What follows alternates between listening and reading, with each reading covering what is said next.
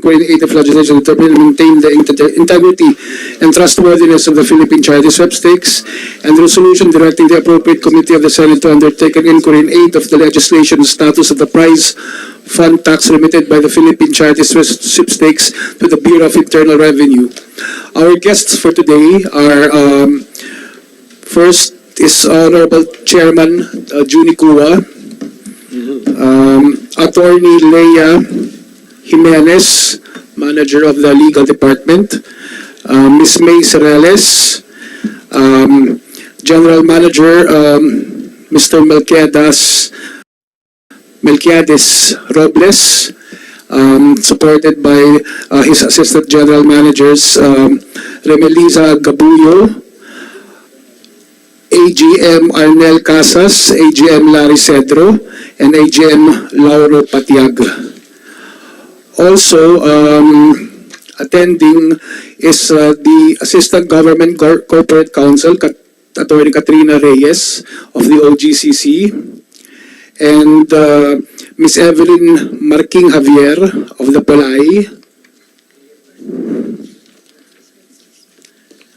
Also, Mr. Christopher Villaflor, Vice President Head of the Pacific Online Systems, and also Mr. Sandy Salimbangon of the Pacific Online Systems Corporation, including Attorney Mark Anthony Amorao of the G-Exchange Incorporated, and Mr. Ralbert Tibayan, Legal and Legislative Division of the BIR.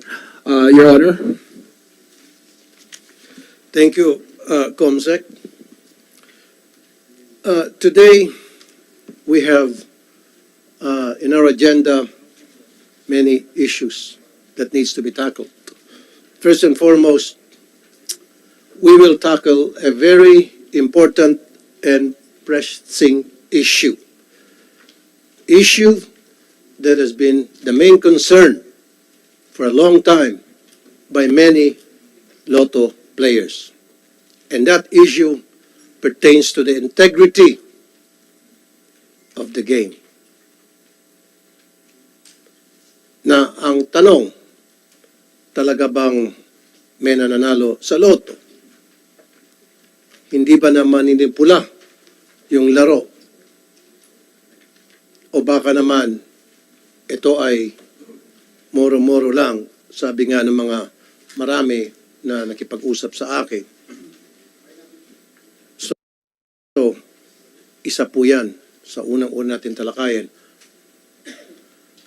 Now, having said that, umpisahan natin yung concern ng marami, yung pagdadagdag ng 500,000 sa nanalo ng December sa 649. Not only doon sa 649, kundi sa 642, 645, 655, and 658. Kasi nga po, yung pagdadagdag, pagkakarga ng big amount sa isang game, in this case sa 649, in the amount of 500,000 pesos, ay questionable. It is not a smart business practice. Let me remind you that PCSO is in a business of charity. Negosyo rin po ang PCSO. Walang negosyo sa buong mundo na meron na nga silang kita at yung kita nila ay ibabalik para isugal nang sa gayon papanalunin ng isang tao. Bakit kinakailangan magdagdag? In the case dun sa 649 ng December na game, I think napanalo yun, was it January? At December and January, nagdagdag ng 500,000 pesos. 500 million pesos. Now, let's start with that. Yung pong pagdadagdag, pagkakarga, augmentation o tawagin sa isang lotto game, ang reason noon ay para dumami yung mga mananaya Matagal na ba na practice yun, Mr. Robles? Good morning, Mr. Chair. First of all, let me describe add a little po dun sa promotion. Okay. Pwede ba lahat kayo ay mag-oath taking muna by the COMSEC? Those who were present last September hearing, that you swear also before na, di ba? Like Ms. Javier and Chairman Kua, you need not to take the oath anymore. Hindi na kailangan, sir. So the rest, yes, the rest. No, sir. You were not here last September pa na, sir. Can you raise your right hand? Do you swear to tell the whole truth and nothing but the truth in this committee, in this public hearing? Yes. Thank you. Please. Go ahead, Mr. Robles, General Manager, PCSO. The floor is all yours. Good morning, Chairman. In December, way back in October towards the end of October, during our anniversary, the board has decided on our 89th anniversary, we increased all bets for 89 million. That is our way of promoting and celebrating our anniversary. This was taken from the prize fund, Your Honor, and which, as our records show, really increased our sales. And then, encouraged by that, for the December, knowing that we have a surplus fund for our prize fund reserve, the board has decided to create another promo. Ang tawag po namin, Handog Pakabog. No? This is really a marketing campaign to encourage more, and as a way of thanking the bettors to bet more and participate more para po pag-usapan yan at ngayon to excite the market. And I'm happy to inform you, Mr. Chairman, that for the last 30 days, bumalik na po yung in-invest namin doon, and we made 800 million po in net, not to mention the taxes po that it generated. Okay, you made 800 million pesos out of that promo and marketing strategy na ginawa ninyo para to encourage the bettors, stimulate bettings. 800 million. Ang tanong ko po sa inyo, unang-una sa lahat, legal ho ba yun? Yung kayo po ay mag-augment sa jackpot ng mga lotto games ninyo coming from the prize fund. Like I said kanina, kita na po yun eh. Bakit natin ibabalik pa? At number 2, sabi niyo meron kayong surplus. Eh di, wow, kung meron kayong surplus, gamitin na lang natin dun sa mga very important projects. Ibalik natin sa charity, ibigay natin sa mga ospital, paggamot ng mga chemotherapy, kidney dialysis, so wheelchairs, ambulansya.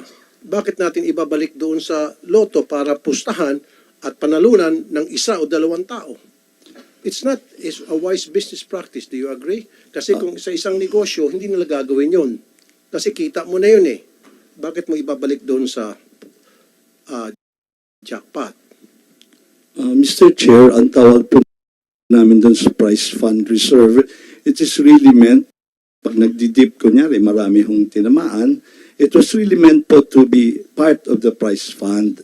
So as you know po, Mr. Senator, our revenues are already appropriated by law. So talaga pong may paggagamitin yan. Ay kung hindi po namin gagamitin yun, at the end of the year, it will be reverted back to as dividends and taxes, at yung kalahati po nun, pupunta din naman po sa charity. Yan po ang mangyayari ron at the end of the year. But here we decided po to use it. So Mr. Chairman, it got the same results and more. Kasi pati ang taxes po na naibigay sa gobyerno, mas malaki po dito in the span of 30 days ng promotion namin. So I think, Mr. Chairman, by and large, it's a very successful promo. Yan po ang aming pong pananaw doon, because not only did we get the charity, but we generated more taxes po, and meron pa po kaming income from that. Okay. Bago ho kayo nag-decide ng board ng 89th anniversary nyo na mag-augment sa jackpot, sa lahat ng games, ng lotto games, sa jackpot coming from the prize fund, did you do a thorough study para makita kung talagang dapat gawin yon?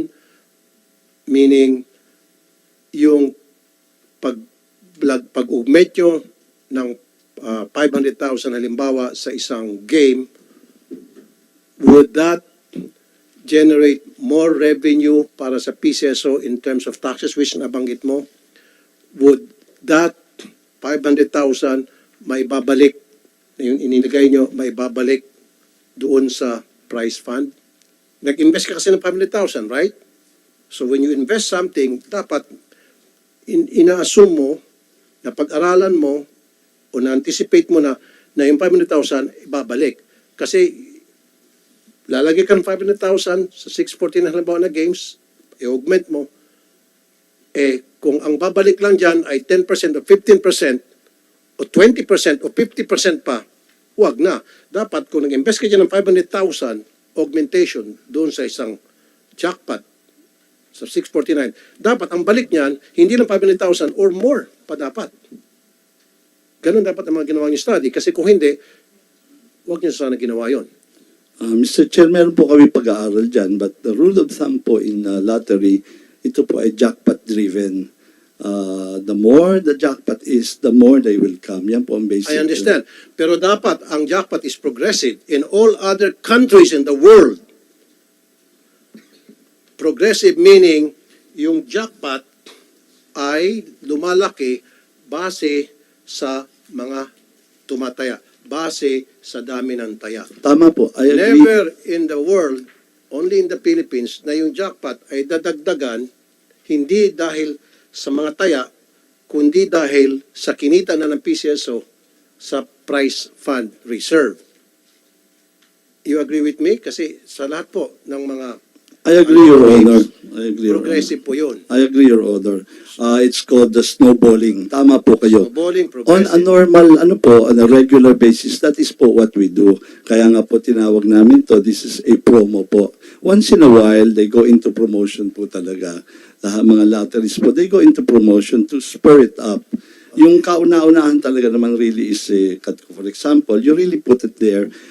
Sabi ko nga po, that is po part of the business decision na ginawa po namin, and we have here po the results that made us more money than what we invested. I think it's overall the 50% in 30 days po. Malaki na po yon sa aming tingin. So, ang tanong ko, bago sa sunod ko katanungan, so yung 500,000 halimbawa na in-invest nyo nung 649 games noong December na may nanalo 640 million. 500 million doon ay galing sa prize fund reserve. Nabawi nyo ba yung 500 million na in-invest? Opo, with income pa po. Magkano ang bumalik?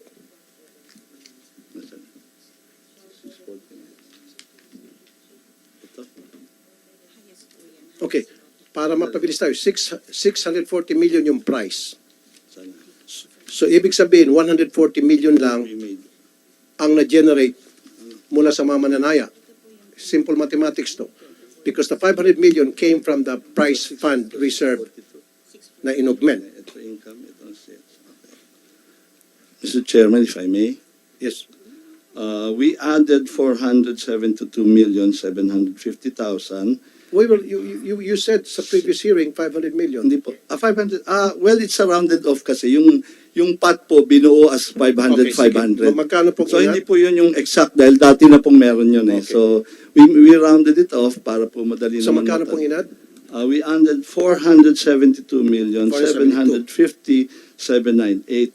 Ang na-generate pong sales niyan is 675,122,860 with an income of 202 million. Teka muna, so bago kayo nag-augment ng 470 million doon sa jackpot ng 649, how much was the jackpot price? prior to adding 470 million? 28, yung normal po dyan would be 28 million po. Hindi. Di ba nag-add po kayo ng 472? Opo. Bago niyo po dinagdagan ng 472, magkano po yung jackpot price? Ito yung una. 28 million po, 249,201. So 28 million. Opo. Okay. So we added 472 million, and the sales from that promo, from that action po was 675,122,860, netting us 202,372,061 po. So doon sa dinagdag yung 472, bumalik, magkano bumalik po? 675 po.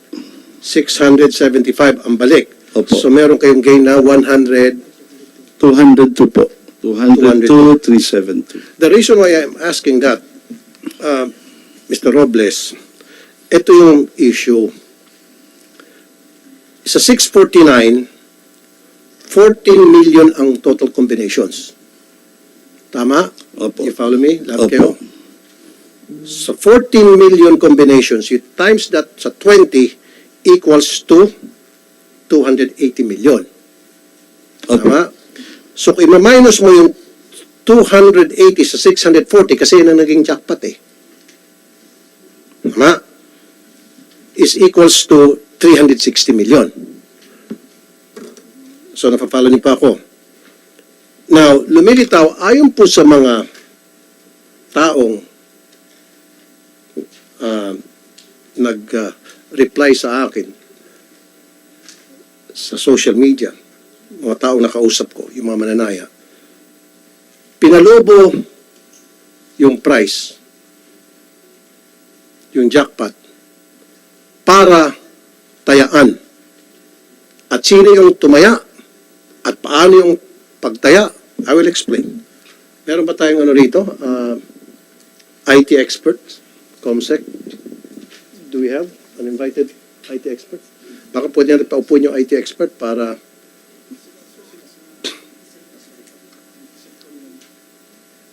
no, I want an independent kasi sa ano siya sa Iloto Games eh. Dapat third party IT expert. Walang kinalaman sa PCSO, walang kinalaman sa Pacific. DICT? Okay, very good. Para magsabi kung totoo ba itong mga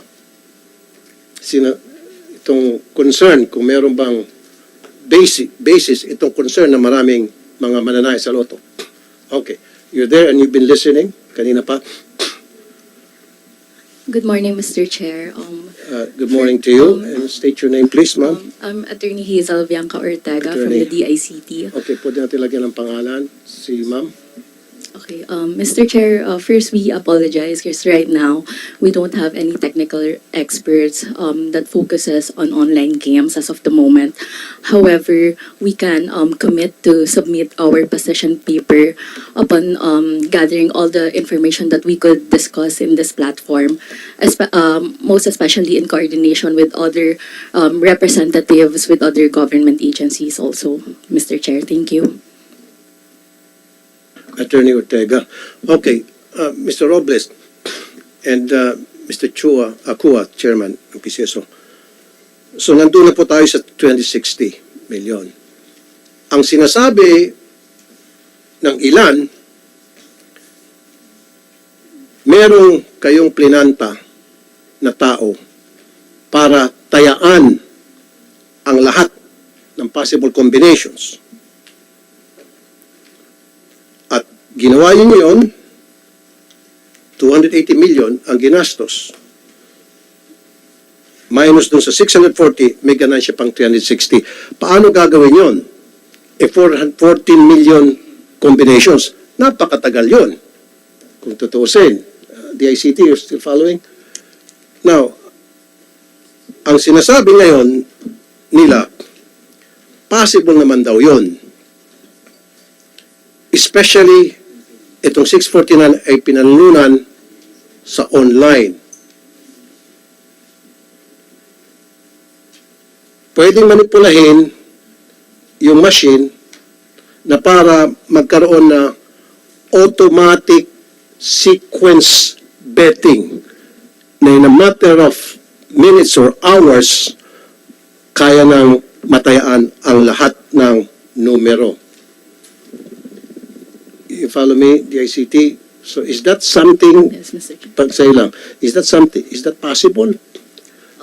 Mr. Chair, as far as we understand, the intricacies of the system, with respect to online gaming and specifically for Lotto games are very unique and different from one another. That's why we really need to also cooperate. We also really need the cooperation of other government agencies for us to understand how their system works and compare it vice versa with what we know right now in our department, Mr. Chair. What's your reaction, Mr. Robles? Your concern, Mr. Chair, is very valid. We understand that you really wanted to get at the bottom of this. But kami po ay tumataya. Ang laro po namin, you have to bet it actually.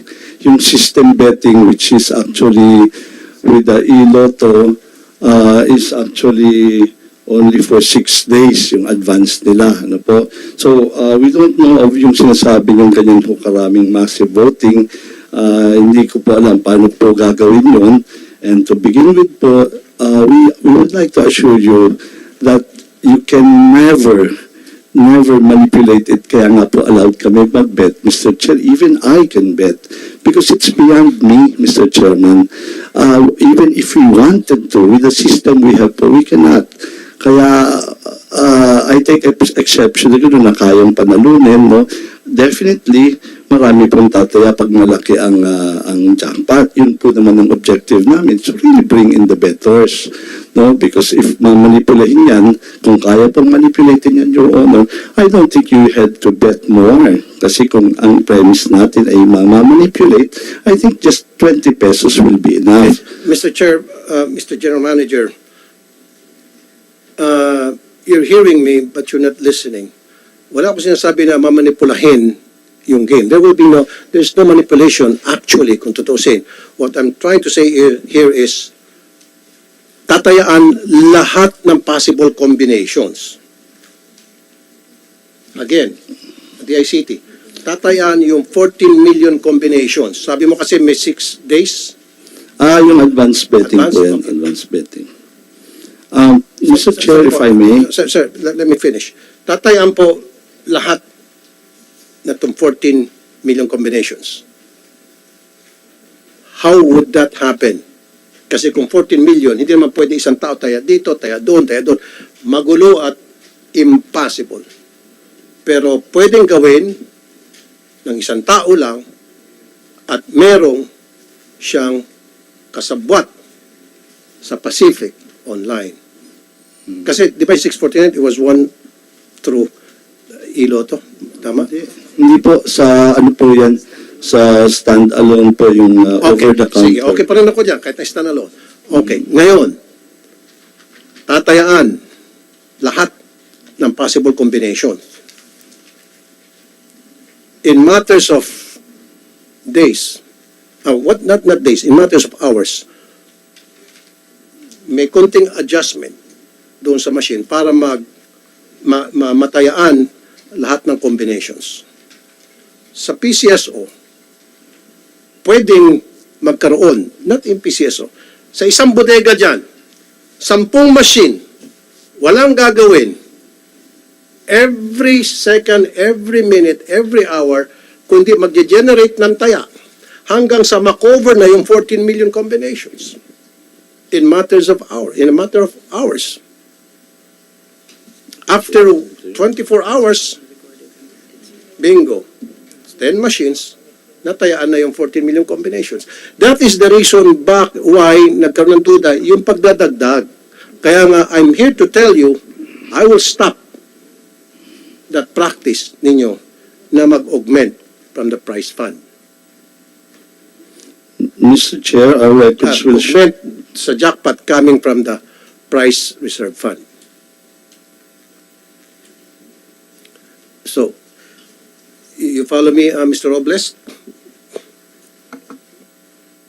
But Mr. Chair, if I may, betting po on all combinations is a right of anybody. Kung it doesn't guarantee anything po, if kung assuming somebody betted on all the combinations, which is allowed naman po, if you can, it doesn't even guarantee you that you will get the jackpot by yourself. No? Yes. Paring dalawa kayo, tatlo kayo, Yes. apat po. That's number one. Number two, our record shows na hindi naman po binetan po ang lahat ng combinations on the day po ng tinamaan. So, you can show us that record Opo. na Opo. hindi tinayaan Hindi lahat. po. Kasi yun ang concern ng mga Opo. bettors. Hindi po natayaan. And you will also show us, hindi lamang sa 649, so sa lahat ng games. Opo. 642, 645, 649, 655, and Yes, 658. Your Honor. Yes. Kasi yun ang concern ng mga Opo, bettors. opo. So show us the records na hindi lahat ng combinations ay tinayaan. Opo. Kasi pag lumitaw na lahat ng combination ay tinayaan para manalo, then doon nagkaroon ng house show kung tawagin. Well, sabi ko nga po, Hindi lang, sir, kailangan lang sagutin mo lang. I need a record Opo, we'll give you po now if sa if lahat you want ng po. panalo, hindi tinayaan ang lahat ng combinations. Opo. Okay. Now, isa pa, dito sa nakausap ko na IT experts. Sample, tataya sa Novaliches ng numerong 1, 2, 3, 4, 5, 6. Okay. And then, alam niyo po yung route, kung tawagin? Route access. I'm sorry, Mr. Chairman, may I refer you to... Sino bang IT expert niyo? Route access sa computer. Do Yeah, you know what I'm I- saying? If you're really an expert sa IT, if you're really an IT expert, you should know what is the route access means.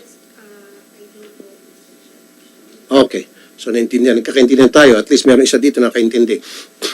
So, tataya ng 1, 2, 3, 4, 5, 6. Sabihin natin sa Novaliches. And then, after matayaan yung 1, 2, 3, 4, 5, 6, pupunta ngayon doon sa main computer system na may root access, yung taong may root access, na pagkatapos ng draw na 9 o'clock, lumabas 7, 8, 9, 10, 11, 12. Okay. Napapalo nyo? Yes, Mr. Chair. So lumabas yung 7, 8, 9, 10, 11, 12. 1, 2, 3, 4, 5, 6 na yan ha, nitong si Juan. So yung merong root access, papalitan niya sa computer yung 1, 2, 3, 4, 5, 6 na tinayaan. Kahit na ito'y tinaya sa outlet. Gagawin niyang 7, 8, 9, 10, 11, 12. Same serial number, same everything, except yung papalitan niya is the numero. Kasi nga, sa outlet, wala namang resibo. Right? May resibo pa from the Pulay? Wala, di ba? Meron po. May tickets. Okay.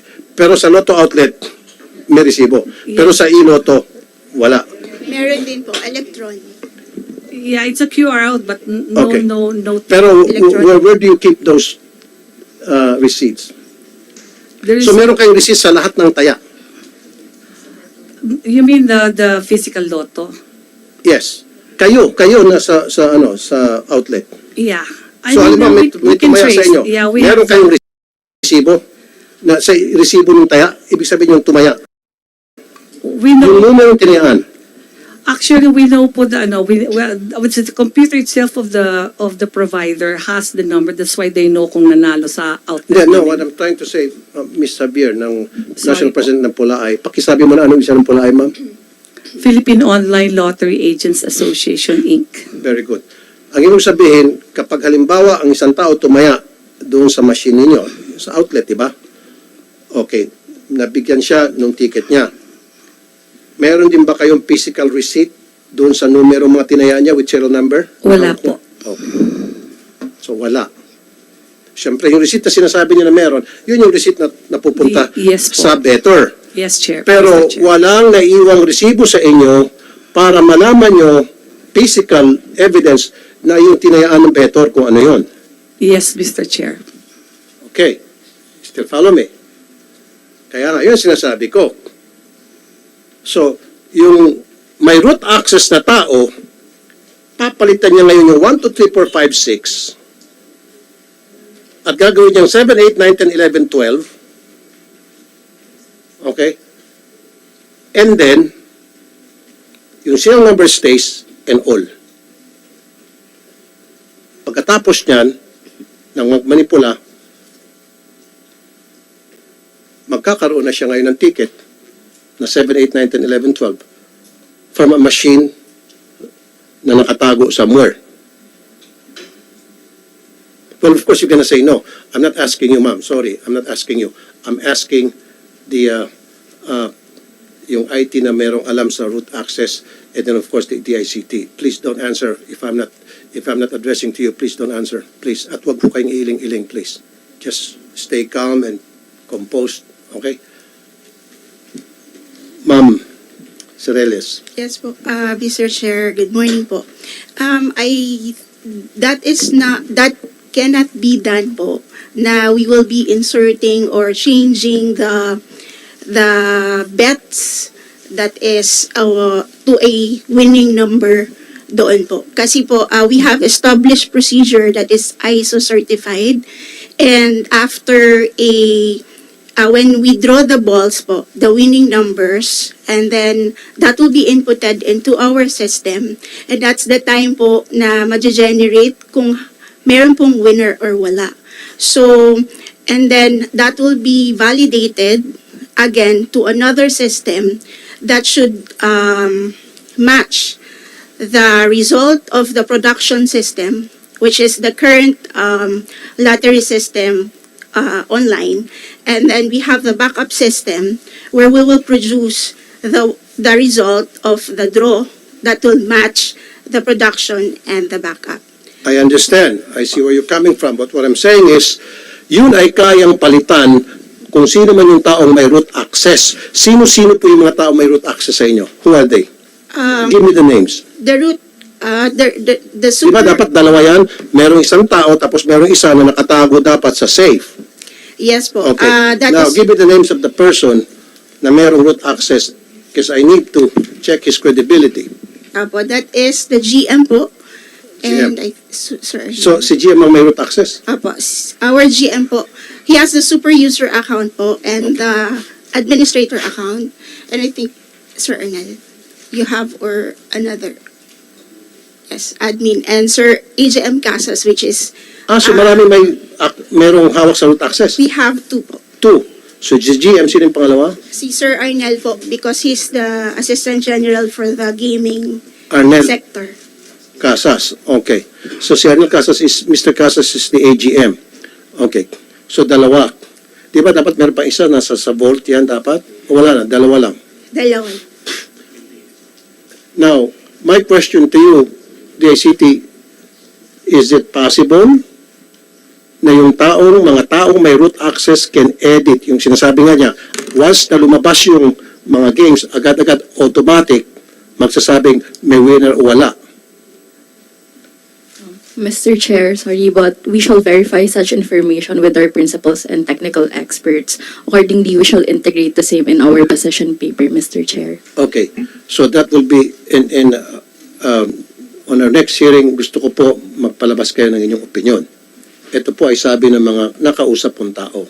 So ang sinasabi ngayon ng nakakaintindi sa root access, it is not being done. It's different na it's not being done and it is impossible.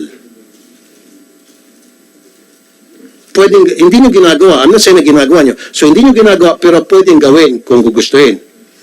Is that a correct statement from me? Kung gugustuhin, kaya. Pero hindi nyo ginagawa. With the safeguards po, that is not possible. With the safeguards. And what are those safeguards? That is po, we immediately, like what I have said po kanina, we have the production system the one yung pong ginagamit natin and the backup. So we immediately match the result of that so that we will establish that there's no insertion or So, whatever. kaya nga, who is that person who's doing the matching, sabi mo? The matching po, the data security. Data security? Opo, And who is that person? It's a team po. Team. And who's the team Headed by leader? po with Ralavin. Data security. Opo, Data Mind Security you, Division. let me tell you a brief story. There's the biggest scandal in the US na kung saan yung chief security, data security nila nagmanipula ng lotto game at nakulong. But he So is you said not- data security. Opo. Hindi ko pinagbibintangan itong taon to. Pero nabasa mo yun? Yung scandal sa US, lotto scandal sa US? Si, is that Lipton? Tipton. Siya yung data security chief. Pumasok siya sa computer system. This is an online game. Minanipula niya. Okay. Sinasabi ko lang yun. Di na pangdagdag information. So, the data security, Yes. There are And? representatives also from the Internal Audit Service Department. which is part of the PCSO. Yes po. Okay. And then, Walang tagalabas. meron po, the COA, Commission on Audit po, Mr. Chair. Kasama nanonood. Yes po. They are part of... No, pag yung nanalo na yung numero and then sinisiguro na yung numero nanalo ay tinitingnan, gumagawa ng matching whether on that particular game somebody won or did not win. And nandun yung COA? Yes, part of the audit po, sir. Hindi, kasi binagit din COA. Okay ako sa gusto ko dapat nandun yung COA kasi kung kayo sa PCSO, may pagdududa pa rin sa taong bayan. So, dapat may independent. So, meron taga-COA. And who is that from COA? Nandun ba talaga mismo yung COA physically present? Yes po, Mr. Chair. They are always there po. They are, so mismo maraming taga-COA. Yes po, they are also a group or a team po. They are there as a team? Yes po, there are representatives po for every draw to audit. the Same draw representative process. all the time? They're on a shifting or rotation schedule. Mga ilan? How many sa co? Maybe 12 to 15 po. So, 12. Alam mo kung ba't ko tinatanong ito lahat? Para masatisfy. Itong lahat ng katanungan ko, galing to, hindi to gawa-gawa ko lang. Yes, from Mr. Ito'y galing sa mga nakakausap ko na nagdududa. Kaya dapat masagot ito ng tama dahil kapag hindi nyo nasagot ng tama, yung pagdududa hindi mawawala. So we're here to make sure na maalis yung pagdududa sa isip ng mga tao. Yes, from Mr. Chair. Okay, so ngayon, meron taga-COA. Sure ka. And I need a record and a CCTV. Dapat yan hindi pwedeng sa kwarto kayo-kayo lang. Dapat may CCTV recorded and all yung ginagawa. Napapalo ba yan? Yes po, Mr. Chair. How is it being done? Opo, it is written in our ISO certified process po that this procedure should be done and participated by Well, it those should be done. representatives. Madali yan sabihin, should be done. But is it being done? Yes po, Mr. And you have proof na it is being done properly, which is paano? Sa isang room? Yes po, in a room po where the machine or the equipment is there. Okay. And then it is recorded po. Mhm. And then there's a CCTV din po on that room. Okay. Na para sinasabi na may nanalo or walang nanalo. Yes po. And they attach their signatures on that report. Okay. Pero just the same, kayo ang nakakaalam nga noon na may nanalo wala. Pero kami sa public, we don't know yet.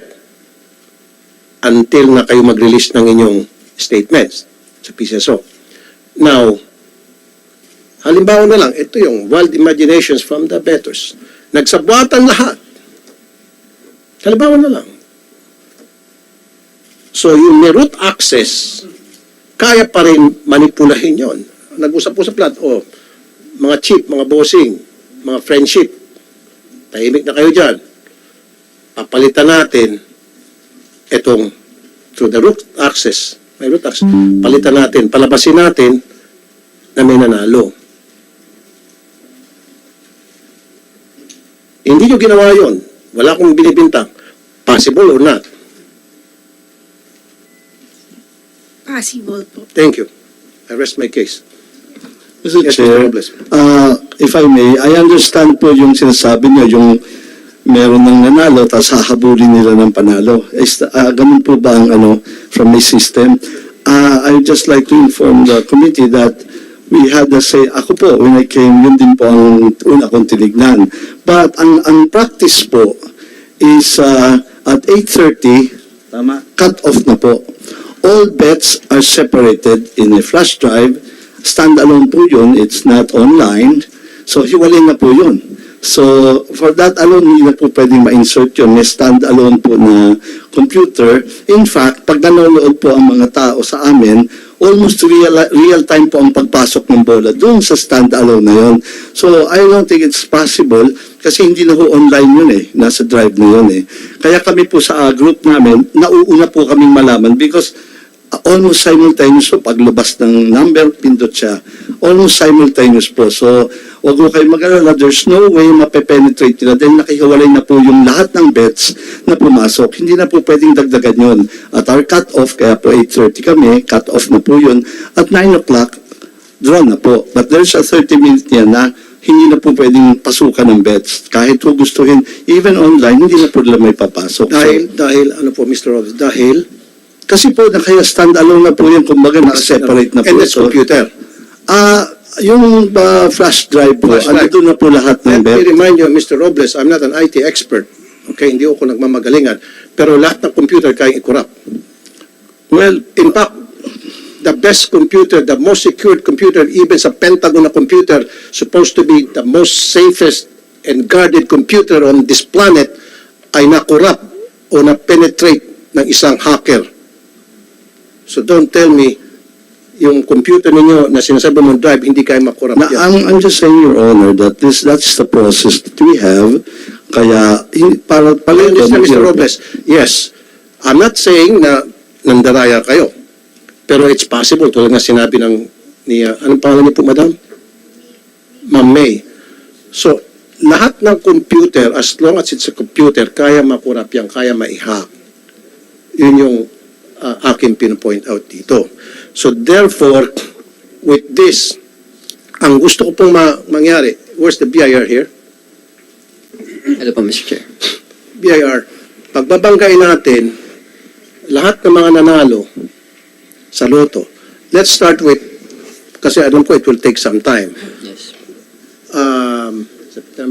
September of 2023. All winnings noong September 23, ibabangga natin sa BIR na magagaling sa PCSO.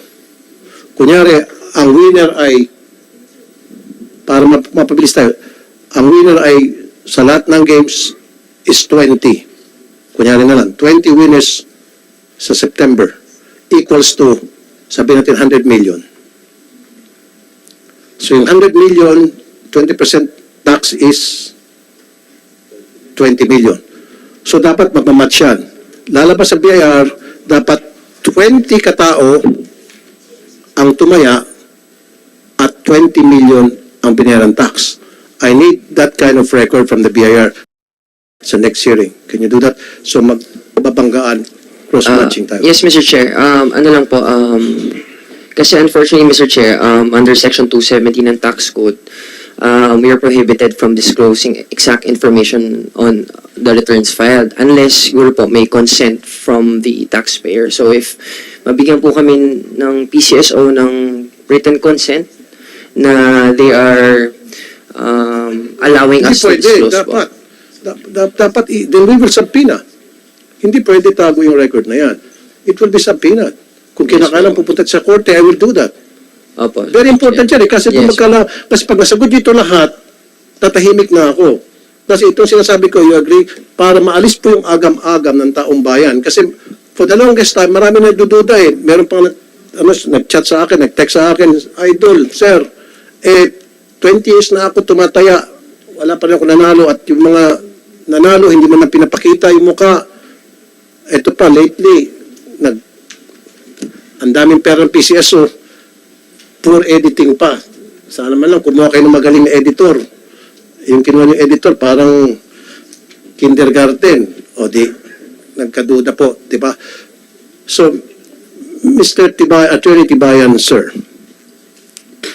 So how can we obtain that record? Kaya, Mr. Chair, actually, we can extract that data. Wala pong problem po.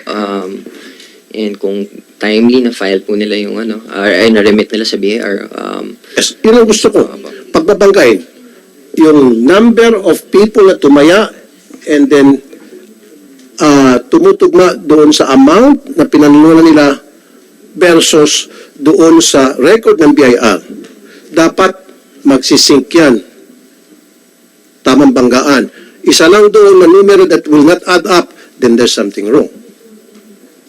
Is it possible, Mr. Chair, if you can ask the consent of provide and the waiver pa rin po of the specific provisions of the NIRC, baka po mahingi po natin. Okay, Mr. Robles, is that possible?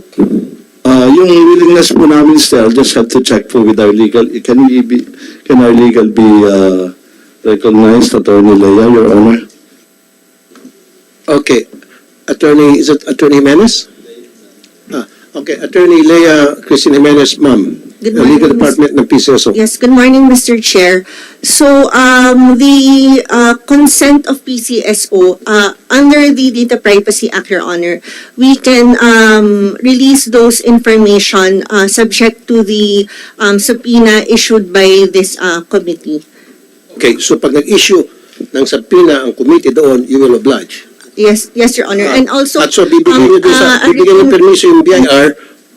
and para- also a written, if there is a written letter from the BIR, since this is a part of the regulatory function also of the government agency. So BIR, I'm ordering you na gumawa ka na agad ng letter doon kay Attorney Jimenez para doon sa pinag-usapan nating records na gusto ko makita. We'll prepare that right away po, Mr. Chair. Okay. Good. Comsec, can you issue the subpoena?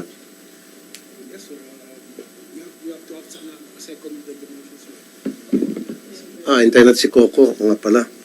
Ito na. Wala ba ba? Kasama dyan? Okay. Sige. Okay, so, Mr. Robles, stop na natin yung pag-augment ng price. Hayaan na lang natin na lumaki yung jackpot dahil sa taong mga tumataya, progressive. May binanggit ka kanina, anong tawag niyo po doon kanina? Kasi ang tawag ko doon progressive. Anong tawag yan? Hindi yung... Snowballing po, snowballing. So, hayaan na natin maging snowballing, result ng snowballing yung jackpot. Huwag na tayo magdagdag. Kasi yung pagdadagdag natin, para sa akin, hindi lang dahil sa pagdududa ng taong bayan, kundi sayang po kinita na po natin yung price fund. Surplus, very good. Ang sarap pakinggan. May surplus. Ibig sabihin, surplus meaning sobra-sobra na. Surplus means literally sobra na. So, dapat yung sobra-sobra ng pera, i-boost natin doon sa kulang na ayuda sa mga nangailangan natin pobreng kababayan. Which is chemotherapy, kidney dialysis, ambulansya, wheelchair, hospital bills, gamot, etc. etc. Doon natin i-boost yung surplus kasi yung mga nabanggit ko mga tao, kulang ang tulong. Sayang pa yung daan-daan milyon o bilyones. In this case, in December of last year, ang augmentation nyo umabot sa 1 point something billion. Tama? So yung 1.7, thereabouts, 1 point something billion, ibinuhos nyo lang sana doon sa kawang gawa. Kaysa naman napunta lang sa isa, dalawa, o liman, o ilang tao lang nanalo. Mr. Chair, as I've said, yun po ay allocated po lahat.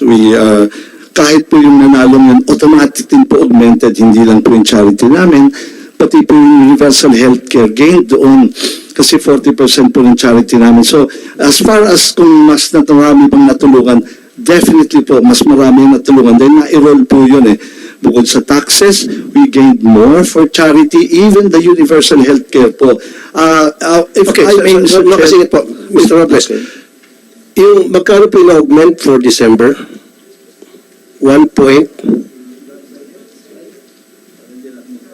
May we recognize the Okay. MLI?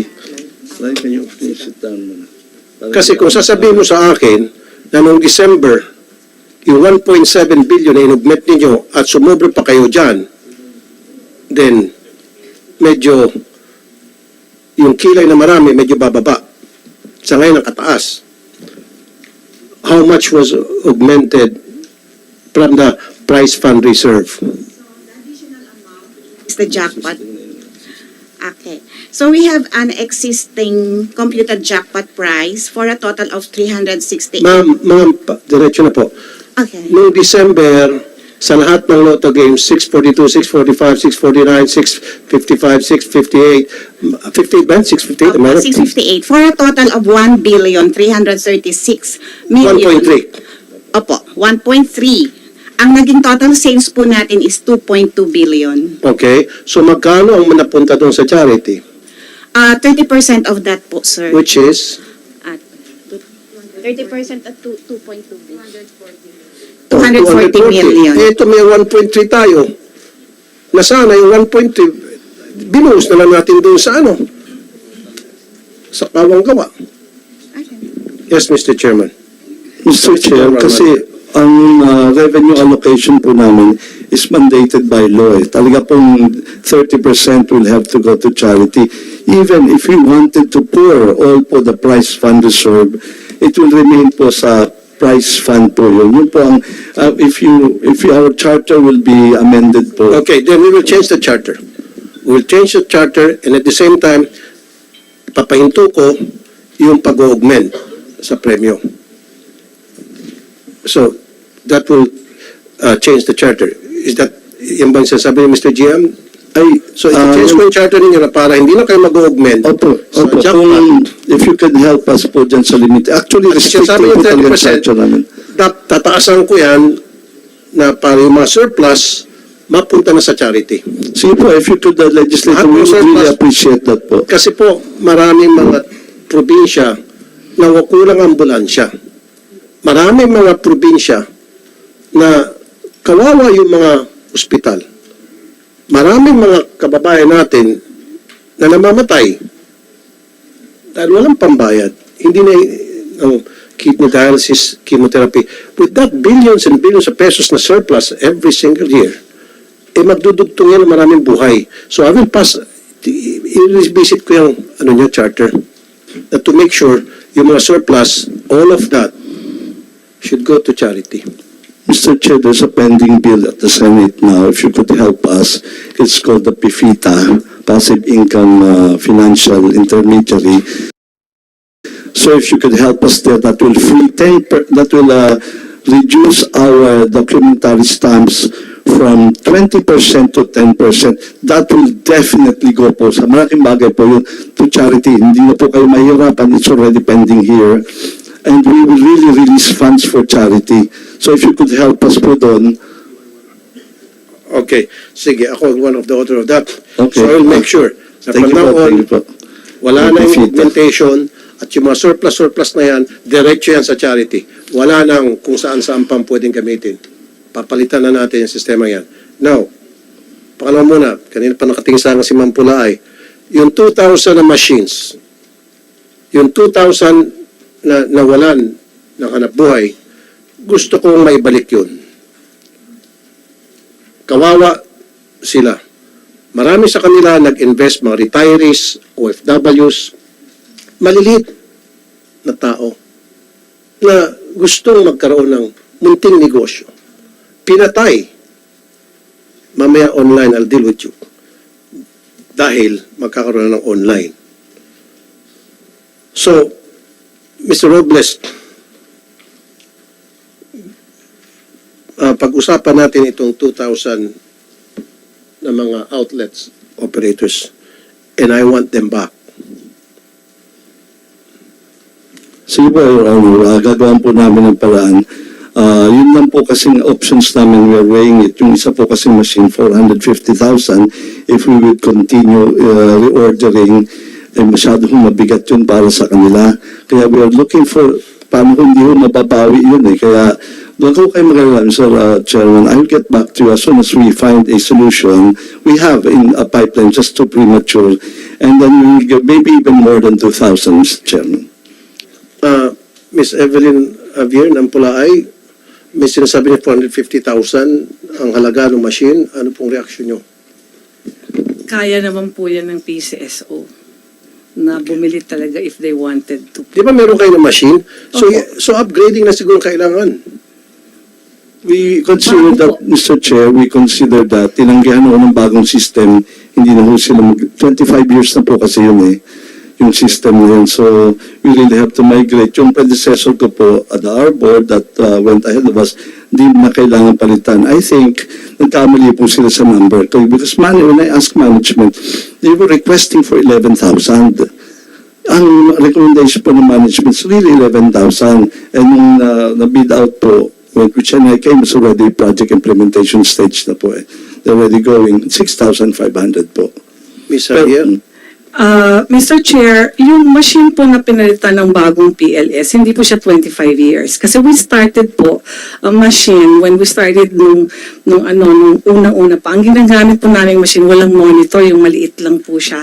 Na parang yun ang ginagamit po na pangbilang ng mga bumoboto. I mean, wala po siyang monitor, parang pinapasok lang po at lumalabas po. Yung, to my understanding po, yung machine po, which they call legacy, na dapat po sana yun ang papayagan ng gamitin.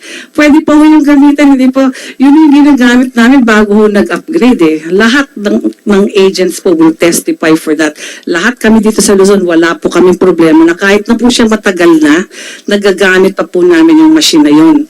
Kahit nga hindi po kami nag-upgrade eh, nagagamit pa po siya.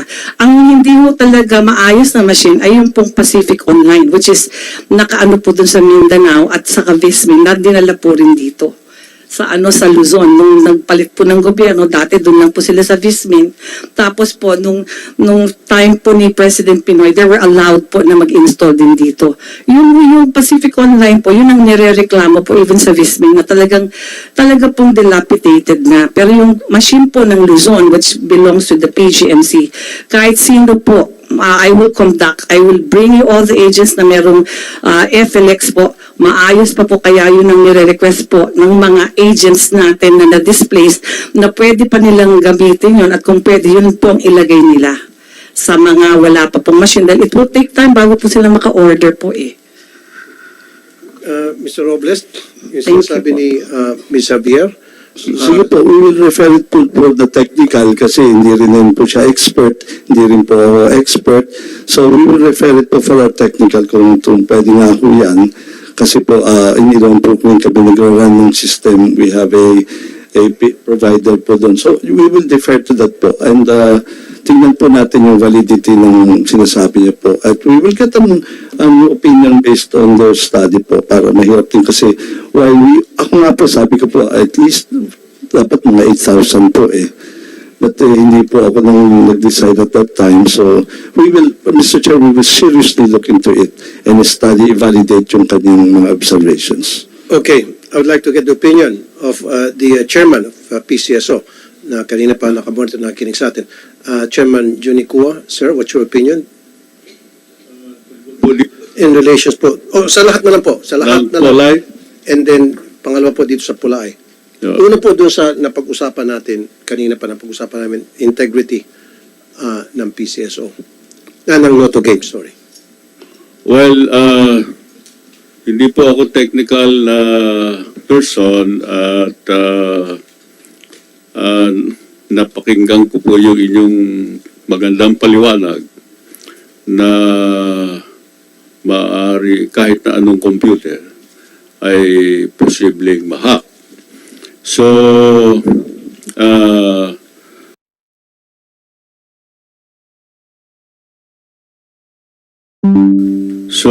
yung inyong pangamba, I think, is a valid concern. And having said that, siguro this is an opportunity for us to really take a closer look on what can still be done to make sure na yung possibility ng hacking ay maiwasan. So, on the issue of passing legislation that will improve our flexibility so that we can increase our charity fund, very well taken po yun. At your idea of taking a look at the possibility of further improving a very old legislation to improve the ability of the PCSO to extend more services to our needy countrymen is really very well taken. And also with respect to Polay, coming from someone who is really experienced on the ground, na may posibilidad na yung makina ng PGMC ay maging solusyon, I agree with management that we should take a look at it. So, thank you, Mr. Chairman. What's your reaction, Ms. Abir? Meron ko kayong gusto idagdag, ma'am? I was given po yung pero I think this has been addressed already kasi nga po yung mga agents po na naka-receive po ng termination na as to where the RGM signed it na they're saying na hindi nga raw po pwede yung legacy, yung lumang machine na magamit. And si Sir Arnel Casas testified also of the certification of legacy. To my understanding po kasi before ang alam ko, it was promised po talaga doon sa Mindanao na ang gagamitin po yung legacy. I don't know po what happened kung bakit hindi po natuloy. Let me cut you off on that. Okay, Mr. GM, meron palang promisa sa Mindanao na gagamitin legacy, but that was replaced by Pacific. Mr. Chair, yung PGMC po, yung legacy po, even the branch managers, yun po yung sinabi dun sa mga na displaced. Legacy. Ano pong pinagkaiba ng legacy versus dun sa present machine? Mas mabilis pong magbasa. Mas mabilis, kaya lang sensitive din, kaya medyo mabilis silang magbasa. Tapos, mas mabilis pong lumabas po yung ticket. Doon naman po sa machine po ng legacy, okay naman po eh. If I were, So, mas prepared yung legacy. Anong pangalan po ng system ngayon? Ano po rin, FLX din po, kaya lang yung upgraded po, FLX Plus. It's the same machine pero mas mabilis lang bumasa pero magaling pa naman po kahit hindi po siya hindi pa So, po. is that really very important na change the legacy? Would that make your job easier or mas lalong mag-generate more revenue? Is that what you say? Ako, to my understanding, I don't know if the agents are here who will agree with me na parang yung iba nga mas gusto pa nga nila yung mas luma kasi hindi masyadong nagbabasa siya pa. Pero ang sinasabi ka ni Mr. Robles, kailangan upgraded na dahil magmamatch doon sa current system. Opo. Kasi luma yung ginamit natin. Okay, I would like to address the presence of our minority floor leader of the Senate, Senator Coco Pimentel. Okay. So, Mama Bier, kung yung question mo is para mas mapabilis, it is something na siguro address ni Mr. Robles, kung yun ay para mas gumandang kita niyo. Pero ang more concern ko, kasi nabanggit na pag-usapan natin dito noon, yung cancellation. Opo. I'm more concerned with that. Kasi yung mga ticket na print na may problema and then umaatras po yung vendor kasi nga mali, ang nangyayari, sumasagot yung mga teller, nag-aabono. So, let's talk about the cancellation. Ano po yung gusto niyo doon para maalis yung cancellation? You were talking about magkaroon sana ng window? I was informed po na there will be parang window pa pero parang may certain amount. Sana kami, if you're going to ask po namin, mabalik po talaga isa yung sa mga teller? Yeah. Meron ba? Andiyan po yung president yata ng mga tellers. Pwede ba natin makausap yung president ng mga tellers? Sino? O ito pala. So mag-usap na muna kayo dun sa napag-usapan natin. Mr. Chair, we've already discussed about what initially happened during this discussion. Okay, and then I any need your questions you opinion. may have He Sa could share next po. hearing, mag-submit kayo ng Yes, inyong Mr. Chair. position paper. Okay. Ito na. Kasi, Mr. Robles, nung the last time we talked, isa sa mga concern, kasi nag-executive session, after that, umuwi na, concern na nilapit nila, and Mr. Ma'am Javier, yung bang nagkaroon ng pagkakamali yung system sa pag-print ng taya, siyempre lalabas dun sa PCSO na pumasok na ang reading mo, pumasok na yung taya at dapat may bayad na. Yes, Mr. Chair. Pag kinancel, We cannot cancel anymore. oo, hindi na pwede i-cancel dyan. Siyempre, yung kung akong better, hindi ko babayaran yan. Eh, mali yung machine na hindi naman kasalanan ng teller. However, in the end, si pobreng teller ang abono. Eh, kung we're talking about 200 yung ticket na tinayaan, eh, di 200 mag-abono si teller. Ang sweldo lamang ni teller kada araw is 400 Yes. or less. Yes, Mr. Chair. O kalahati agad ng kanya. Eh, paano kung nangyari yan 3 times in a month? Eh, di zero yung kanyang sweldo. Ma'am Teller, ma'am, pakibanggit po yung pangalan niyo, madam. Sinaida Salvador, sir. I'm Sinaida Salvador. Ma'am Sinaida, kayo po ay may-ari ng outlet? Teller po lang ako. Teller. Teller. Okay, ano po yung problema na-encounter niyo po doon sa cancellation, ma'am? Beside po dun sa human error, Opo. yung sinasabi na machine, Opo. thermal, printer, at saka yung sinabi ko dun sa loob ng scanner, loob ng glass scanner. Ano po yung scan, ma'am? Yun po yung, para siyang glass, na yun siya yung nagbabasa ng taya ng customer. Ano pong Yung problema taya, dun? yung sa card. Ano pong problema doon, ma'am Salvador? Minsan po nagbabasa siya ng ibang amount, ng draws, nagdo-draws kahit, katulad nito po, ito, 6,700 siya. Nag-draws siya eh. Ito yung sa mga GC po ng aking... So, nagtaya po siya. System 9 po to, sa to. Kasi nga po, ang... Okay, alam ka, meron 16.6, System 7, System 8. Hanggang Ang System tinaya niya, 9 po. System 9. Hindi, alam ko hanggang System 8 lang. System 12 po. Hanggang System 12. Sorry, okay. Sorry, tama. System 6 to System 12. Doon sa hindi pa nakakaalam, hindi tumataya ng loto, pwede kang tumaya na hanggang 12 numbers, Yeah po. 12 combinations. Opo. At kapag nakuha mo any of those 12, anim noon, panalo ka. So, sige po, anong problema doon sa systems? Ito po kasi, System 9 ang taya ng customer. Uh-huh. Ngayon, yung sa pagpasok niya ng card, nag-3 draws, kaya naging 6,720. Eh ngayon, walang extra pera yung customer. Hindi niya mabayaran. So, umalis na lang siya? Okay. So, abono ka? Mm. Okay. Now, kasi yung System 6, iba yung presyo noon. System 8, 9, 10, 11, 12. Iba-iba po. Okay. May Kasi ako nakataya na ako eh. System 12, tumaya ko ng 12 numbers eh. 18,000. Almost 20,000, right? So yung System 9, 6,000 sana yun. Ang system, Ano ba 6,000? Pero samantalang tinatayaan na niya anong system? ano po ito eh, ang System 9 is 18. 1,800. 1868. Ano bitaw? Nag-3 draws kasi siya. Nag-3 draws. Nag-3 draws. 1,800 times 3. Opo. Wait lang po. Okay. So, Mr. Robles, so hindi po kasalanan nung teller maging ng better, machine error.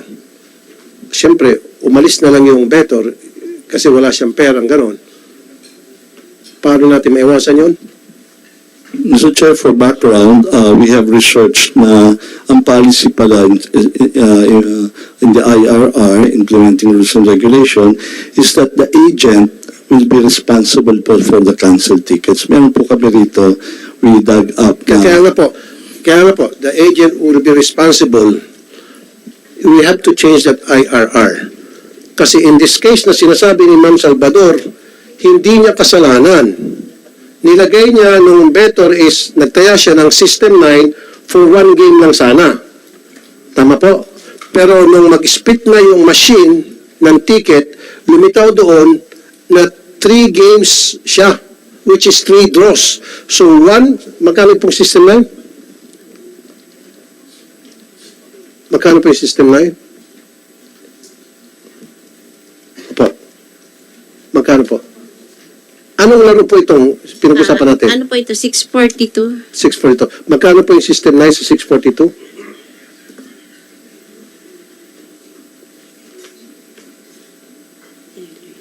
Meron ba tayong dito, ticket? Ganun mo na sa likod, nandun eh. Oh, yung sa likod ng card. Hindi. Iba-ibang presyo eh. 6 foot. Tapos yung minimum bet, minimum amount, nagbago. Okay na. Ganito na lang po. Sige, nahirapan si ma'am. Wala kang dalang ticket mo dyan? Wala? Baka sa bag niyo, may wala. Okay, magkano? Magkano? 69. Sa likod lang titingnan eh. Ito na. Oh, titingnan. Akin na salamin ko. Oh, sa likod. The system line is 560. Tama? 655 to eh. 45. Ha? Okay. Mr. Chair, is the same, right? Okay. So, system line is 1,680. Tama po. 1680. Okay, 1,680. Yun ang tinayaan niya, Mr. Robles.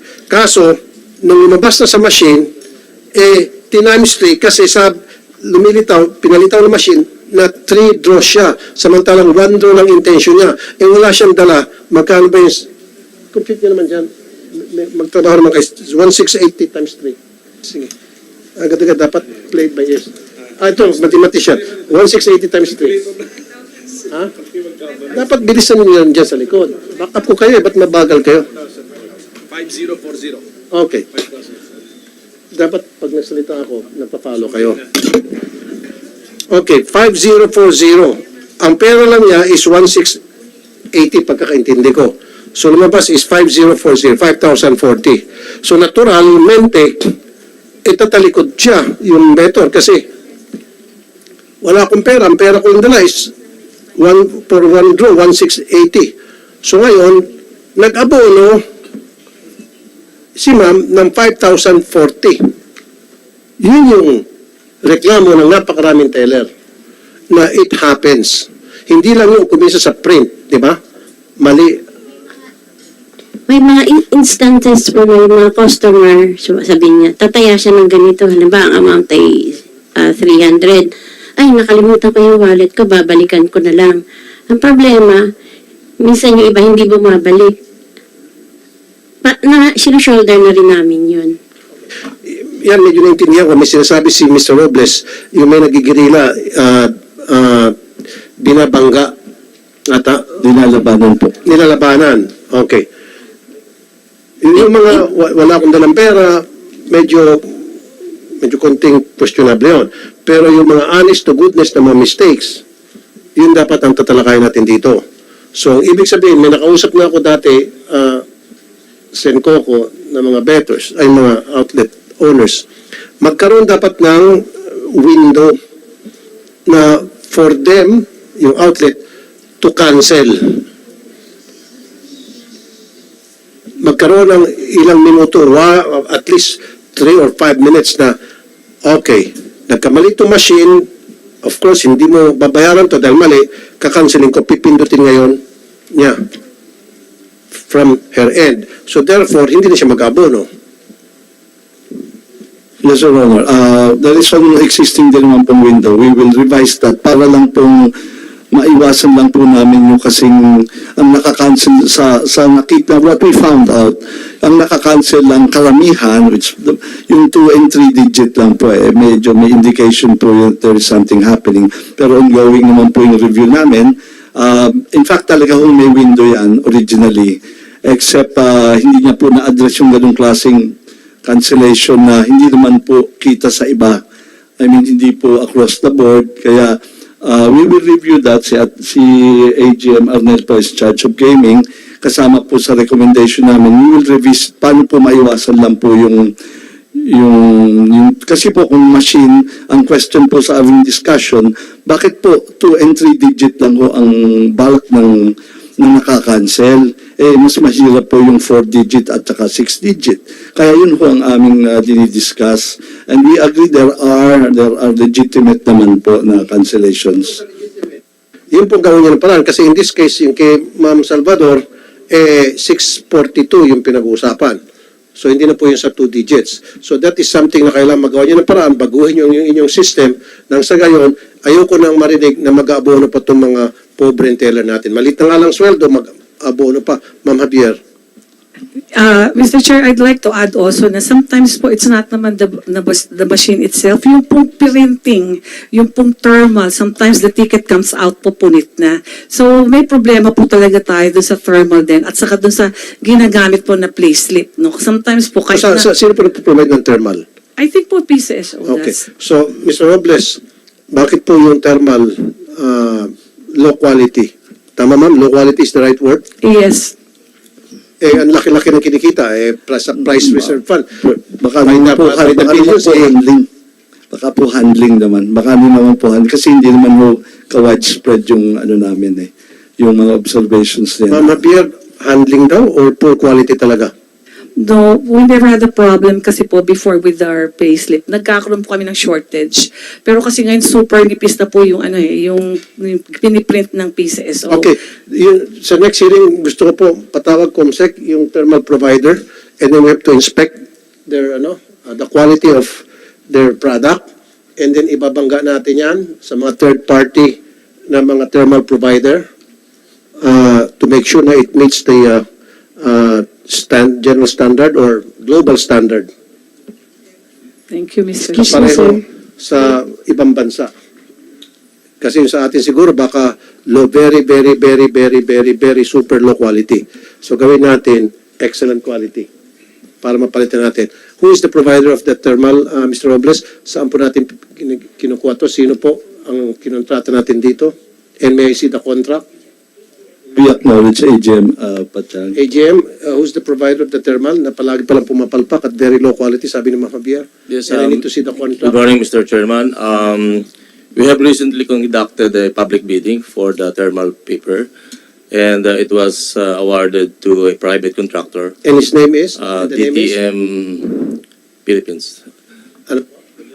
DTM Philippines, if that's... You provide us on the next hearing the copy of the contract? But previously, Mr. Chair, we have a supplier through the government printing facility, that's Apo Production. Apo Production. Yes, Mr. Chair. Okay. So yung before and yung ngayon, present. Yung po ngayon, we'll check if the deliveries have been made for those. Meron na. Okay. Okay, Ma'am Javier, present ba? O hanggang ngayon, meron pa rin kayong problema sa thermal o yun noon? Ngayon po. I Ngayon. mean, before kasi wala po kaming problem talaga doon So ngayon kayo ng problema. Okay. So yung doon sa present na contractor ninyo, I need the name and I want him present next time and then tingnan natin yung kontrata and then we have to visit his facility. Tingnan natin baka mamay to house siya, baka mamay sa isang garahe lamang ito. Nagpiprint. Baka yung mga papel galing lang sa pinupulot-pulot sa tabi-tabi, pinagdudugtong. But anyway, I'm just... Chairman, on the same topic. Yes, sir. Ang nakuha ko from Attorney Pagdinig is kukonduct lang ng bidding. So, definitely, itong time period na rinireklamo ni Ma'am Javier and her organization, Apo Production ang nabanggit ninyo, yung previous supplier ninyo. Okay, pero that's a printing something. So that means you authorize Apo to purchase or procure the thermal paper for you? Ano ba ang nangyari? No, Mr. Chair, under the rules, the government printers may print the thermal paper, which is considered at that time accountable form. Or, Produce the thermal paper. yes, Bale. they have their own printing Okay, facility. so that means kung low quality nga ang papel, they are sourcing it somewhere. So we have to, so Apo, Mr. Chairman, Apo printing or Apo, then sino yung nag-supply ng papel? Hindi naman siya nag-produce ng papel eh. Oo. Siguro may marks, nagawa siya ng mga watermark doon or whatever. Yes, there are security features, security features. required. And si Apo ang nagsabi siya naggawa noon. Yes, But of course, the procure niyo yun sa ibang provider, Mr. Chairman. Yes, there are suppliers for Atrasan the natin to, pakita natin. Kasi baka paulit-ulit lang din eh. We will... Kaya nga, tignan natin yung contract and then tignan natin yung... Makabangga tayo ng pangalan ngayon, pero yan na nandito naman din sa new provider na. So kailangan makita natin to lahat, Mr. Chairman. I-provide nyo rin sa amin AGM yung SEC. And Apo, Mr. Chairman, if we can make them appear next time dito. Yes, yun nga po. Yung Apo. Senator Coco. Yes, Mr. Chair. So para masiguro natin Okay. na maayos yung integrity. Mr. Chairman, to go to the quality of the paper. Go ahead, Senator Pag-draw natin today, may winner, ilang years bago niya maklaim at mapaso na yung kanyang pagkapanalo? 1 year po, Your Honor. Napakaikli niyan, di ba? Maikli yan, or in some other jurisdictions, ganyan din kaikli ang mga lotto games nila. I think nasa charter po yun, yung period of claiming, nasa charter po ng PCSO. The law? Says it, the law. Opo, The law. opo. Can you cite the law? Can you cite para ma-check lang po namin? Okay. Ngayon from the experience, lalo na yung siguro, ang ating mga tellers, siyempre may ang ating mga operators, how soon nag-fade na yung mga nakaprint doon sa papel? I'm sure after 1 year, wala na siguro yun. Yung jackpot ticket yun, hindi mo na mababasa yung mga numero na andun. From experience po, ma'am, baka alam na ni Miss Salvador to as the clapped president. Yung dati po yung orange, yun yung pinaka maganda yung ano niya, print. Matagal siya mag-fade. Okay. Tapos Orange. meron yung pink. Okay. Yun yung parang naranasan ko na medyo madali siyang mag-fade. Pero hindi naman siya naabot ng 1 year. Yung mga 6 to 7 months. Tsaka siguro yung iba, depende sa handling ng ticket nila. So ano ngayon currently? Orange or pink ngayon? Kung bumibili ng mga ticket, are we in the orange pa? Panahon ng orange o pink na? Pink na po ngayon. Pink na tayo ngayon. So nakita na. Nakita natin, bumaba ang May, quality. excuse me sir, may point of clarification lang po ako. Yung kasi nung nakaraan, di ba sinabi na 9,000 sales out of 14,000 cancellations. Para pong imposible naman yun. Yung cancellation po kinukuha sa sales eh. Paano magkakaroon ka ng 9,000 sales tapos ang cancellation 14,000? Another point of clarification is yung... Right there. 9,000 sales, 14,000 cancellations. Yes po. Can you explain that, Mr. GM? So what we found out was that there were 9,000 cancellations, pero ang sale is only 6,000. Yan po ang kaya nag-flag sa amin. What we heard last hearing. We will show you po the report on that para hindi na po tayo magkamali. Tsaka po anong outlet po. Mr. Chairman, we can furnish you yung nakita namin na yun. Okay. Makasigil Mr. Senator Coco. Tsaka may member po ako sa GC ko na 21,000. Bago ko makalimutan. So, nag-page yung numero. Sabihin natin, nag-page yung numero in 7 months. So, kapag nag-faded na, valid pa rin ho ba yung winning ticket na yon? Kung faded na lahat ng numero. Granting lahat ng numero wala na. Pati yung tawag niyan, serial number.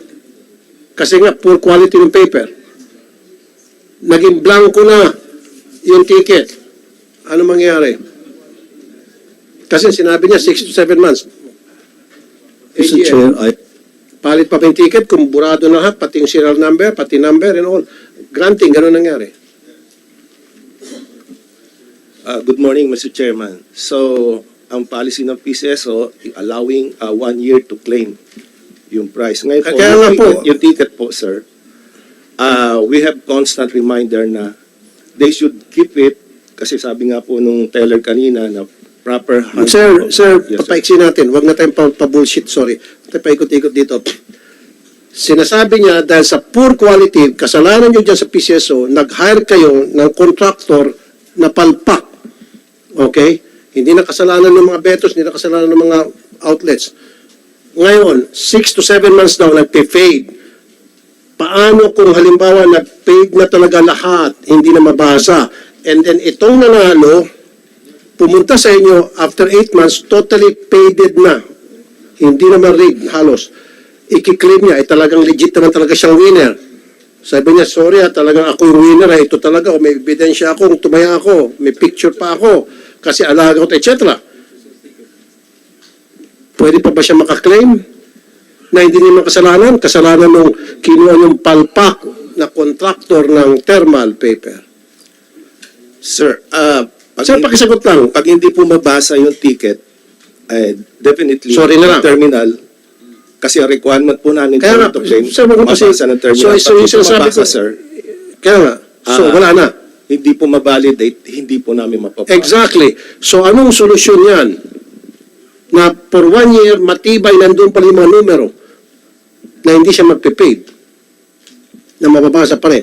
What is, yung mga safeguards nyo na binabanggit nyo kanina, ISO, kung ano pa man yan, to ensure na hanggang 1 year, yung integrity ng ticket nandun pa rin, mababasa pa rin, readable pa rin, the numbers and all.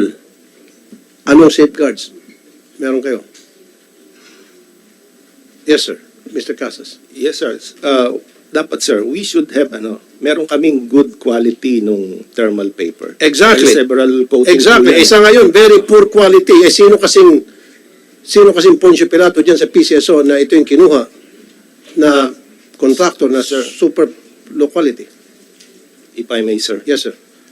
Kasi, sir, nasa tropical country tayo, mainit, humid ang ating environment.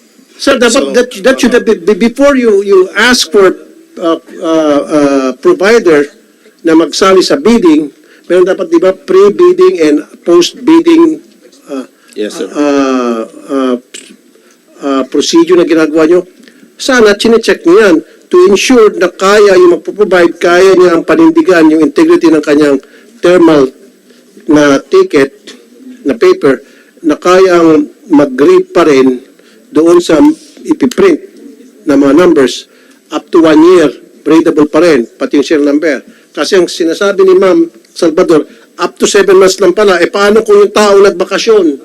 Okay? O nakalimutan niya yung ticket na niya, and then all of a sudden naalala niya, uy, nanalo nga pala ako.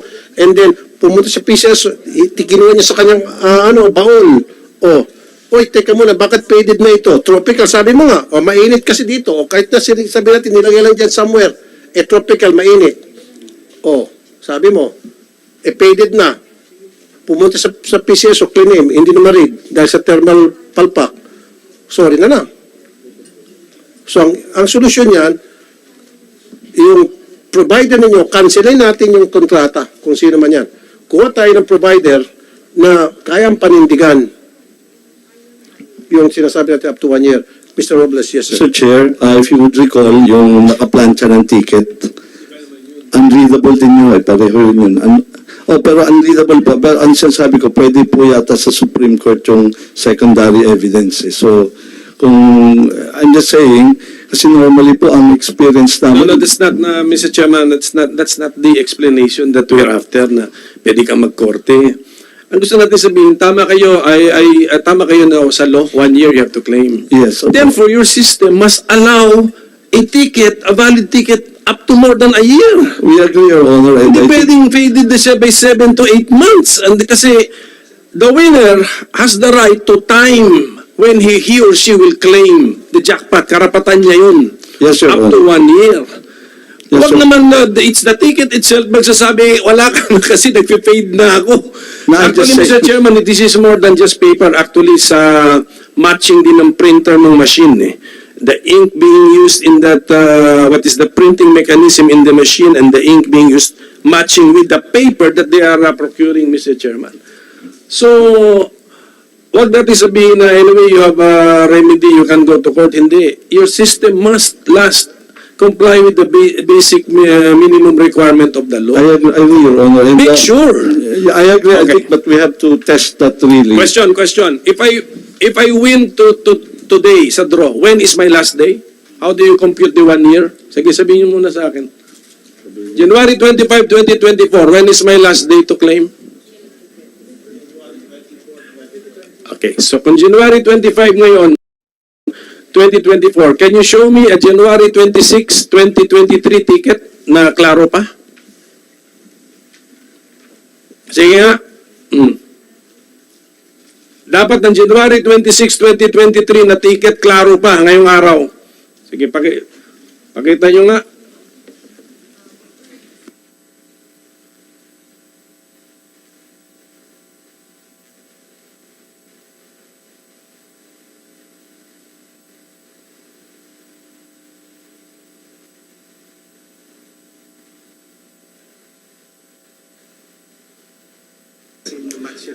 So lumilitaw, Senator Coco and AGM Casas, hindi lamang low quality yung printer, kundi maging yung ink, hindi lang yung thermal paper, ang low quality, kundi maging yung ink, pati yung printer. Mr. Chairman, wala pong ink yung thermal ticket natin. Hindi, yung printer, siyempre, Yung printer, it's yung data being printed through thermal coating, thermal heat. thermal heat, kaya nagkakaroon Yes, sir. ng number. Yes, sir. Okay, so thermal talagang problema. Yes, sir.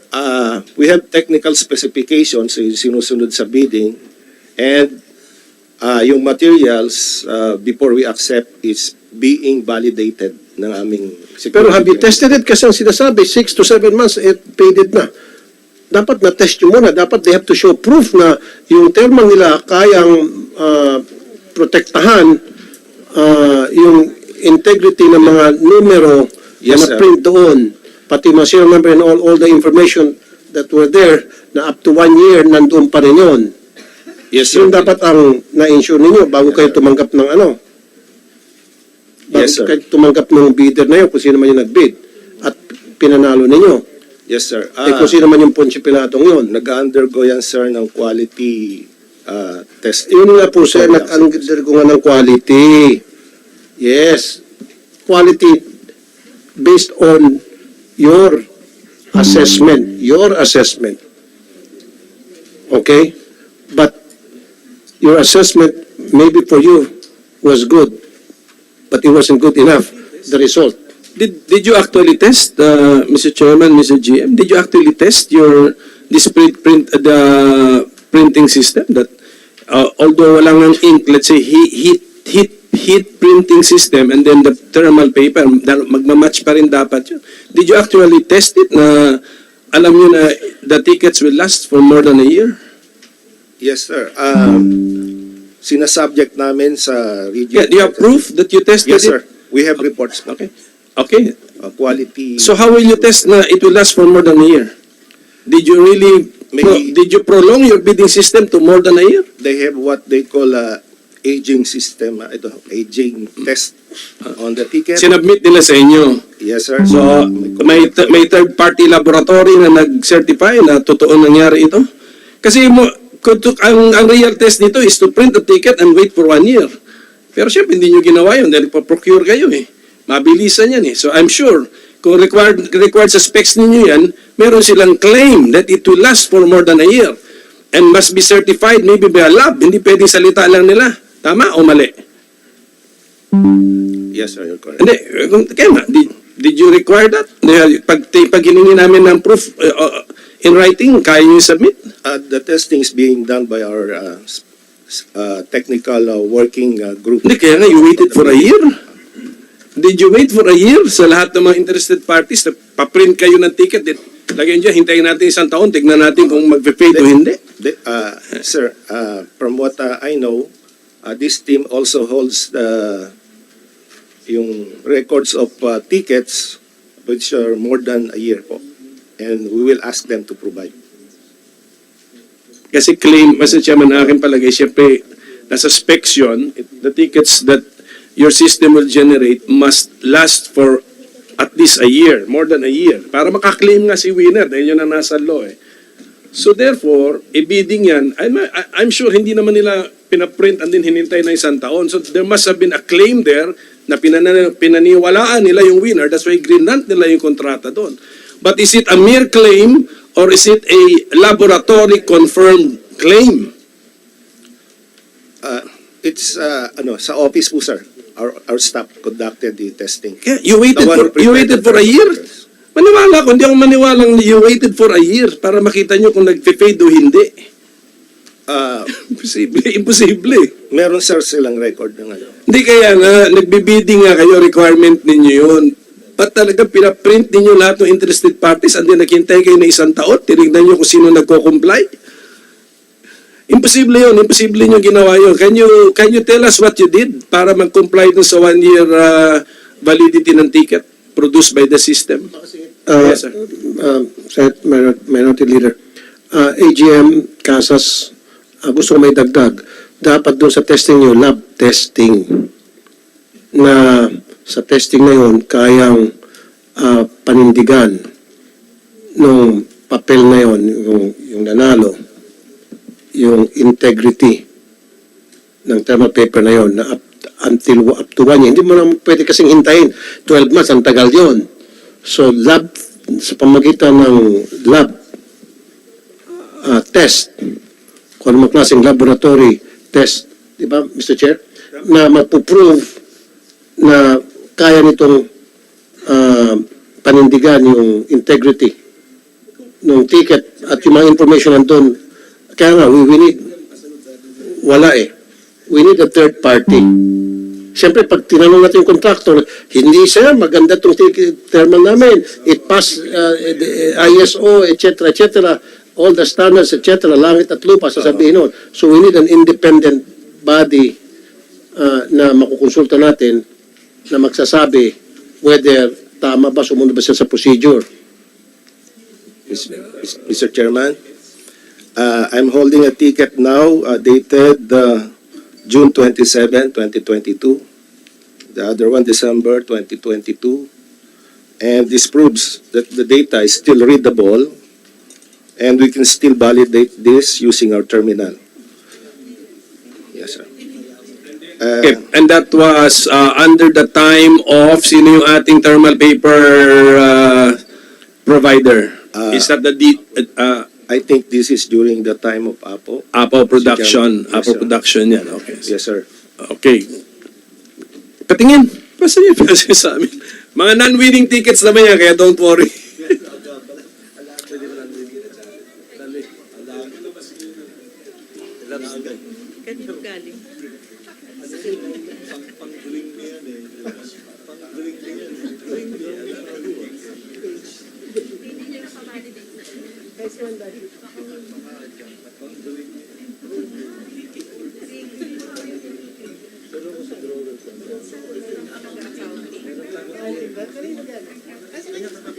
But this ticket is from previous contractor. Yes, sir. Okay, we're talking about the new contractor. Yan ang nireklamo. Napalpak yung thermal paper. Wala pa, sir. Huh? We're about to distribute sa lotto outlets nationwide, Mr. Chairman. So in short, Mr. Chair, yan pa rin yun. That's still the same contractor. It's still the same contractor. Kaya I think kailangan din ipapakita niya rin yung ticket niyang sinasabi for interest of fair play. Pakita niya rin. The existence of 3 tickets, Mr. Chairman, na more than a year old is good news. Pero it doesn't mean na hindi nga nangyayari na merong hindi nag-fade in 7 to 8 months. So you have to really make sure na ganun ang mangyari. Kahit random checking, dapat yung quality kasi siyempre, bulto to na delivery. Hindi natin alam kung ano yung quality ng mga dinideliver eh. Kaya dapat yung mga feedback na ganyan, you take into account. And the question is, why are you changing pala Apo? Why did you change Apo, GM? Sa supplying of the paper? I think that would be opening it to more competition and it will lower the price. Kasi with Apo, they have Umabot na tayo sa end ng life of the contract. Ni Apo. yeah, Opo.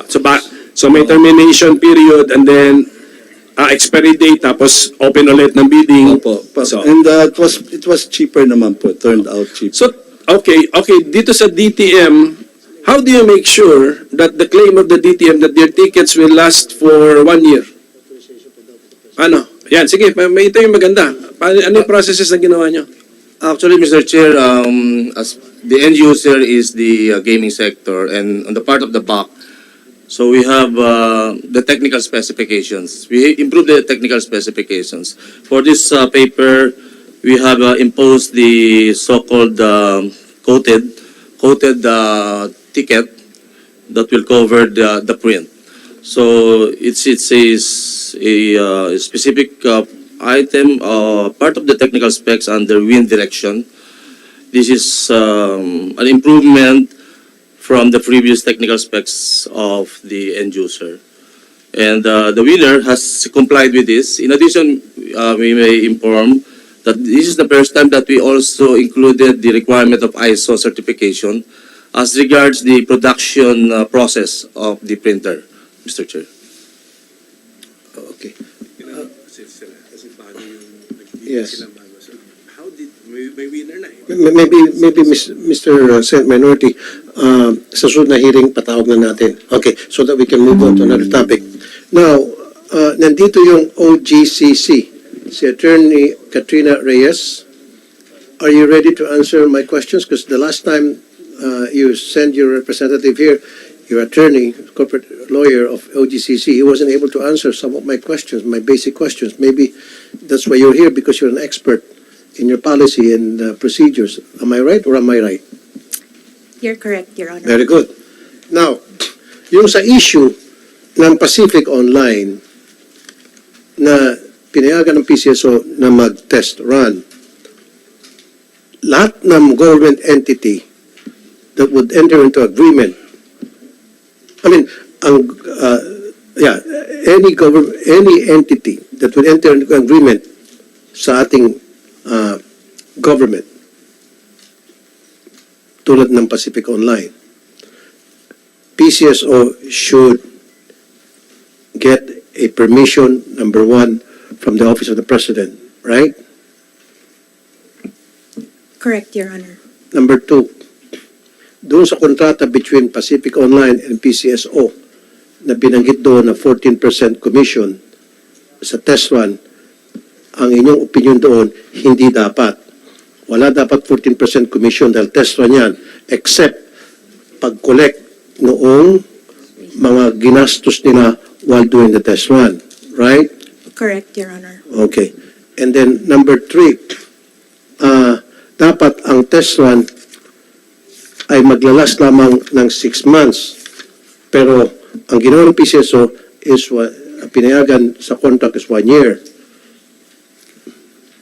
Which is, again, mali. Your Honor, in that instance, I would have to qualify the requirement, the wisdom behind our previous opinions on the 6 month period Previous opinion, when you say previous opinion, yung dati opinion mga 70, nakaupo. Your Honor.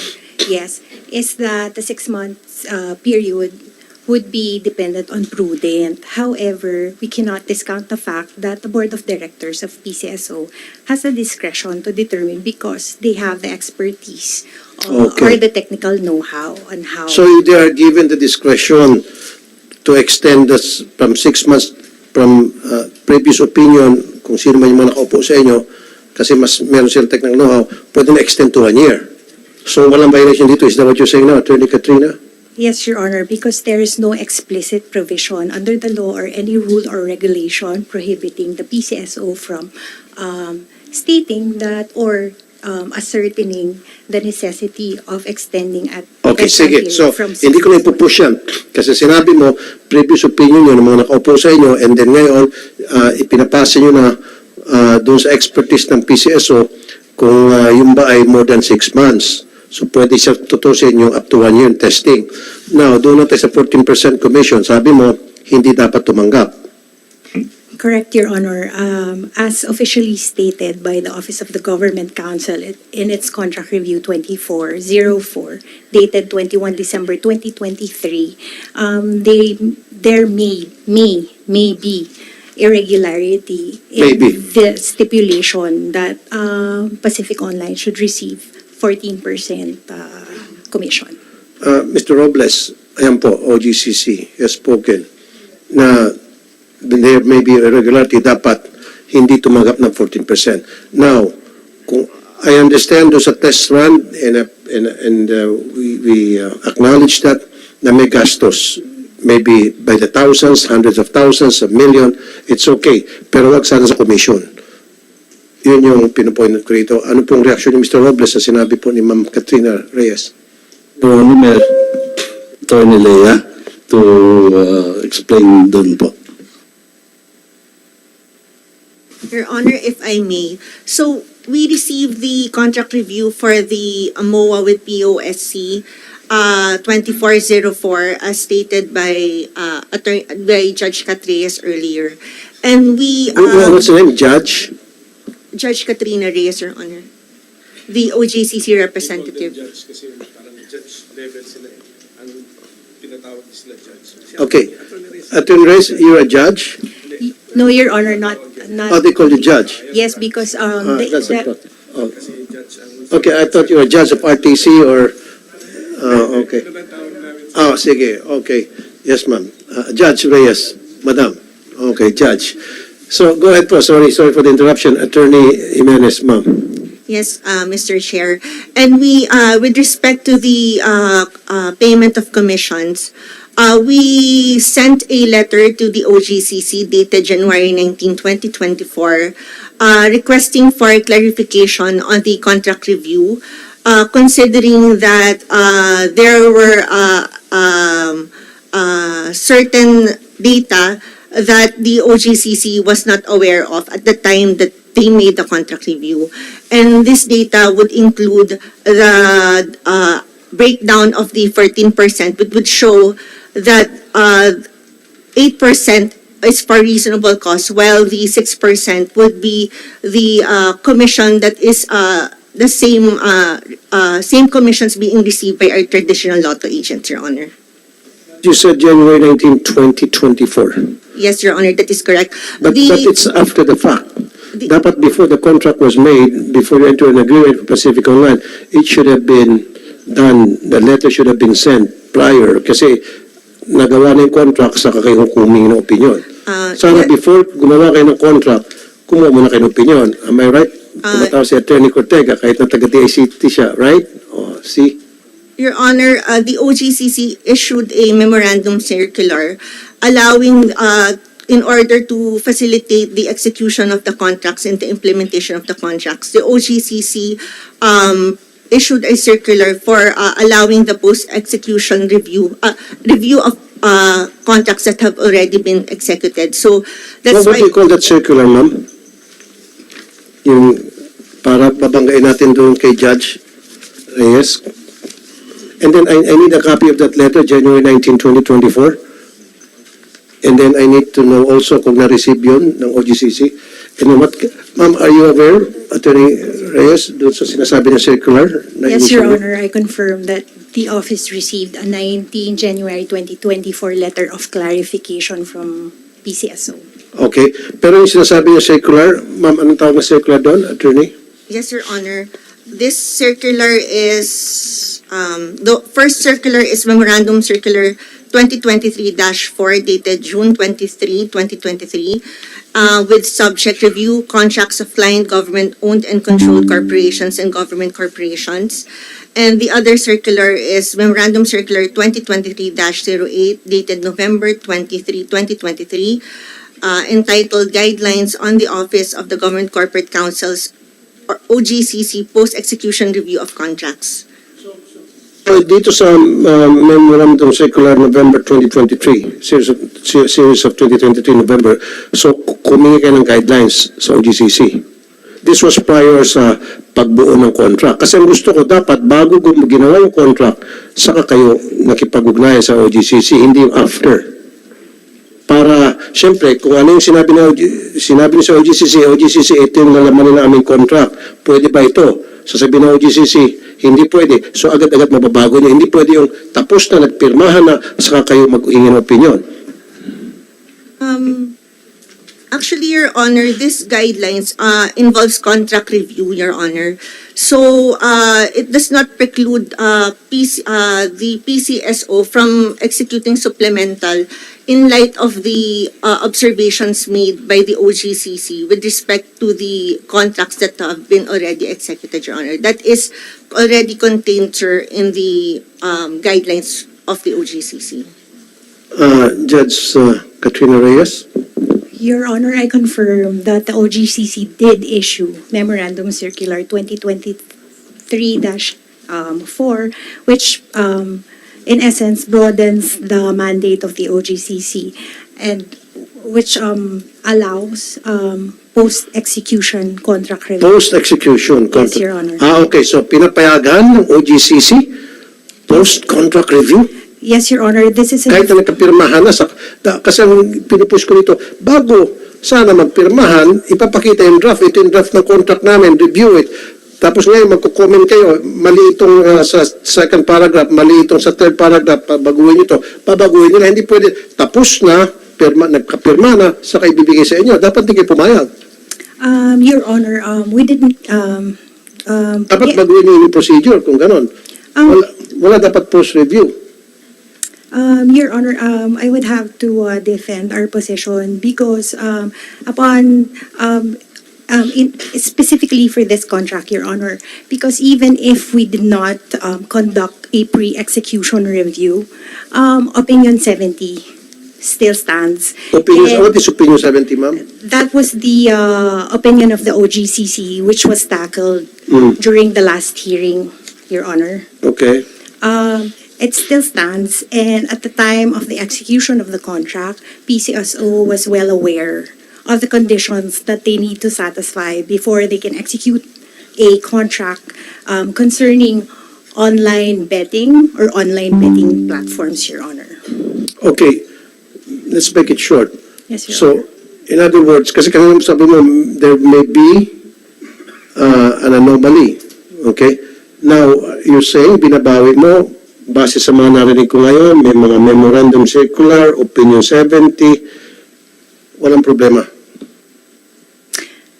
Your Honor, we have to understand the context of Contract Review 2404. Under our Contract Review 2404, we are advising PCSO to provide compliance of our findings, the 5 items that we raised to But them. did they comply? Your Honor, presently, we are undertaking a review of their compliance, specifically because PCSO provided a letter of clarification dated January. So you're trying to review. So when will you come up with the result of that review pertaining to the issue of PCSO entering into agreement with Pacific Online? The review is underway, Your Honor. And when can we know the result, ma'am, judge? I will instruct the handling lawyer to expedite. Okay. Your We need to get that Yes, Your Honor. result of that opinion Yes, Your Honor. as soon as possible, maybe in the next hearing. Yes, Your Honor. Thank you, Judge Reyes. Meron po kayong follow-up question? Kung maikli lang naman, ano yung 5 items na sinite po ninyo? Your Honor, I will just quote contract Hindi naman review. mahaba yan, ano? Mahaba ba? Hindi. Yes, Your Honor. Hindi. Sige, can you, yung main points lang po yung 5. First is on the compliance with Republic Act 9184. Second is the legal implication of the test run period's automatic extension. Third is the necessity of clarifying that the WAB piece procurement, although stipulated in the MOA, should not in any way signify exclusivity in favor of Pacific Online. Fourth is the propriety of payment of commission. And fifth, most importantly, is the requirement of presidential approval, Your Honor.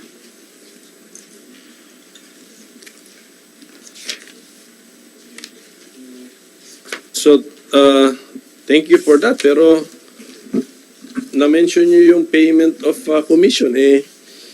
Kitang-kita pa. If you look at the final contract, it's there. It's still there. Your Honor, Diba? if I may be allowed to consult the documents, because preliminary reading of the documents, I mean the MOA itself and the documents attached, there is a provision specifically in the MOA which states that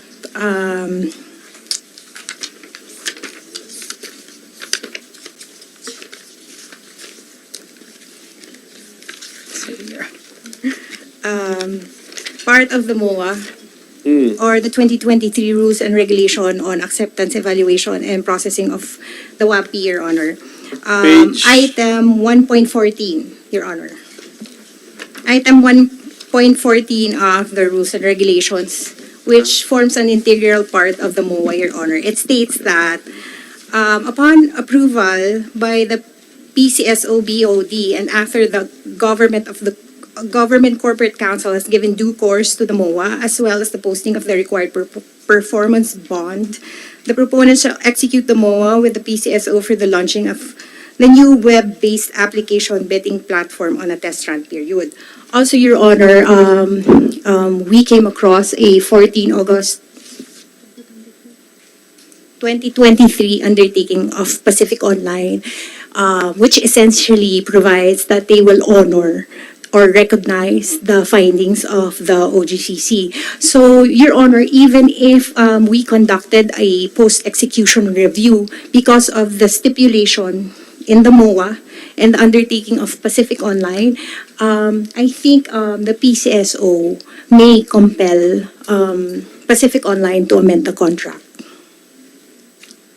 Yeah, but I think PCSO is waiting for your review. Kaya the longer you delay, the deeper in trouble they will be if you come up with a, anong tawag mo dun, adverse position or opinion. Pinapalalim niyo yung problema nila, so dapat mabilis pong aksyon ng OGCC kung ganyan pala kabigat ang implication. Actually, Your Honor, we already pointed out the findings of the OGCC, and at this stage, Your Honor, it's up to PCSO to substantiate their compliance. Now, let's be very clear, sandali. Sabi mo, Judge, kanina, you will tell the handling lawyer to fast track. Fast track what? The review, di ba? No, Your Honor. So that we will have an your official opinion, right? No, Your Honor, that was to fast track the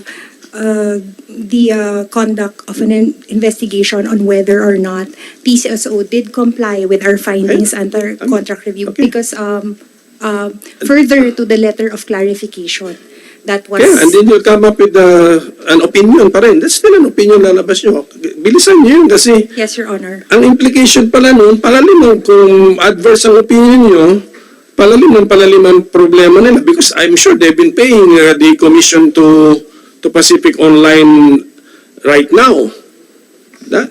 Tama po ba yun, GM? You have been paying the Pacific Online Systems Corporation the commission per MOA. Tama?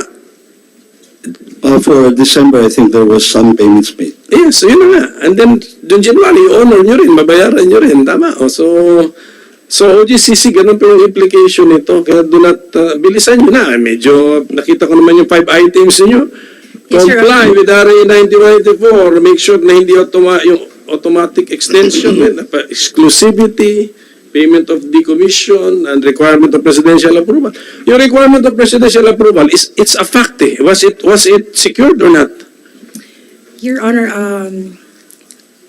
I have to explain, Your Honor. Under the PCSO charter, Your Honor, what is required is that rules and regulations promulgated by the Board of Directors shall be subject to presidential approval. However, as PCSO's counsel, we deemed it prudent to qualify presidential approval with the word prior. So at this stage, Your Honor, I can state with certainty that as regards that requirement, PCSO has not violated their charter. Has not violated it. Has not or has violated? Has not, Your Honor, because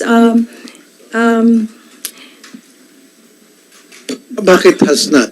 kasi As opposed to has violated? Kasi nga, hindi sila kumuha ng presidential approval prior.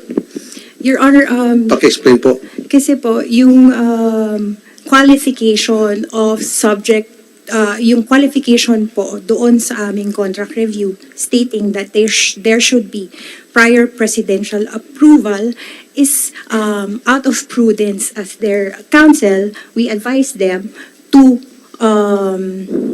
secure prior presidential approval. However, when you read the provision, Section 10 of their charter as amended, what is only required is that there should be presidential approval.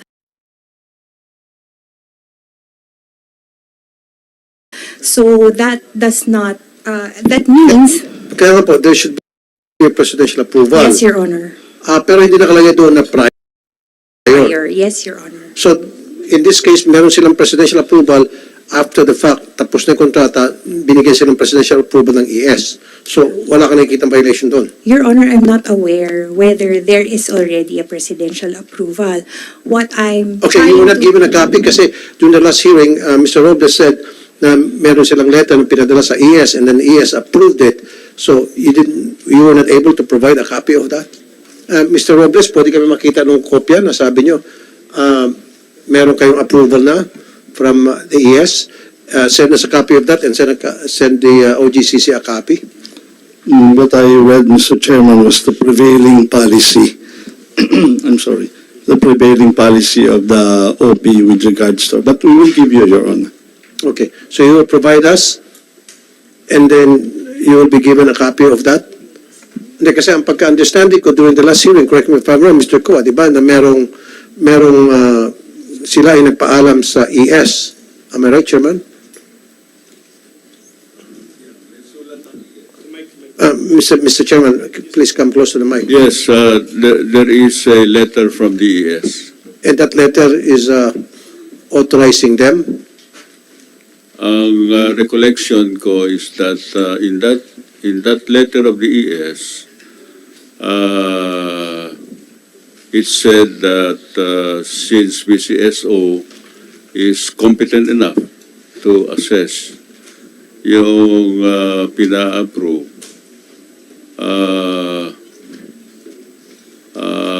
they are at liberty to proceed. That's how I recall it. Okay, so I need to see the existence of that letter. Therefore, I need a copy. Mr. Robles, can you provide us that copy? And then please provide the OGCC a copy because OGCC hasn't been provided with that kind of letter. Am I right, Judge Reyes? Your Honor, we have a copy of... Oh, you have a copy? Oh, sabi mo kanina, wala. Meron. No, So okay yun. Nagkaroon sila ng pasabi sila kay Executive Secretary, ES is Executive Secretary, alter ego ni Presidente. So, sinabi, okay yun, sabi ni ES, at pinadala kayo ng kopya kahit na tapos na, after the fact na. Okay sa inyo yun?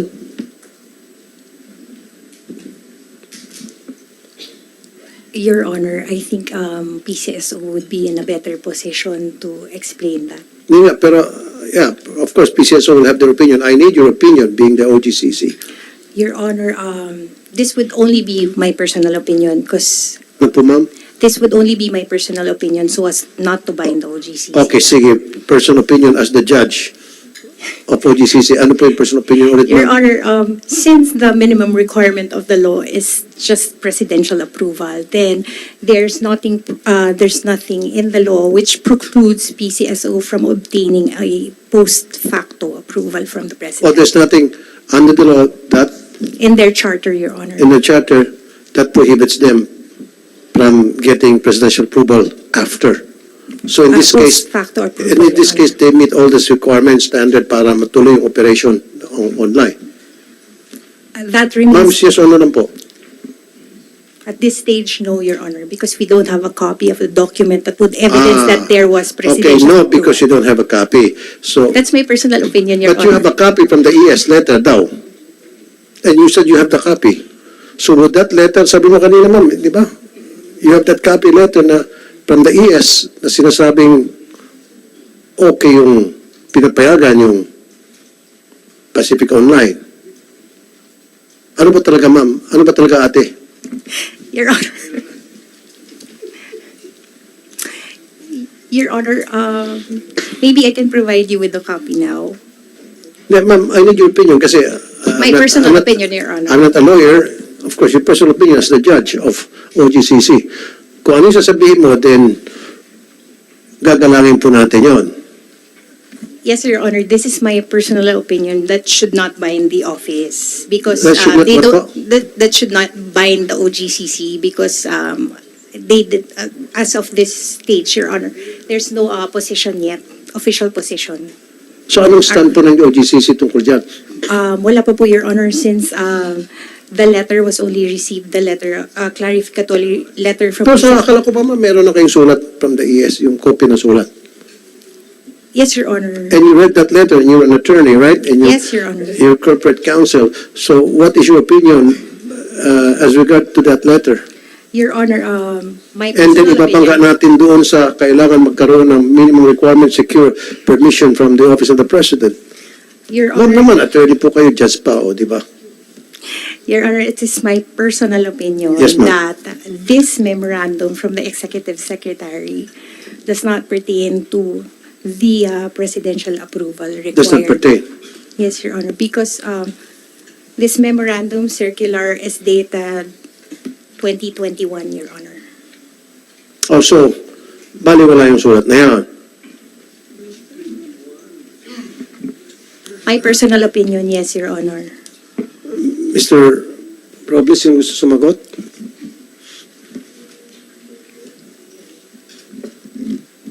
Ma'am Jimenez? Your Honor, if I may, just to provide context on the reason why that the memorandum dated June 14, 2021 was issued by ES Medialdea. The PCSO board that time was already contemplating online games, expanding the market of PCSO for online games and to increase revenue generation.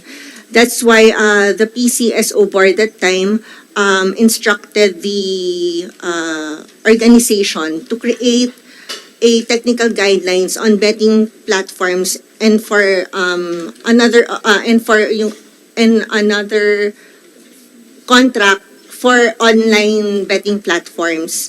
So in that context, they submitted before the Office of the President a technical guidelines on betting platforms as well as the possibility to implement a contract that would allow PCSO to use handheld terminals instead of the fixed terminals. So in that memo, the Executive Medialdea, as representative of the Office of the President, said that the PCSO is advised that it has sufficient authority and is in a better position to evaluate and approve its technical guidelines on betting platforms, considering that this deals with the minimum technical specifications required for betting platforms of PCSO game. Finding that... Okay, ma'am, Mr. Ronald. So yung binabasa niyo po ba, yan din po ba yung meron kayong kopya, Judge Reyes? I already provided. Medialdea, yung binabasa, the same? Yung, ma'am, meron bang kopya? As I understand it, Your Honor, Attorney Jimenez is providing context for the memorandum, Your Honor. But you're aware of that memorandum? And the Personally, context? yes. Yes. So tama ba yung sinasabi niya na merong sa context na yun na ina-allow ng government na magkaroon ng online platform? Continue po. Na? OP memorandum. So it was the OP found that PCSO has sufficient authority and is in a better position to evaluate and approve its technical guidelines on betting platforms. Also finding that these are matters that would be better evaluated by the PCSO as the implementing agency for its lottery games. This office, or the Office of the President, defers to the PCSO's expertise on the approval of the same.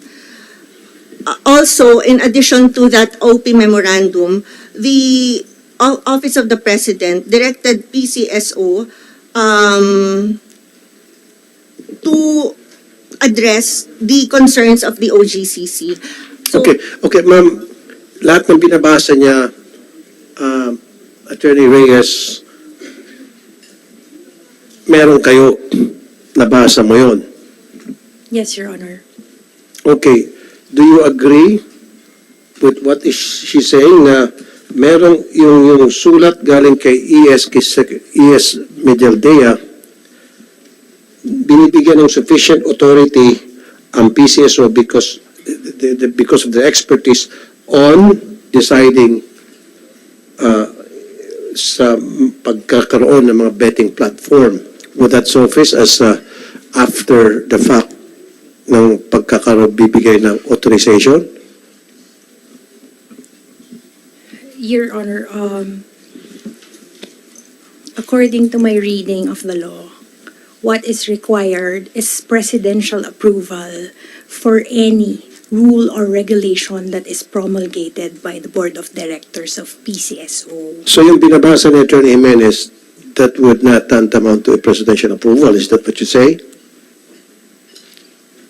Yes, Your Honor, especially because that was issued in 2021. So if it is not surface as presidential approval, then what will be the opinion of the OGCC? Then the PCSO should comply with the requirement under Section 10 of their charter that they must obtain presidential approval. So that means they have to send a letter to the president to get a presidential approval kahit na ito tapos na, sobrang tapos na. That would be possible, Your Honor, because they may obtain post facto approval from the President, Your Honor. It's not illegal.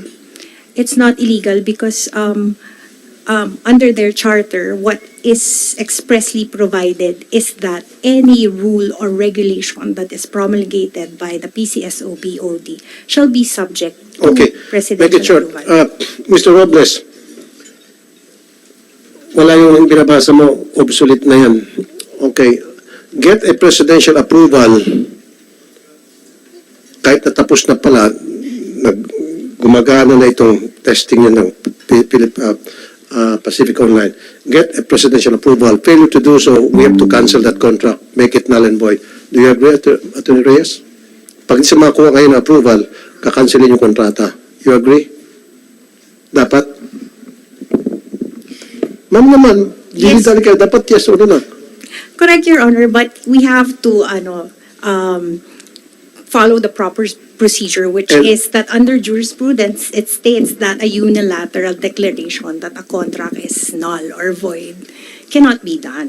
It has to be a judicial declaration. Okay. So, ibig sabihin, kukuha pa rin sila ng president. Pwede pa sila kumuha ng presidential approval, okay pa rin yun. Yes, Your Honor. Paano pag hindi sila nakakuha ng presidential approval? Paano pag sinabi ni BBM o ni President Bongbong Marcos na hindi ako magbibigay ng presidential approval, tapos na yan, yung kontrata. My Ano personal man- opinion as a lawyer, Your Honor. Yes, ma'am. Then we As a have, judge. Then we have to seek judicial recourse, Your Honor. We have to go through the judiciary for them to declare as a competent authority that the Ay, law- kukorte natin. Yes, Your Honor. Because there can unilateral declaration that a contract is void.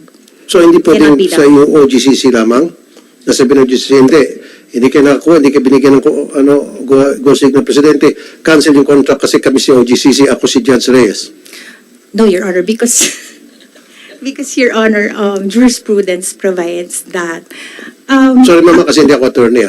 Yun lang yung sa akin yung parang common sense kung ano yung isip ng nakararami. Ito, I have a lawyer here, a very good lawyer, present dito si Senator Coco Pimentel. So anyway, so okay, so parang hindi tayo humaba.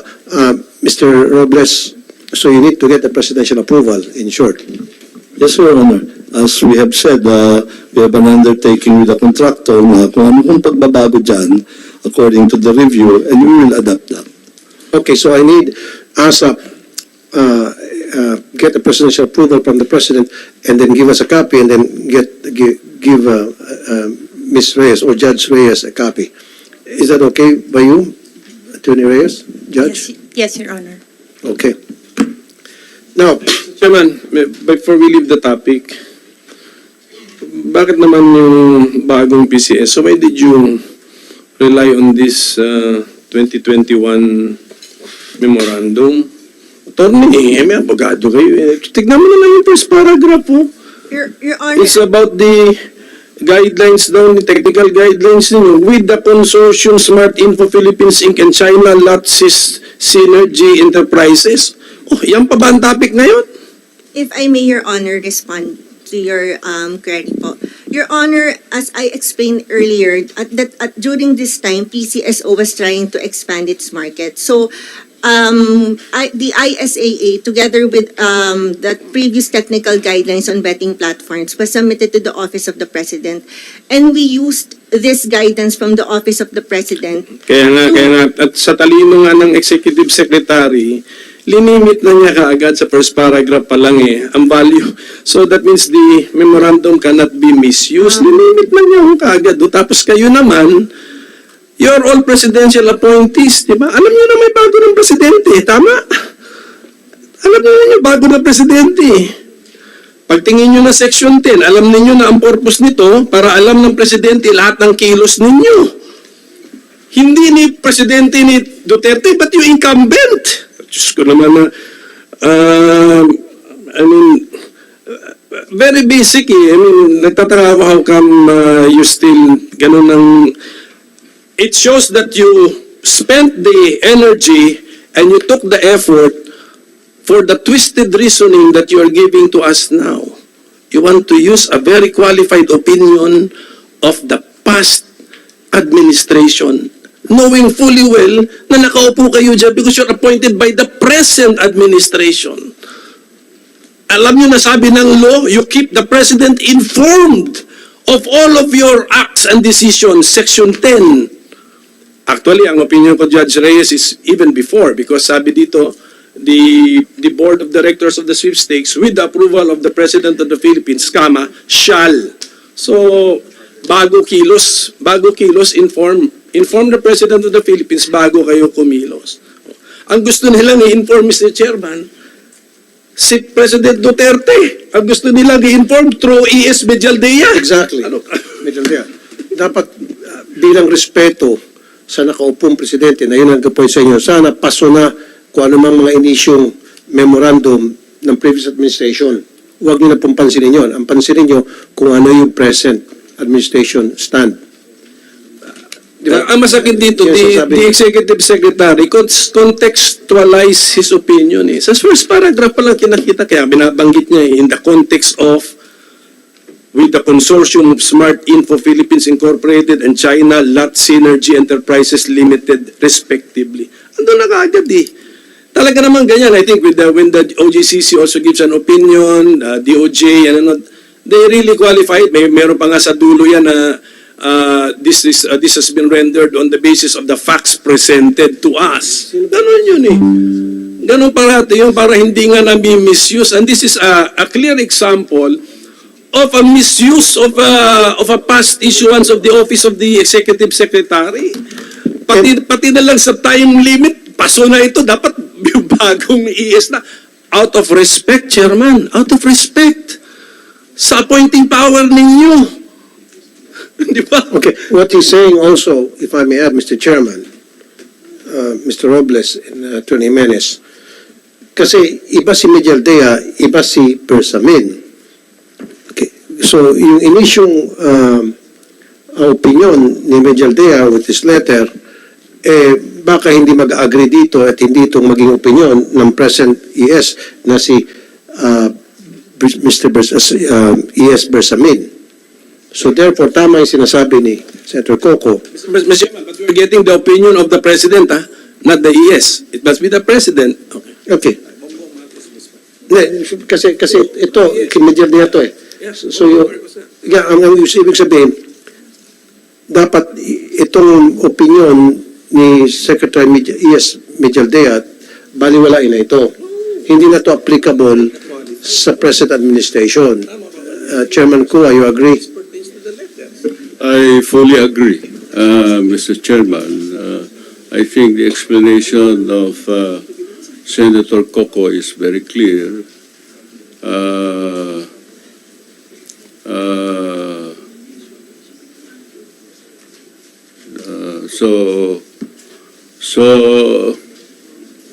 So I fully agree, Mr. Chairman.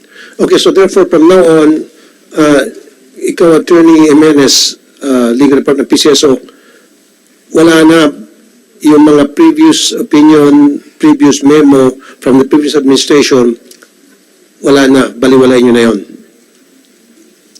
Okay, wala nang kwenta yon. Ang may kwenta ngayon, lahat ng mga opinion, bagong opinion ng sitting administration, yung present administration. Okay? Is that clear? At if may bago makalimutan, nabanggit mo kanina, Attorney Jimenez, na pag tapos ng bola, andun yung kayo lahat, mga taga-PCSO, kasama po yung Commission on Audit, nag-observe para agad-agad nilalag kung may nanalo ba o wala right there and then doon sa bola habang pinapanood at pagkatapos mapanood real time yung draw. Tama? Ilang tao ba yun nandun? That was the answer of my colleague here, Ms. Cerelles. Miss Reyes nga pala, sorry. Tama? Anong tawag doon sa yung grupo na yun? We have the Data Security, Internal Service Audit Department, and the Commission on Audit. Yun, yung tatlo. Na real time, pinapanood yung bola, after mapanood, pipindutin sa computer kung ano man yun at sinasabing may nanalo o wala, napapanood nila. A different draw procedure po. Binubola po yung winning numbers and then ine-enter po sa system. Kaya nga po, in-enter sa system, and then right there and then, malalaman second, in a split second, 1 second, malalaman agad, lalabas agad, computer siya. O sabihin natin, in 2 seconds, pick, wala nanalo. Diba? Ganun? Yes, Your Honor, malalaman po. Anong tawag doon sa grupo yun at procedure na yun? Draw procedure po. Draw procedure. Now, and I have a lawyer here with me, Senator Coco, magdagdag tayo ng isa pa. Kasi, PCSO and then COA, bilang I have nothing against COA, Commission Audit, pero may mga balita ako na yung mga taga-Commission on Audit, kuminsan, madaling kasabotin. So, how about kung mag-add tayo ng tao sa labas? Maybe a member of the academe, member of the religious group, or member of the civil society na manonood lang.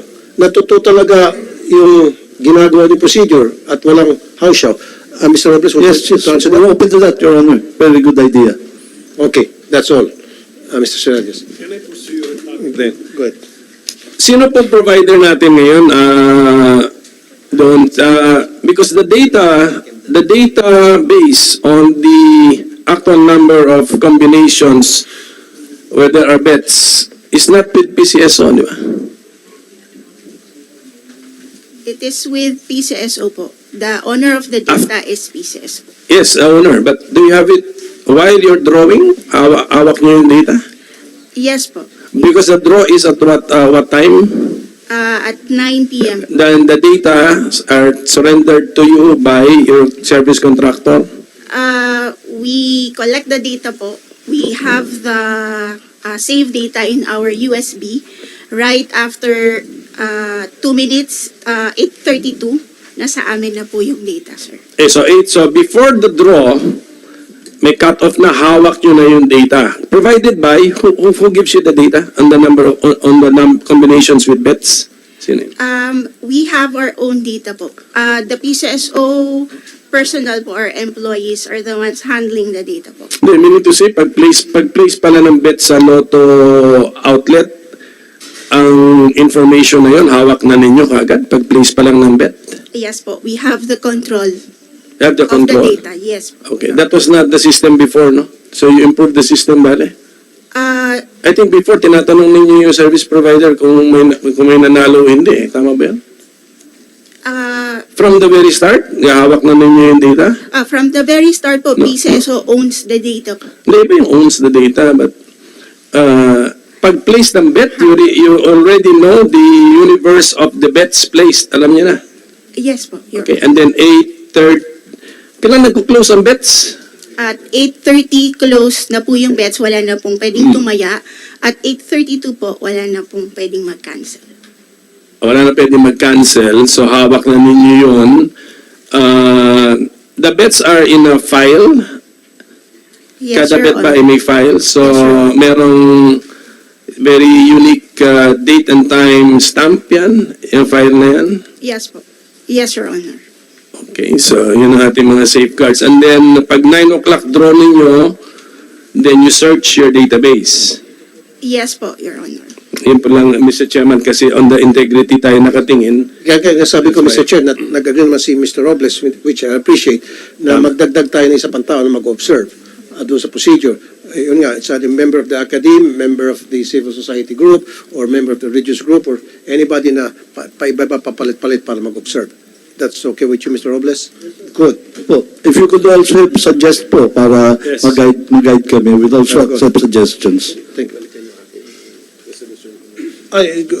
Pero bago niyan, I have a pending resolution directing the BIR in coordination PCSO to provide the committee with the tax payments of winning bettors. Ang ibig sabihin kanina kasi Senator Coco, pagbabanggain natin yung mga nanalo at amount ng mga pinalunan doon sa BIR kung talagang totoo nagbabayad, at dito malalaman natin if it adds up.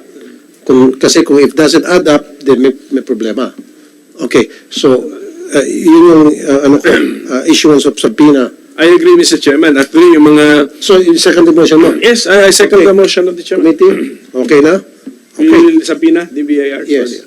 BIR records. Okay, BIR. Dito magkaalamanan kung talagang merong lukuhan.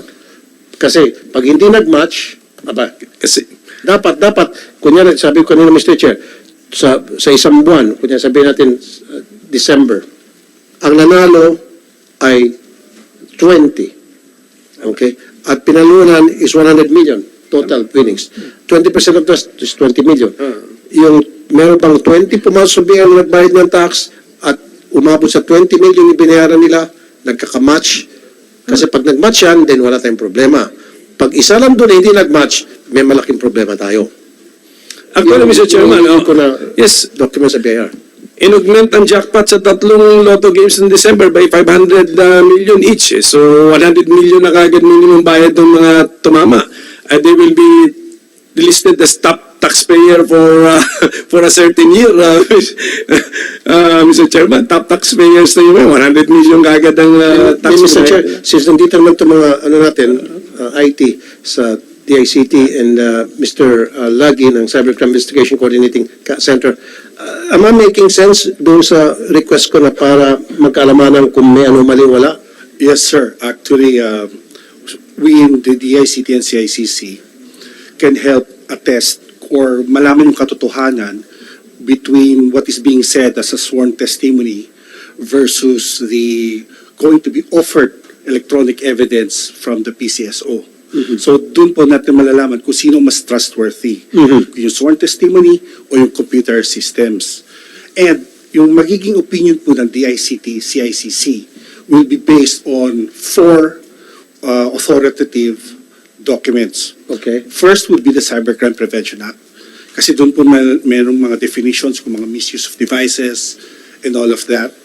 Secondarily, since pinag-uusapan po ay pera, we will be using the wisdom and yung regulations po na ginawa ng BSP through their circulars with regards to who is supposed to be responsible and informed and so on and so forth pagdating po sa pera.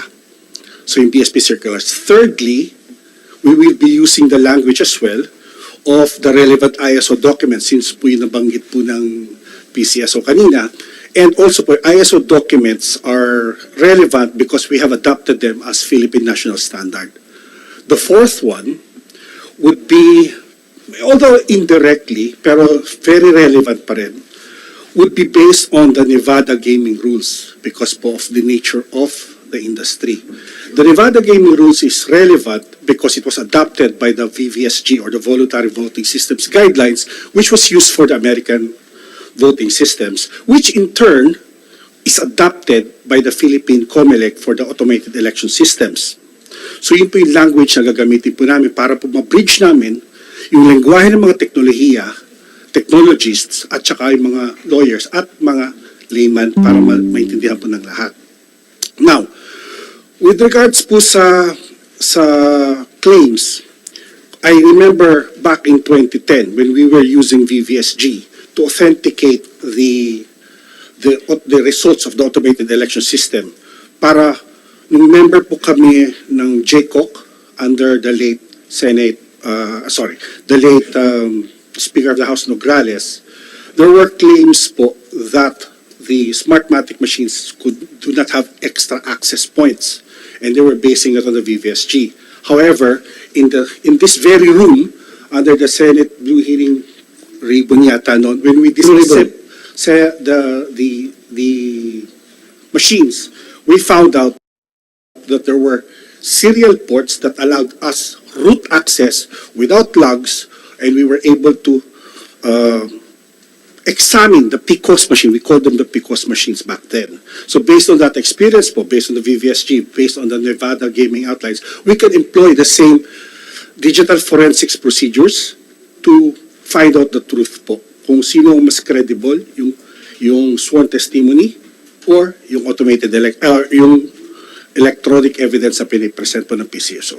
So therefore, lahat ng pag-usapan dito at all of these resource persons that are here should submit as a position paper and then bibigyan namin kayo ng copy and you have to analyze it.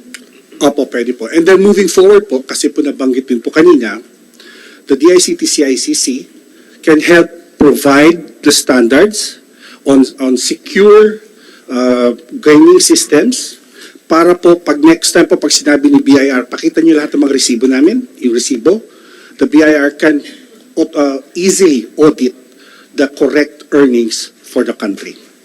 Okay. Thank you very much for that, Mr. Lagui. Yes, sir. Yes, sir. Mr. Lagi, have you examined the system of the PCSO na sinasabi nila 8:30, stop na yung ano, and then so is PCSO open to parang an audit of your computer system na totoo bang 8:30 closed na, 8:32 wala nang bawian, tapos draw 9 o'clock, pagka siguro ma-announce yung winner, may time gap ng konti, ang tanong lang natin doon, hindi ba masingitan ng invented winner na ang date and time and maybe an extra outlet stamp mamanufacture pa. So and adding to that, Senator Coco, I need the DICT and CICC to inspect the system, the whole system, machines of the PCSO. Is that okay by you, Mr. Robles? Opo, we welcome that po. Kasi para sa kapanatagan din namin dahil kulang din naman kami ng expertise dyan eh. Exactly. Observe the whole system. I mean, the works, lahat. Tingnan nyo, busisiin nyo, hanapan nyo ng butas, yung butas na yun yung that will lead to an anomaly kung meron ba kayong makitang butas. That will be your job. Is that okay? Okay po, pero we have to negotiate with you. What is the negotiation? The quality of evidence that you expect to ascertain kung trustworthy yung system or hindi. Kasi so, ang gagawin nyo po, tingnan nyo po yung integrity ng PCSO, yung system. Sabihin nyo sa akin, titingnan nyo, bubuksan nila yung kanilang system. Lahat ng i-require nyo, lahat ng gusto nyo malaman, lahat ng mga documents na kailangan nyo, ibibigyan nila. No holds barred. Diba? We would call it po we would set up a negotiate an audit engagement po para. So audit engagement tawag noon. Okay. On your terms. Okay ako doon. Negotiated audit engagement, Mr. Robles, you have to say yes. Yes po. Okay, Mr. Lagi. Po, kaya po ng skills po ng How long would it take, Mr. Lagi, sir? Oh, good question, sir, because we do not have an idea on the extent of how many machines they have or what are the type of evidence that you will be requiring to Well, that's all up to you. Ang kailangan namin, masiguro na walang lokohan na yung integridad po ng the whole PCSO system. And nasa inyo na po yung bilang mga expert, paano po gagawin yon? If you need time, you need 1 month, 2 months, 3 months, 6 months, it's okay. If you need budget, sa susunod na budget dito sa Senate, tataasan kong budget sa DICT. Okay po, let me... Dati ko naman kayo sinusuportan. Ganito po, when I audit po the government systems based on common criteria, pag yung talagang matindi, bago mo pwedeng ibenta sa Malaysian government or bago mo maibenta, bago tanggapin ng Japanese government, ng Australian government, o ng American government, the typical audit process lasts up to 2 years because the criteria that we use is common criteria and is very, very stringent. It goes from not only examining the source code, but also the way encryptions are done. You go to the factory, you inspect, and you make sure that when the machines are made, compiled, and then delivered, they are done so in a secure and trustworthy manner. Pero medyo mahirap po yun. 2 years po yun. Pero very, very, very, very... Well, kahit na 2 years, sir, okay lang. Okay. Basta't ma-prove natin whether or not may integridad ba itong Lotto games. The shorter time period po would Kung baka pwede ma-shorten yung 2 years, baka pwede mo gawin 1 year. actually 6 months po pwede. Oh, yun naman pala, 6 months. However po, yung quality po of evidence, yung amount of audit work that could be poured into... Sir, sorry, picture natin, huwag na paligoy-ligoy. Gaano katagal ang kailangan nyo na para ma-prove whether or not meron bang nakuhan o wala sa mga Lotto games? Yun po importante sa mga mananaya. Kung kailangan nyo na 6 months, we'll give you 6 months. Sabi ko, sa susunod na budget, padadagdagan ko kayo. The quickest answer po, if Sa DICT, sabihin ko, dagdagan ang budget ng DICT. Ang CICC din, of course, DICT and CICC. The quick answer po is if the public trusts PCSO, it could be as little as a few months. However, if there is fraud that were detected in discrepancies in the payment system... No, right now, allegations lang at pagdududa. Kaya nga kayo hanapan nyo ng butas kung meron kayong butas na mahanap. Right po, we don't have any evidence of fraud. Kaya nga po, we don't have any evidence of fraud. Kaya nga po, papasok kayo para inspection nyo. Tingnan nyo po integridad ng PCSO at yung Lotto games. Right? So pagdating sa sa Senate budget hearing, i-sponsor ko kayo na madadagdagan kayo ng budget. Okay? So, 6 months, okay na sa inyo? 6 months po. Wag lang magka-aberya, kundi aabot ng 2 years. Tapos may sinasabi kayo kay Mr. Robles na umukay siya ng tawag nun, auditing, tawag nun? Audit engagement po. Auditing engagement. Auditing engagement arrangement. Cybersecurity audit engagement po. So basically, we set the scope. Okay.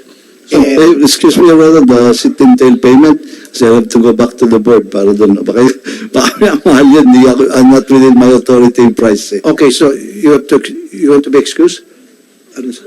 Po, hindi lang po ngayon yan. Baka may payment po yung engagement. Function po. Okay. This is a government function po.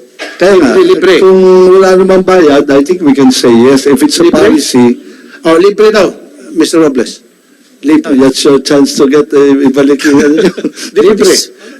Okay, kung libre, then sabi ko nga sa Senate committee budget, sa budget hearing sa Senate next year, padadagdagan ko yung budget nyo. Kasi masipag kayo, tumutulong kayo. Okay? I'll do that, promise. Okay. So now, we can move on. Pabilis na tayo. Dito po sa Pacific Online, nandito pa members, representative ng Pacific Online, Mr. Christopher Villaflor. Yes po, Your Honor. Dumaan ba sa vulnerability, BAPT, assessment and penetration testing ang mga system online ninyo? Yes po, Your Honor. Through PCSO, the ICT will only act on PCSO's request po. Hindi, ito yung tatawag na vulnerability assessment and penetration testing. Meron ba kayong dinaanan yan, conducted by a third party, bago kayo pumasok sa negotiation sa PCSO para sa inyong mga computer systems? Mr. Chair, DICT po ang nag-conduct ng vulnerability assessment and penetration testing po. DICT? We would have to, just to state that a vulnerability and penetration test is very short period of time. It can go for a few days to a couple of weeks, including the report writing. However, ang nakikita lang po kasi ito surface level. Nakikita lang po kung ano yung vulnerabilities on the interfaces, kung ano yung nakikita nyo sa web app, sa website, and so on and so forth. Yung pinag-uusapan po trustworthiness natin, Kaya po mas matagal because we actually have to go down into the systems and paano nagpe-print, paano nag-create ng logs, then you test the logs, and then you issue an opinion kung trustworthy yung system and up to how much can you trust it. So iba po yung vulnerability assessment. That's a subset of the audit Okay, process. in short, May I? dumaan ba sa inyo to? Kasi sasabi niya, dumaan daw sa inyo. CICC po kami, but I believe that the NCERT has a competent capability to do such a thing. They are. I Mr. will have to Wag I think. I'm not so sure Dapat- po. Kung You're not so different po kasi siya sa NCERT, different organization po Hindi, yun. ang gusto ko kasi malaman, kung kayo po ay dumaan sa tinatawag na vulnerability assessment and penetration testing, sino po ang gumawa noon? A, and then B, I need to see the result. Yes po, Mr. Chair.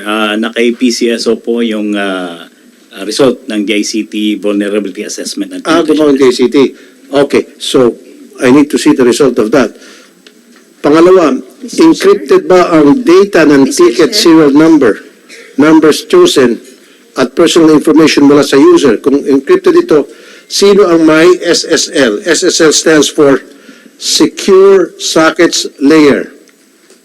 Yes po, Your Honor. Yes lang, sagot po. I cannot put into details kung ano po yung ano namin because that will entail as our vulnerability po, Mr. Chairman. So kung ano po yung security measures namin, marami po nakikinig sa public, so magiging vulnerability po namin yung... Well, I understand that. Okay, sige. Mr. Chair, may go I ahead. po? Opo, the system of POST was subjected to VAPT po. It is signed by Mr. Kuya. And we have the result. Okay. Now, this is very important. Pag yung isang tao na gustong mag-register para makataya online sa Pacific, meron kayong tinatawag na KYC, Know Your Client. Am I right? And then doon sa KYC, ang requirement lamang ay one time magpapakita ng picture. Tama? Yes po, Your Honor. Hindi yung mukha ng tao?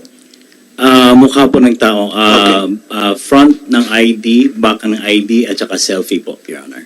And then selfie ng tao or video ng tao? Selfie ng tao kasama yung ID na kinuha niya po. Okay, selfie ng tao. Okay tayo. Selfie ng tao, picture, tapos yung ID ng tao. At anong klaseng ID ito, sir?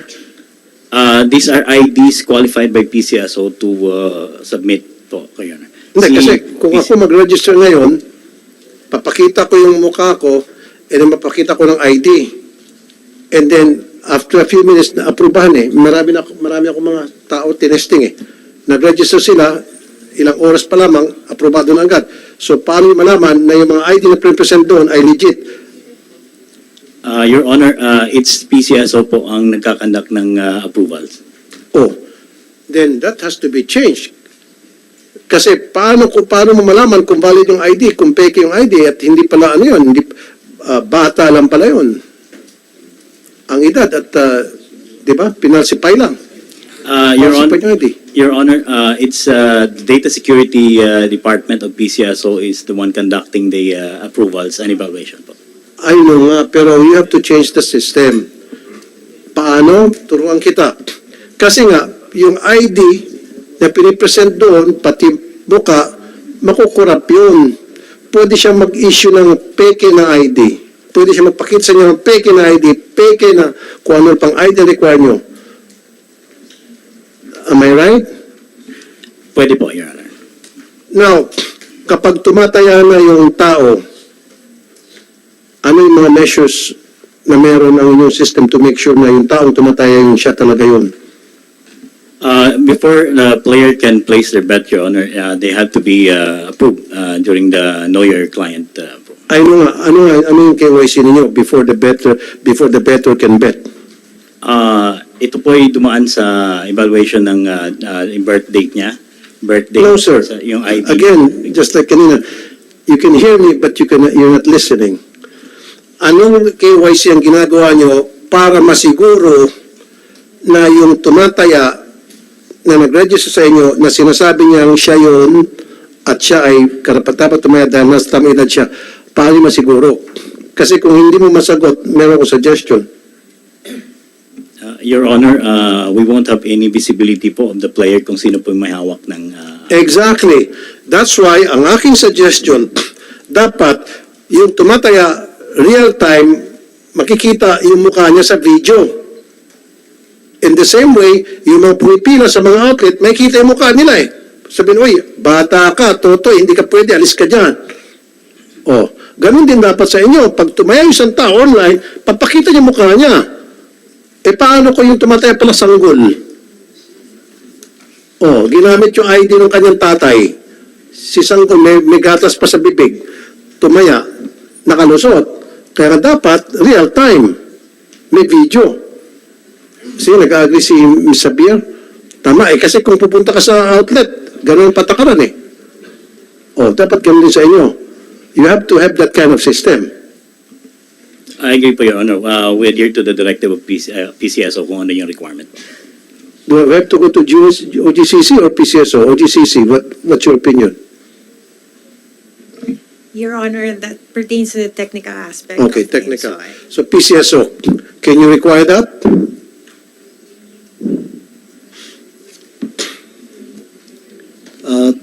If yung charge po namin sa KYC, Okay, KYC, ma'am, We may do sa human verification po for the KYC.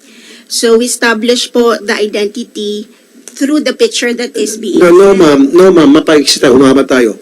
Yung sa akin, continuous. Okay na, nagbigay siya ng ID na mag-register siya. Lahat ng requirement, pinulpil niya. However, pag nagtaya na siya, dapat siya yung sinasabi niyang siya. Ibig sabihin, pagtaya niya, makikita yung kanyang muka real-time, live, na para magkakaroon ng facial recognition, imamatch yun. Ikaw ngayon nag-register, ikaw ngayon nagtataya, ikaw ngayon at hindi ibang tao na pinake yung ID. You follow me? Yes po, Your Honor. I want to have that kind of system para ma-avoid natin na tumaya yung mga bata o tumatala yung CICC. You agree with me, sir?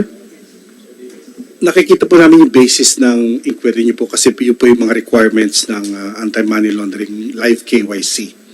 Okay. So, I want you to have that kind of system. Obligahin nyo yung Pacific Online to have that kind of system.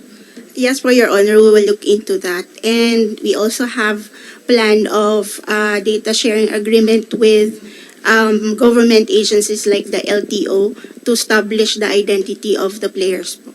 Exactly. Very good. Inad mo yan. Dapat, pag nag-register yung tao sa Pacific Online, dapat konektado yung system nila, ninyo, sa lahat ng agency tulad ng LTO para ma-cross-check kung siya nga talaga yun. Okay? And then, Yes po. kung yan ay pumasa, kailangan, pag tumaya siya, real time. May kita yung mukha niya. Hindi yung picture lang. Okay? Yes po. We will look into that po, Your Honor. Okay. Senator Coco? Okay? Maganda pala yun sa outlets, may camera pala doon? May camera? Wala. Hindi, Wala. makikita ka. So yung teller lang ang magsasabi. Oh, kasi Judgment call ni teller kung bata o ano, sabi, hindi niya ipapataya. Ganun ba, Miss Sabia? It has been the policy that the kids, are not allowed, so Right. the teller Kaya can nga, see so- if their children. Precisely. So, ang vigilance is with the teller na Yeah, huwag niya patayin. they are trained Okay. to drive the kids away or not to cast their bets. Even if the father is in the car in front of the lotto, we require the father to get out of the car and to cast his bet. So, ganun din yung so sa US yata, may picture sila no? Sa US ba? Required ba? Or incidental lang yung mga CCTV cameras doon? But that's a KYC. At saka requirement daw, Mr. Chairman pala. Requirement, sabi ni Mr. Lagi, yung requirement daw ng CCC, magaling talaga kayo. Next year, tataasan natin budget nyo. Okay. Sige, that's for now. para... Yung ating, I'll be very short lang. Ito pong aking resolution. Yes, sir. Now, I filed this October 2022 pa. Medyo na sa dami ng concerns kasi natin, limutan natin. Proposed Senate Resolution 253. Ito po yung... But it's really a relevant resolution because it's about the integrity and trustworthiness of your lotto games. Eh. Pero ang example lang kasi nito, ang naging trigger nito was the 433 winners ng October 2, 2022 ng 655 na multiples of 9 yung lumabas. So, if I can get, siguro not now, kasi alam ko may mga lakad pa si chairman tsaka siguro si GM, your position paper on this, the explanation on how come there were 433 winners. Kung ang explanation ninyo ay, ito, anticipate ko na rin yung sagot nyo, kung ang explanation ninyo ay inalagaan nito, may system ba kayo to check na dun sa multiples of 9 na betting system ay inalagaan din even before this draw? I mean, that should be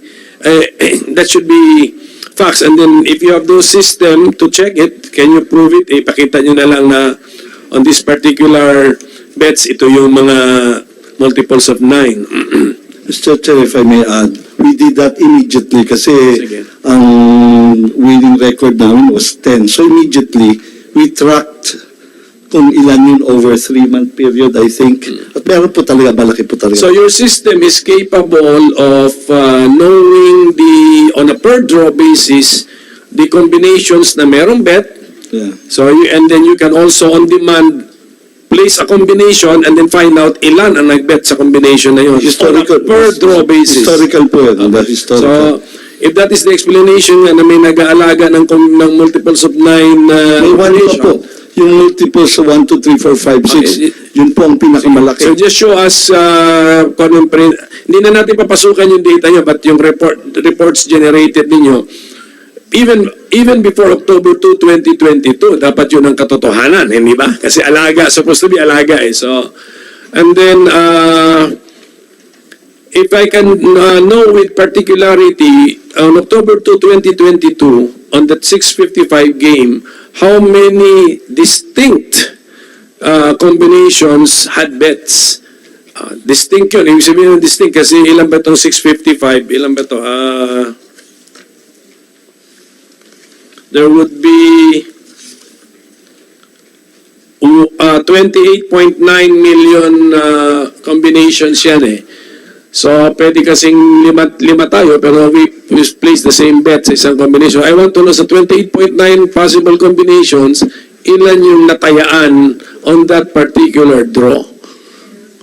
Okay, at October 2, 2022. Ngayon, ang tanong, because it's, so itong aking resolution ay applicable din dun sa nangyari na tinamaan lahat ng augmented jackpots natin over, Mr. Chairman, over 1 month.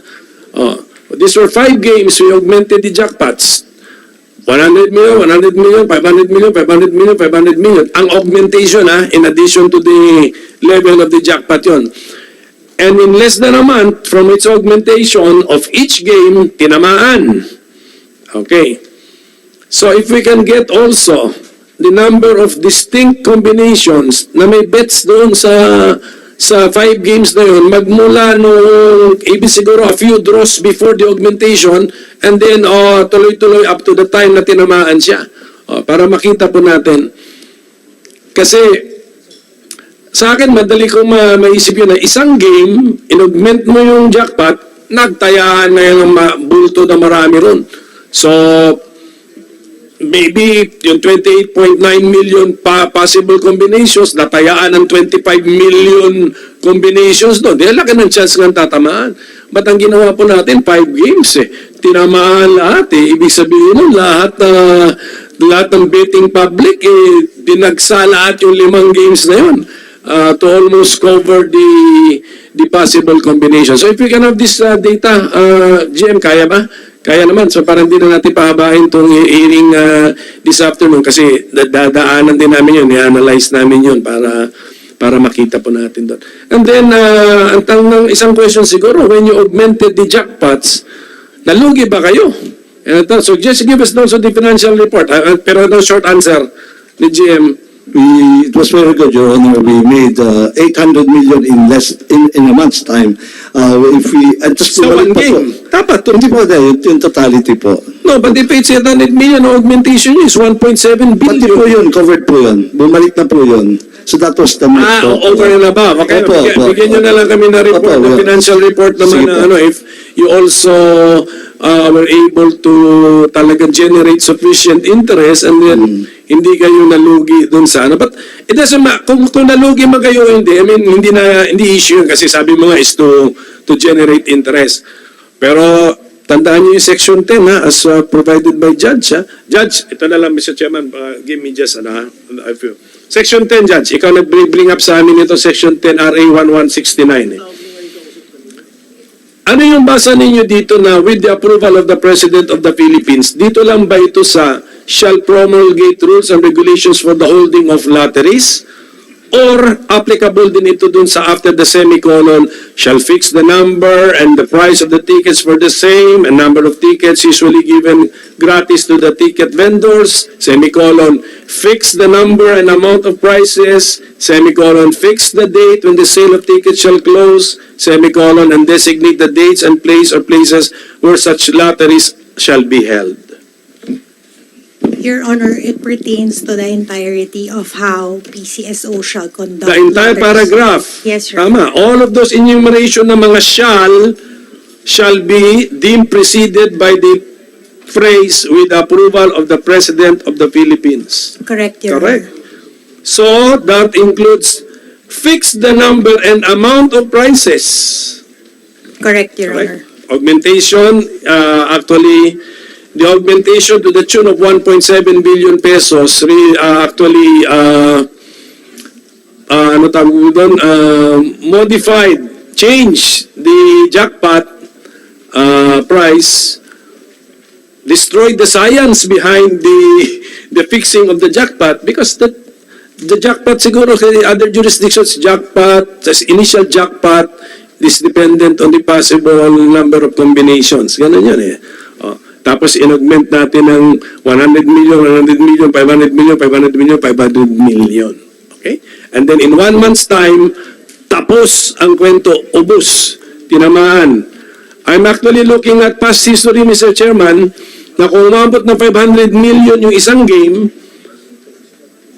that means, ang theory kasi, pag 500 million na-attract na yung mga bettors eh. Yes. So that's a theory. We were looking at a past experience na 500 million yung game, at gano'ng katagal bago tinamaan. And we will have to compare this with this augmentation noong last December na in less than 1 month, 5 laro ang tinamaan. Sabay-sabay. Yes, in less than a month. That's questionable. Kaya nga, Yes, we will have to look at this, Mr. Chairman. Maybe if Ms. Xavier can help us with alam niyo yung data ng mga draws di ba? Na may game na umabot na ng 500 million yung niya, jackpot niya without augmentation. Ito yung natural accumulation of the jackpot from the bets. Then, ang theory, naka-attract na yan ng bettors. Bet na yan. And then, tignan natin, months muna bago tamaan eh. So, itong nangyari last December is really an anomaly. Hindi lang 1 game, 5 games, Mr. Chairman. Sabay-sabay nung nag-augment.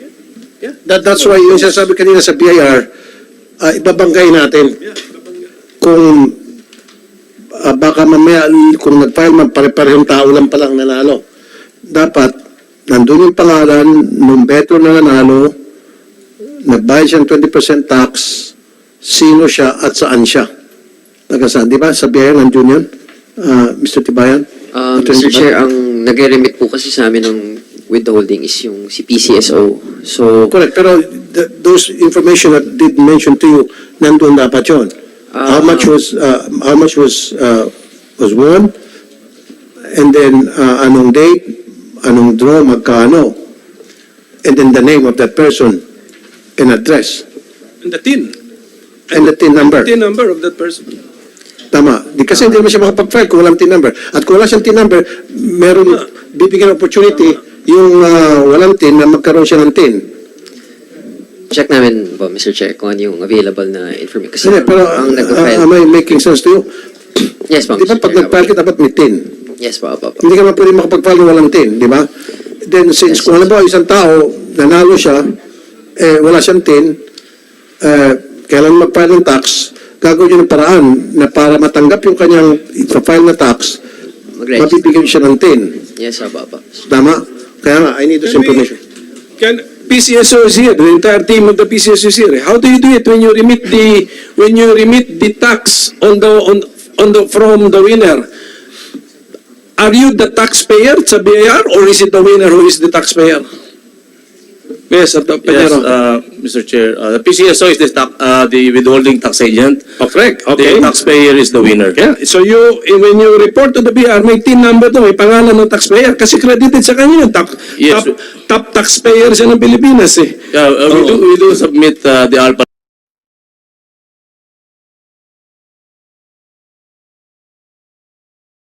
list, the so-called ALPA list, Mr. Chair, indicating the names of the winners. Yes, so Yeah, Mr. Chair. dapat natin sa BIR. Yes. Senator Coco, pagbabanggay natin.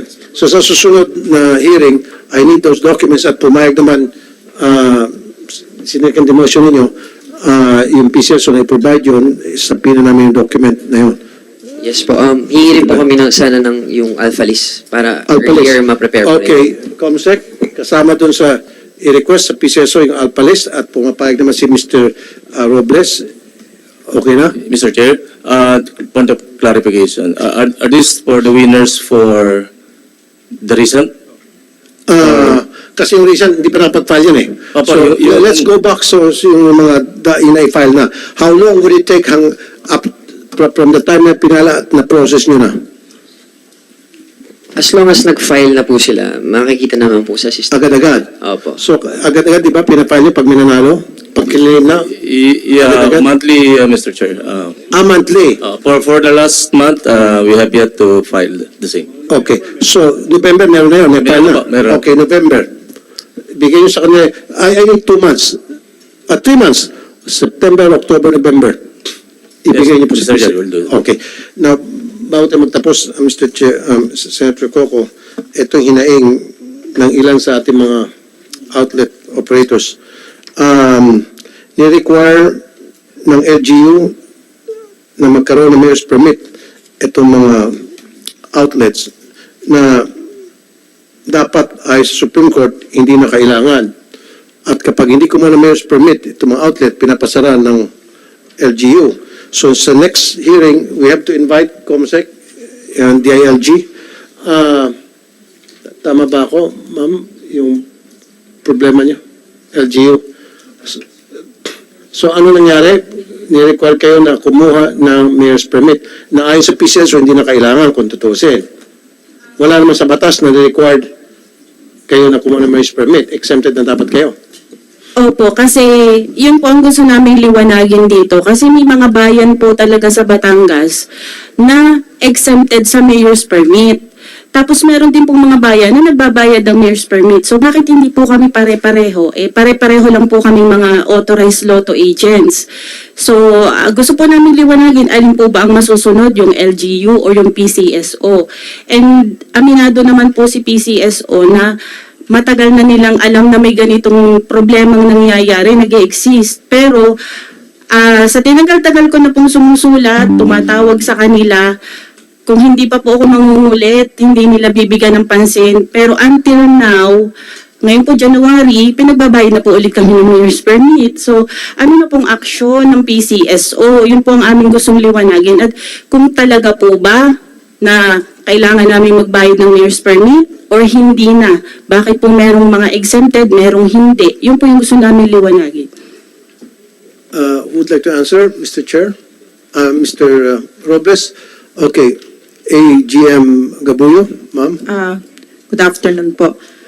Actually po, di ba, the PCSO issues certification that you are exempted from mayor's permit. Yes, ma'am. May mga decided cases na ano tayo dyan ng mga jurisprudence natin. And we also write yung ating mga LGUs, but apparently po talaga, mismo, kayo po mismo, di ba, nagpupunta pa yung mga branch managers natin to talk to the mayors, but yun nga po ang nangyayari po, talagang nare-require sila. Pero Ms. Gabuyo, dapat ipaglaban nyo sila. Yes kasi po. kliyente nyo sila. Yes po, Dapat pinilalaban po makipagprasuhan namin. kay Mayor. Mayor, meron na Supreme Court ruling na exempted sila. Pakita niyo to sa mga mayor. Yes po, binibigyan po namin sila ng... Anong reaction ni Mayor? Yun po yung ano. At sino itong mga mayors na ito?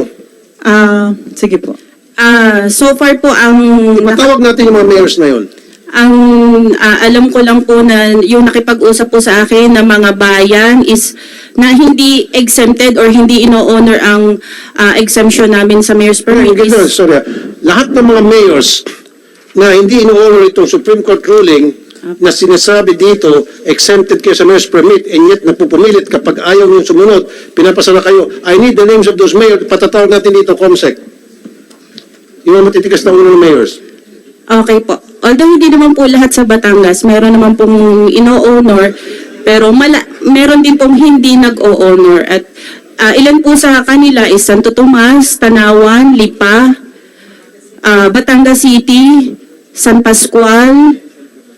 So far po yung Ibaan, dati po yung Rosario hindi, pero nung pinakita po nila yung exemption certificate, in-honor na nila, so hindi na po kasama. So ito pinakita nyo sa mayor nyo pero hindi in-honor? Opo, matagal na po namin yung pinakikita. Okay. Concept, patawag natin DLG and then patawag natin yung mayor ni ma'am. Okay. Kasi Supreme Court ruling na to, Senator Coco. So dapat kayo dyan sa PCSO AGM Gabuyo, ipakita nyo to. Pinakita nyo ba to kay Mayor? Pinakita po namin and we issue sa certification na po. Ano sabi? Kaso talagang hindi na nila pinapansin. Hindi, pero hindi ba kayo umakit sa DILG o magsampa kayo ng kaso sa korte, pumunta kayo sa Supreme Court, sabihin nyo para may contempt. May issue ng contempt itong Sir, Mayor na i-verify ko lang po na we also wrote the DILG regarding this matter eh. Meron na rin po silang opinion. Lahat po. Ano opinion po ng DILG? I'm not sure, but we wrote it. Exempted po. Okay, exempted. So, Senator Coco, being a lawyer, so ano opinion mo rito na may opinion ng pumunta sila sa DLG in fairness at sinabi ng DLG exempted talaga at sila nagsabi exempted yan pero meron pa rin mga mayor matitigas. Anong recourse natin? Well, I'm glad nag-issue pala kayo ng certificate of exemption. Tapos sinasite siguro ninyong legal basis is the Supreme Court. Sige, is there a success story na isang outlet na natin na nag-sue sa mayor and then nanalo? Is there a success story? Yes po, Mr. Chair. Yun nga pong Supreme Court ruling, na-mention po dyan yung case kung saan nanalo po ang authorized lotto agent against LGU. So very specific pala ito, nanggaling sa baba na pinapabayad dyan ng mayor's permit. So ito na mismo pala ang president natin. Okay. Kasi may jurisprudence na. So ibig sabihin, hindi na kailangan mag-demand dapat ang sinumang outlet. Siguro, ipakontempt na lang natin yung mayor na yun. Kasi may tama ba ako, you're a lawyer. Pwede rin, Mr. Chairman, pwede ipakontempt yan, pwede rin sa next hearing. Kasuhan natin sa DILG. Andito si DILG, sasabihin niya na pwede silang maging administratively liable. Okay. Pwede pa nga baka, doon sa, kung malilink natin sa anti-graft, criminally liable. So, bakapan nyo kami PCSO dahil kliyente kayo nila, kasuhan natin itong mga mayor, ipakontempt natin sa Supreme Court. Am I right, Sir? You have a legal department If the legal department, as Attorney Jimenez, you're the manager of the legal department, if you could spare 1 or 2 lawyers, ipa-specialize mo muna rito sa struggle ng ating operators para ma-recognize sila as tax exempt. So, para may assistance sila mapuntahan. Actually, Your Honor, to be candid, the issue regarding the mayor's permit requirement has been a perennial issue between PCSO and some LGUs. And this has already been tackled by the past administration, and they were contemplating on issuing an executive order, if only to delineate the extent of this authority of the LGUs over PCSO lotto agents. Unfortunately, there was no executive order issued. But with respect to this present situation of the lotto agents, we will look into it. Can we, ang request ko po, I'm sure the chairman shares this, if you could spare some lawyers to assist actual disputes na to, assist muna. Kasi kami naman sa committee, we'll do our share, our part. Yung may sa hearing, tatawagin na yung, andyan si DILG, andyan yung mga mayors para ma-confront sila. But yung mga actual na nangangailangan na kasi sinisingil na yan sila na mayor's permit ngayon. So kung pwede ma-assist ng 1 or 2 lawyers para lang talagang ipakita kay mayor na they are exempted. So do your part, the committee will do our part. Yan yung idea. Kasi malaki ang binabayad ng sa mayor, so maliit lang naman kita ninyo, tapos Actually po, Mr. Chair, bukod po sa mayor's permit na sinasabi po, sa aming part lang po sa Batangas City lang po, Mr. Chair, ang sinasabi po nilang dahilan is regulatory fees lang daw po. Yung binabayaran namin, kagaya po ng sanitation, yung basura, fire, inspection fee, mga ganun po. Kami po, mga lotto agents, hindi po kami mga abogado, pero sa pagkakaintindi po namin sa Article 1169 is all authorized lotto agents are exempted from any fees, permits, licenses, taxes from LGU. So, dun pa lang po, yun ang pong pagkaintindi namin. Wala talaga po kami dapat bayaran. so pag hindi ka nagbayad, pinapasa na kayo. Actually, 2 beses na po ako nakaranas masaraduhan. Yung una po ay, yun nga po, hindi ako kumukuha ng mayor's permit. Tapos yung pangalawa po, yung napasama po ako sa na-pre-terminate. Okay, sige, ganito gagawin natin. Comsec, patawag natin DILG, and then patatawag natin yung mayor ni ma'am. Kung anong city po kayo? Batangas City po, Mr. Chair. Sino mayor niyo po doon? Si Mayor Beverly Rose Di Macuja po. Si Honorable Mayor Beverly Rose Di Macuja, ipatawag natin. And all the mayors na alam nyo na hindi ino-honor itong Supreme Court decision? Yes po. Mr. Chair, if I may po elaborate kung ano po yung reasons ng aming LGU. Kasi nakailang letter na po ang PCSO at Okay, sige, ano pong reason? Doon po sa una, yung latest na po ito, ang reason po nila is ang exempted lang daw po sa amin is yung operation, yung pagpapataya namin. Pero yun daw pong aming outlet, yung physical outlet, yun daw po ang sisingilan sa amin ng regulatory fees. Sabi ko po, kung in-exempt, sinulatan ko po ulit sila, sabi ko po, kung in-exempt niyo yung operation namin dahil yan ay PCSO, so ano pong tawag niyo sa outlet namin? Ma'am, pero meron ng opinion ng DILG, di ba? Opo. Na sinasabi exempted kayo. Okay, ayan nyo na po yung reason na palusot nila. Okay, ang importante, may opinion ng korte at may opinion na yung DILG at nabasa ito ng DILG at sinabi totally exempted.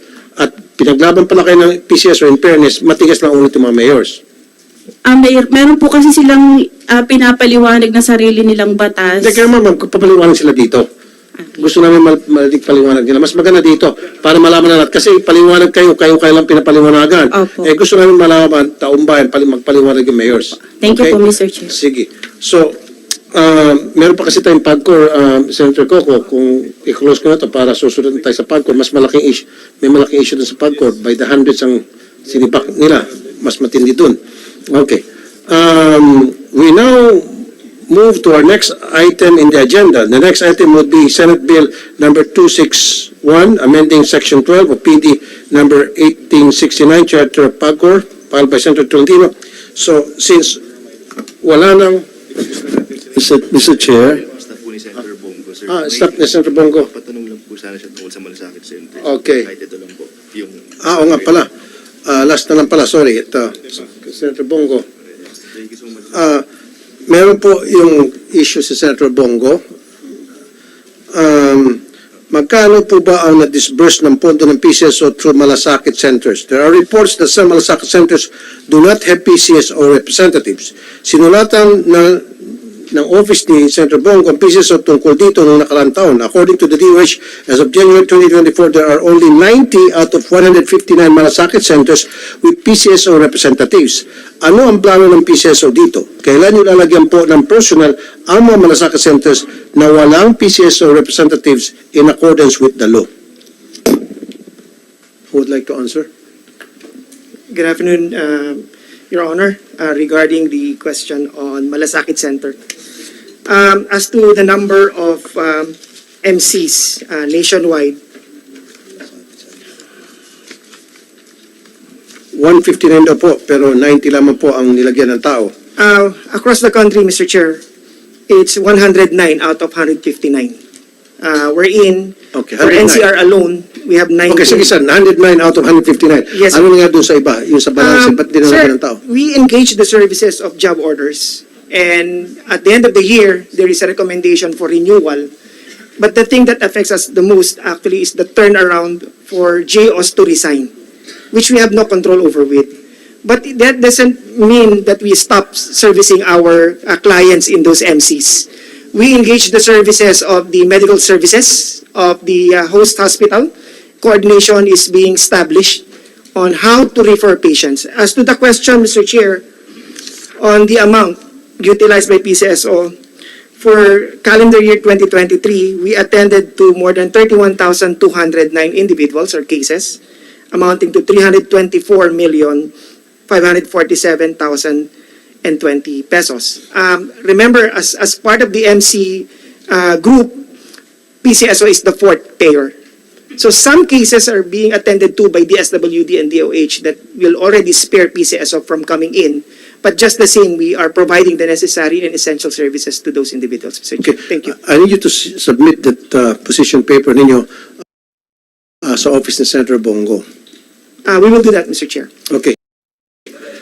So, Senator Coco, all attendees are hereby directed to submit their position papers, if any, to the committee. The discussion on PSR number 253 and 466 is hereby suspended. Thank you, everybody. Thank you.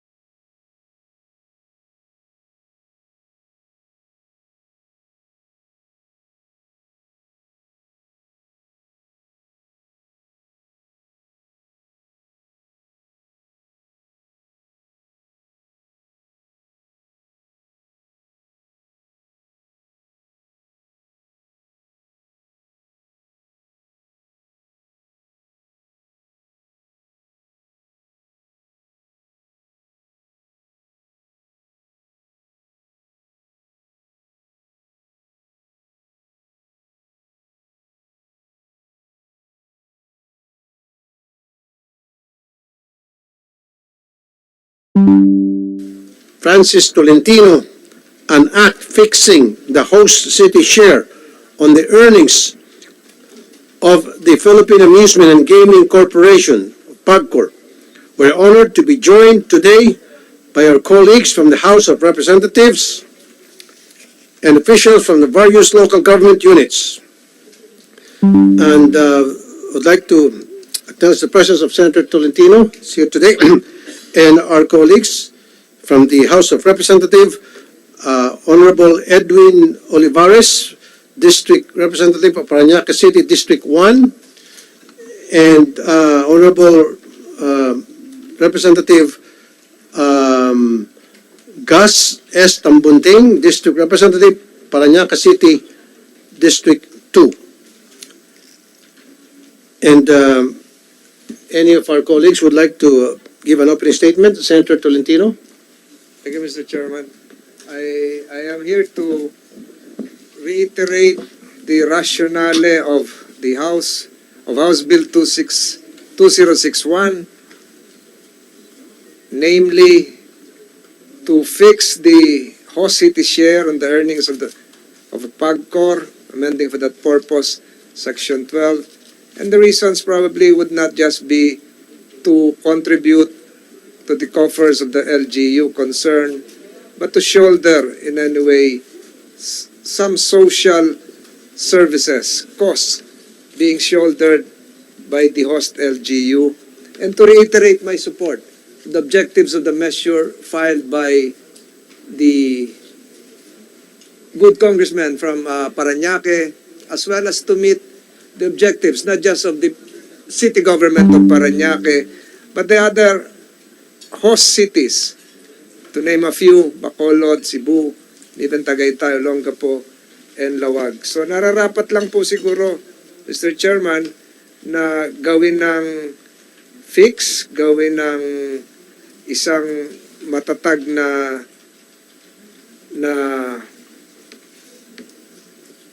hindi na fluctuating na kontribusyon ng PAGCOR sa mga host city sa kadahilanan. Ang pagiging host city ay hindi lang pag-host ng infrastruktura. Nandun na po lahat. Bill number 2061 of Senator truck ng basura, Francis Tolentino, an act fixing the host city share na binibigay on the ng earnings So, I reiterate of the Philippine Amusement and Gaming Corporation, I reiterate PAGCOR. the reasons We're behind honored to be Senate Bill joined 261, today as by our as the colleagues from the House of the city Representatives government of and Parañaque. officials from the various local government units. And would like to have here Congressman the presence of Senator Olivares. Would you like today give an opening and our colleagues from the House of Representatives, Honorable Edwin Olivares, District Representative of Parañaque City District 1, Authority na and nakatapa ako for 9 years, Honorable Senator Francis Tolentino. Representative Sa lahat po ng ating committee on Gus Games and S. Amusement, Bunting, District guest, Representative, magandang Parañaque hapon City muli sa atin lahat. District 2. I would like to sincerely express And, my gratitude Any for the of our colleagues privilege would of like being to invited to give an today's opening public statement? hearing Senator Tolentino. of Senate Bill Thank you, Mr. 2061, I introduced am by here our to Honorable Senator Francis reiterate Tolentino. the rationale Ang po of balingkod the ay House- may akda rin na House Bill katulad ng panukalang batas 2061 ng mababang kapulungan. Ang House Namely, Bill to fix 5283 the ang host ating city share pinasa and at the nagkaroon ng earnings of sapat na PAGCOR, pag-amenda amending for that matapos purpose, ang masusi at Section 12. epektibong talakayan And the reasons sa probably would committee not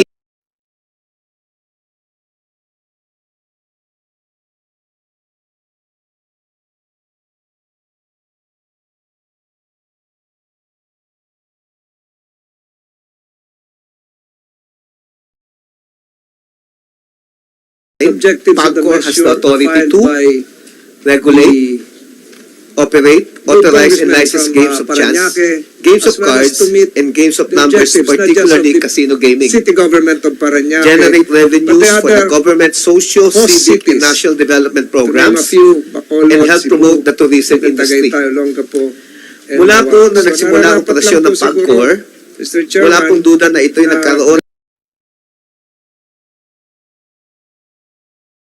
At walang magagawa itong mga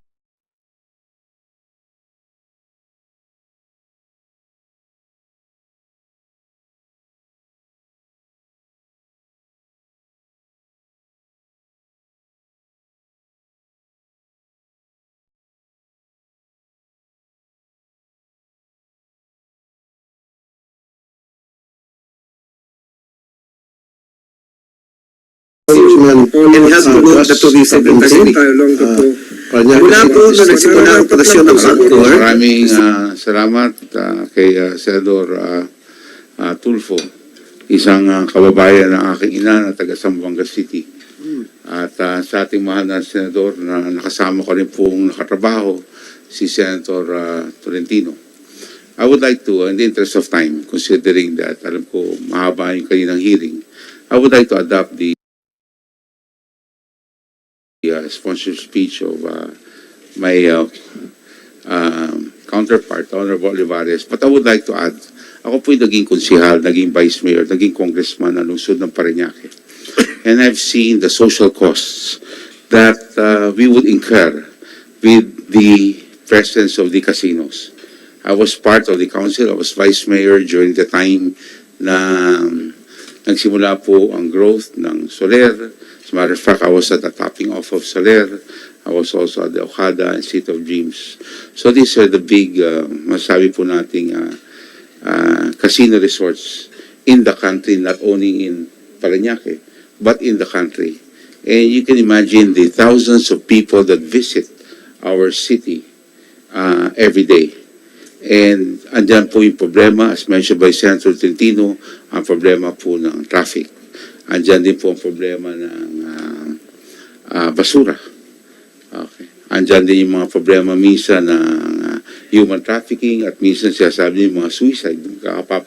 Nagkamatay-matay na yung mga ibang tao doon, tumatalon sa mga building. Kaya kami po ay nakikiusap na itong minungkahi po ng lower house na sinimulan po ni Congressman Edwin Olivares at lahat ng mga congressmen na may casino sa kanilang lugar ay isang magandang panukala. As a matter of fact, we would hope and pray that we will be successful this time. Because during the time of Congressman Eric Olivares, we also partnered in trying to push this measure. But we were not so lucky because na out of time po kami. So sana po this time ay tayo ay magawa at talagang mapakinabangan at magkaroon po ng share ang ating LGUs, especially those that are not run by PAGCOR. It's very key. This is those gaming resorts that are not run by PAGCOR. Yun pong hinihiling namin na share because of the rule of their franchise, which was also made by Congress, which is the 5% in lieu of all taxes.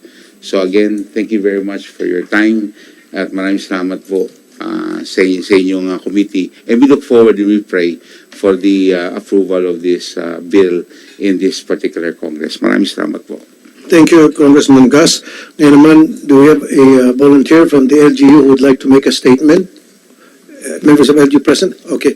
Let's start with, of course, Mayor Eric Olivares, Parañaque City.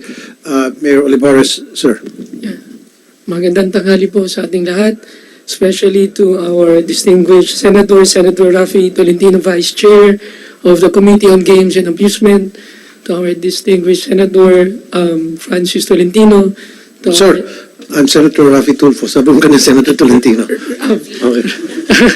Si Senator Francis Tolentino. Senator Francis Tolentino and Senator Rafi Tulfo, sorry po. Thank you, Mayor. Two congressmen in the city of Parañaque, Congressman Gaston Bunting, and my younger brother, Congressman Edwin Olivares. Thank you, Mayor Eric Olivares, sir. Thank you. It is with great privilege that I stand before you today to express the city of Parañaque's support for Senate Bill number 2061, sponsored by Senator Francis Tolentino, which seeks to fix the whole city's just share in the earnings of the Philippine Amusement and Gaming Corporation, otherwise known as PAGCOR. The city of Parañaque has emerged as the destination of choice for business and leisure for many Filipinos, partly due to the fact that our city hosts 3 world-class integrated casino resorts, namely the City of Dreams, Soler, Okada, Manila, and soon to open the West Side City or the Resorts World 2. Despite hosting these 3 world-class integrated casino resorts, Parañaque City does not receive a single centavo from the gaming operations of PAGCOR and its franchisees operating in Parañaque City.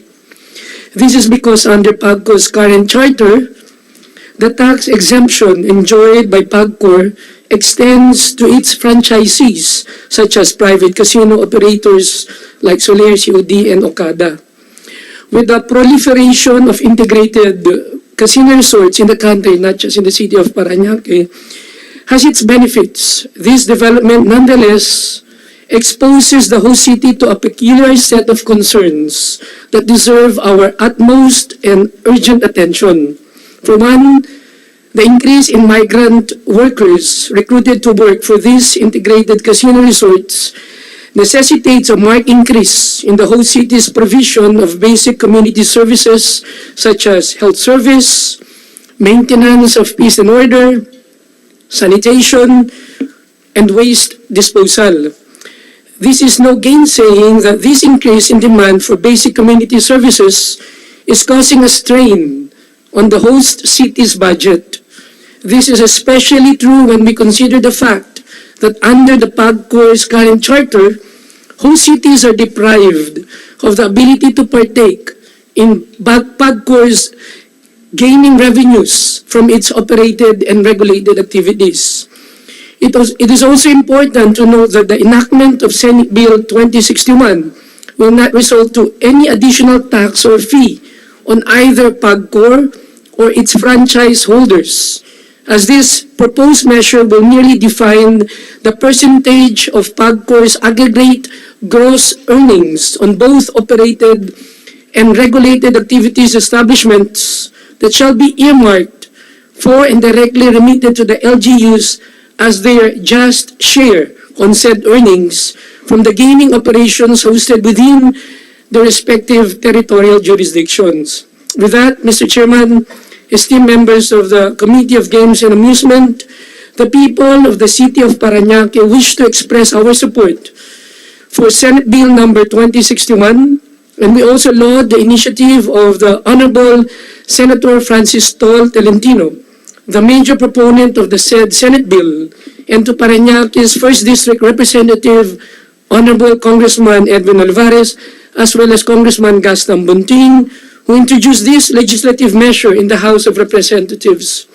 We believe that granting all host cities a fair share of the gaming revenue of PAGCOR is imperative because this can help local government units such as Parañaque City to continue delivering critical basic and quality services consistent with their mandate under the General Welfare Clause of the 1991 Local Government Code.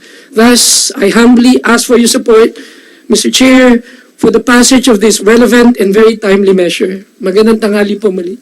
Thank you, Mayor Eric Olivares ng Parañaque City. Thank you very much, Senator Francis Tolentino, dito sa bill ninyo, itong Senate Bill number 2061, and you have my full support on this bill. At Mayor, naintindihan ko po yung inyong hinaing at ako po ay isang ayon talaga, dapat magkaroon po ng franchise fee ang mga kasino na sa lugar ng isang LGU. Okay ako doon sa PAGCOR kasi ang kinikita ng mga kasino ay sa daan-daang milyon, bilyon. Pero yung mga lotto outlets, bariya lang yan. Ikaw ba naniningil ng mayor's permits? Very good. Magkaibigan tayo. Kala ko, medyo kinakabahan ako. Baka... salamat, Mayor. Dobleng salamat ko sa iyo. Thank you, Mayor Olivares. And now, meron pa bang gusto from the LGU na would like to talk? Okay. We have Councilor Jose Enrico Goles, District 2 ng Parañaque City. Councilor Goles, the floor is all yours, sir. Thank you very much. Magandang hapon po sa inyo. Maraming salamat po kay Senator Tulfo sa kanyang pag-imbita. Papasalamat din ako kay Senator Francis Tolentino sa pagkaroon ng Senate version ng House Bill na to. Siyempre, kay Congressman Edwin Olivares at kay Congressman Gaston Bunting. Mr. Chairman, bilang isang konsihal po at nag-uusap kami ni Congressman Edwin Olivares regarding this problem, natatandaan ko po nung nagkaroon po kami ng malalaking casino, natuwa po ako noon dahil ina-expect ko po lalaki po yung budget ng City of Parañaque. Unfortunately, because of the franchise, ay yun nga, sinabi ng ating mga congressmen na wala pong dagdag na income ang City of Parañaque. So yung nag-uusap kami ni Congressman Edwin at nalaman ko pong may House Bill na approve na po, ay naghain po ako ng isang resolution na ito po'y na-approve naman po ng majority ng members ng City Council, expressing support also to the House Bill of Congressman Edwin Olivares. And since there's already a Senate version, this representation will also, together with the members of the Council, will also pass another resolution supporting such measures on behalf of the City of Parañaque po. Okay. Councilor Paulo Olivares, second, gusto mo magbigay ng opening statement? Senator, maraming salamat po sa oportunidad na... Councilor Olivares is from District 1 of Parañaque City. Go ahead po. Senator Rafi Tulfo at sa committee po, nagpapasalamat in behalf of the City of Parañaque na nabigyan ng pagkakataon upang idulong ang request ng aming syudad na tingin ko po it will not be beneficial sa aming city lang but other cities as well. Hindi po siya parochial issue, Senator. Ang makikinabang po dito ay mamayang Pilipino rin, hindi lamang po ang taga Parañaque. At gusto lang po namin i-reiterate also na hindi ito pahirap o additional burden sa ating mga locators dahil wala pong madadagdag na tax. Yung percentage lang po na maibigay sa host city because we know that economic growth comes economic challenges also and social problems. Yun lamang po, Senator. Salamat po. Thank you, Councilor Paulo Olivares.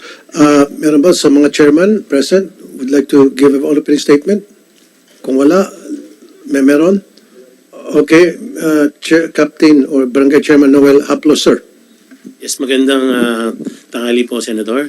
At ito pong bill po ng ating pinapasa po ngayon ay sana po mapapadali din po sa asper na po ng ating Congressman Gastang Bunting at marami po at mas marami pong matutulungan sa lungsod ng Parañaque at sa mga host city din po.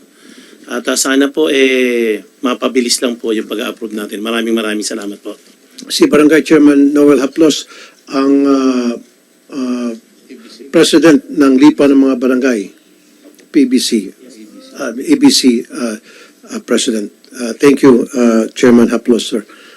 Now, I would like to get the opinion of PAGCOR dito po sa bill na pinapasa ni Senator Francis Tolentino, and this is supported also by the lower house at meron ng counter ganito na bill ang lower house. So, what is your opinion dito, PAGCOR? Attorney Arnold Ferdinand Salvosa, ABP Corporate Services Department, PAGCOR. Good afternoon, Mr. Chair. Thank you for this opportunity. Good afternoon to the members of the committee and honorable members of the House of Representatives and our colleagues from the City of Parañaque. Your Honor, please, as already stated earlier, there was a House version and there was already a deliberation on the House version.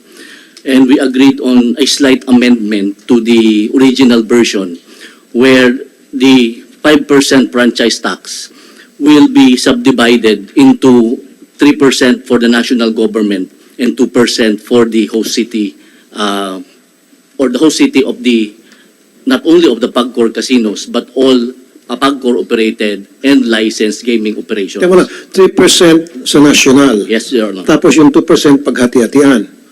Sa LGU po, na kung nasaan yung gaming operations. Okay, yun ang gusto namin na at least yung 2% mapunta sa LGU, Yes, na kung saan nakatayo yung casino Yes, sir. ng Yes, sir. PAGCOR. So, that okay naman doon yung Yes, sir. mga kasama natin sa Congress, dito kami sa Senate. Yes, So, sir. okay kayo dyan Yes, Your Honor. sa ganung arrangement. Yes, Your Honor. Okay yung posisyon nyo. Yes, sir. Okay. We will just submit the wordings or maybe the a copy of the substitute bill in the House so that the final version would be on the record of the committee, Your Honor. Congressman Olivares, okay sa'yo. Sir, would you like to give a statement, reaction to sa Yes, sinabi? Senator, yan po yung pinag-usapan po namin doon sa committee hearing at yan po yung pinagkasunduan po noon po sa mababang kapulungan. Gusto ko lang po extend lang po yung explanation ng ating PAGCOR na hindi lang po ito yung ating land-based na casino. Kasama po dito yung ating po mga PAGCOR operated and licensed. Ito po yung ating mga online casinos, bingo, yung e-games po natin, electronic bingo, para lahat po ng LGU all over the country, magkaroon po ng share para po sa kanilang specific na hosting ng lahat ng ating PAGCOR operated and licensed ng ating pong PAGCOR. Parang ginawa po natin yung batas sa PESA. Yung PESA po natin, nag-share rin po ng PESA. 3% tsaka 2% doon po sa host city.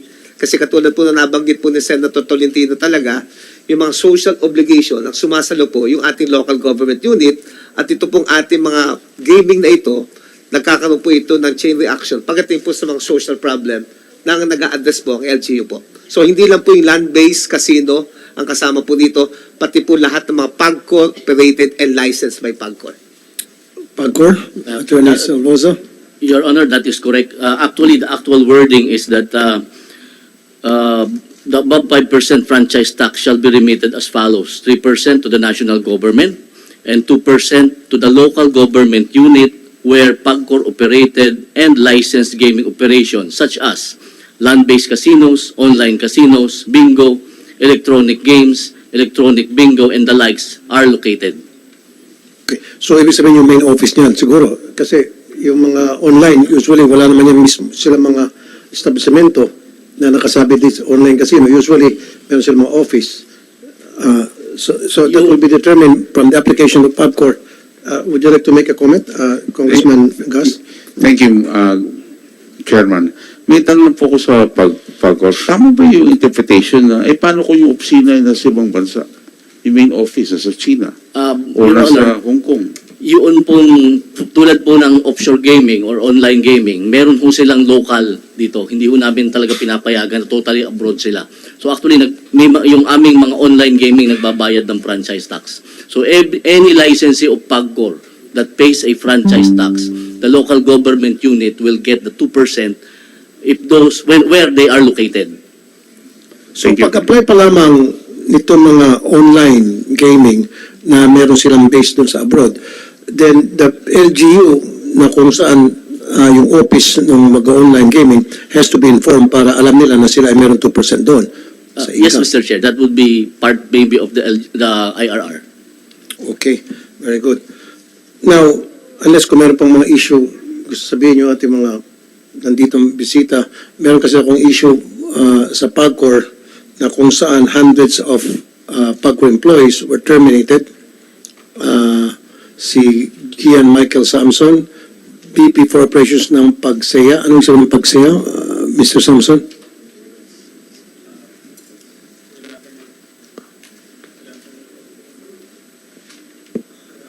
Walang mikropono?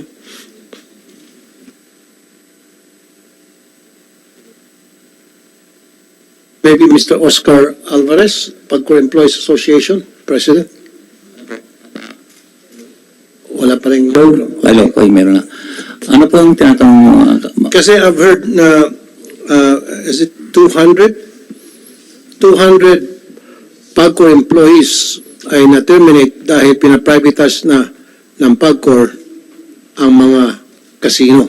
Opo. Ganito po yun. Anong nangyari kasi, hindi po kami binigyan ng participation sa pagpa-privatize ng casino. It is presumptive that PAGCOR has not completed the procedural requisite necessary for the replacement of new cost PAGCOR casino to a private operator. Moreover, there has been lack of any real consultative process with the stakeholder, including especially the employees of PAGCOR Casino Philippine new cost. It will place the government in precarious fiscal position. Long-term cost of privatization far outweigh the benefits of one-time sale of PAGCOR-operated casinos and assets. Completely privatizing the casino industry will encourage predatory behavior among private market players. Ang mangyari po dyan, kasi sabi nga ni Congressman Olivares, hindi po binibigyan ng share ang local government kung walang PAGCOR-operated. Kung ipaprivatize mo po ang buong PAGCOR, yun po ayon sa plano ng buting chairman namin sa PAGCOR, mawawalan po ng local share po ang LGU. Automatic po yun.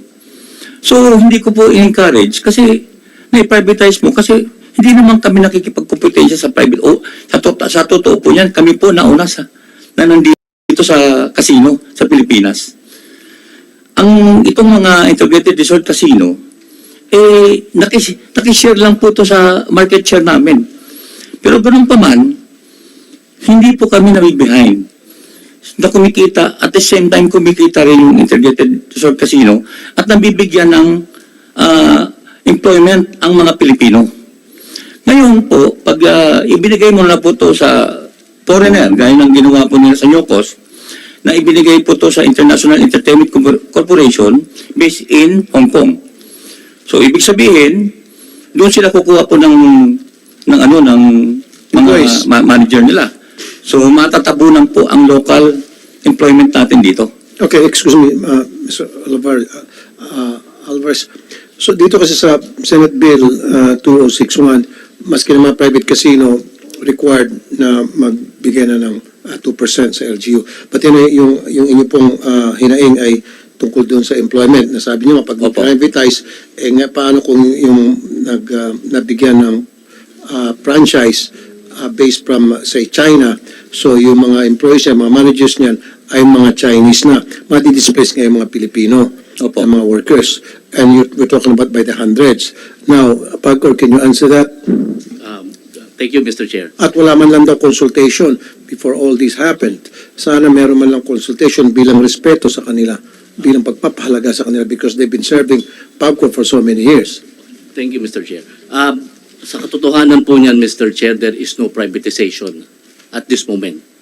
Yes, the management of Pagcor plans to privatize our casinos, and that has been pending in the Senate and in the House since 2011. But have they been consulted? Wala pang privatization ngayon. So hindi pa ho yun. Hindi nga even, no, Attorney Salvosa, nagpaplano pa lamang kayo, sinasabi niyo na sa kanila para hindi magkaroon ng uneasiness, yes, Mr. Chair. anxiety, kasi chichismis yan, uy, magkakaroon pala ng privatization, magkakaroon ng bulong-bulungan, yung iba hindi na mapakali, syempre may mga pamilya, may pinapakain, may pinapaaral yan, may sinusuportahan, magkakaproblema na sila, uy, mawawalan na kami ng trabaho. Dapat that has to be explained to them. Ito yung plano, mga kapatid. Ito yung mangyayari pag sakaling tuloy ito. O ano ba sa inyo, ang tingin nyo, mag-contribute kayo, magbigay kayo ng inyong opinion tungkol dito. Kailangan kasama sila doon sa plano ninyo. Yes, Mr. Chair. But Get them involved, but hindi nyo ginawa eh. yes, Mr. Chair. As of this moment, we are not yet talking to them about the privatization because there is no privatization. Pero that there's happened. been a plan. Yes, Your Honor. But Kaya nga, yun ang sinasabi ko. Sa planning stage pa lamang, ini-involve nyo na sila. wala pa ho kasing concrete Maski na plano, no. Mr. Chair. No. Nagpaplano pa lamang kayo, ini-involve nyo na sila. Okay, Mr. Chair. Put yourself in the shoe. At ikaw ay mayroong pamilya. Your work, your job is at stake. Yes, Sa Mr. Chair. pagpaplano pa lamang na ipaprivatize na to, nandun lang agad yung, siyempre, makakalat yun sa kanila eh. Uy, next year ba, pag nag-privatize na to, may trabaho pa ba kami? O, yung mga misis nila, mga anak nila, magkakaproblema. Dapat nag-usap-usap, wag yung kayo-kayo lang. Mahilig kayo naman kayo-kayo lang dyan sa Pagcor eh. Di ba? Pero pag sa mga pogo and all, ang bilis-bilis nyo. Yes, Mr. Chair. Hindi dapat may involvement. Your Every move na gagawin ninyo na maapektuhan yung mga empleyado, they have to be informed. They're part of the stake. Yes, Mr. Chair. Consider stakeholders. Your Honor, please. They're part of the family. Yes, Your Honor. Your Honor, please, actually nagsimula yan when our chairman actually held a town hall meeting, specifically to inform the employees of what will happen, of what's the circumstances behind, not the privatization of New Coast, but the closure. The application of the owner of the hotel, nag-apply po kasi yung owner ng hotel ng lisensya. Kaya nabigyan sila ng lisensya at yung aming branch na nandun na nag-ooperate, yun po ang isasara. Yun lang po. Mr. Bakit hundreds ang na-displace? Sige, would you like to react? Who would like to react? Mr. Samson or Mr. Alvarez? Mag-react ba ako? Actually, ang Pagcor ay nag-ooperate sa dalawang sistema. Tatlong sistema pala. Una, yung integrated resort. Pangalawa, yung 100% Pagcor casino. At pangdalawa ay yung tinatawag na Pagcor with proponent, private proponent. Okay.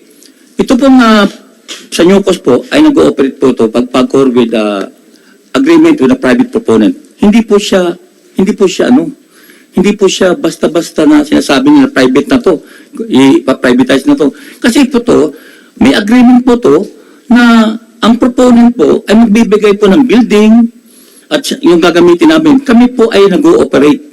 So, ang hatian usually dyan is 65-35. Per 65% sa Pagcor or 35% sa private. Pero pag naging integrated casino po yan, magbabaliktad po. 75% na lang po, 25% na lang po ang Pagcor. At 75% po mapupunta po sa private. Ganun po ang magiging sistema. Bababa po ang kikitain ng gobyerno dito sa New Coast. Pag ganun nangyari, at sa katunayan, yung sinasabi po, lumilito, binibenta na. Opo. So, binigyan po sila ng provisional license pero hindi pa rin na napatutupad.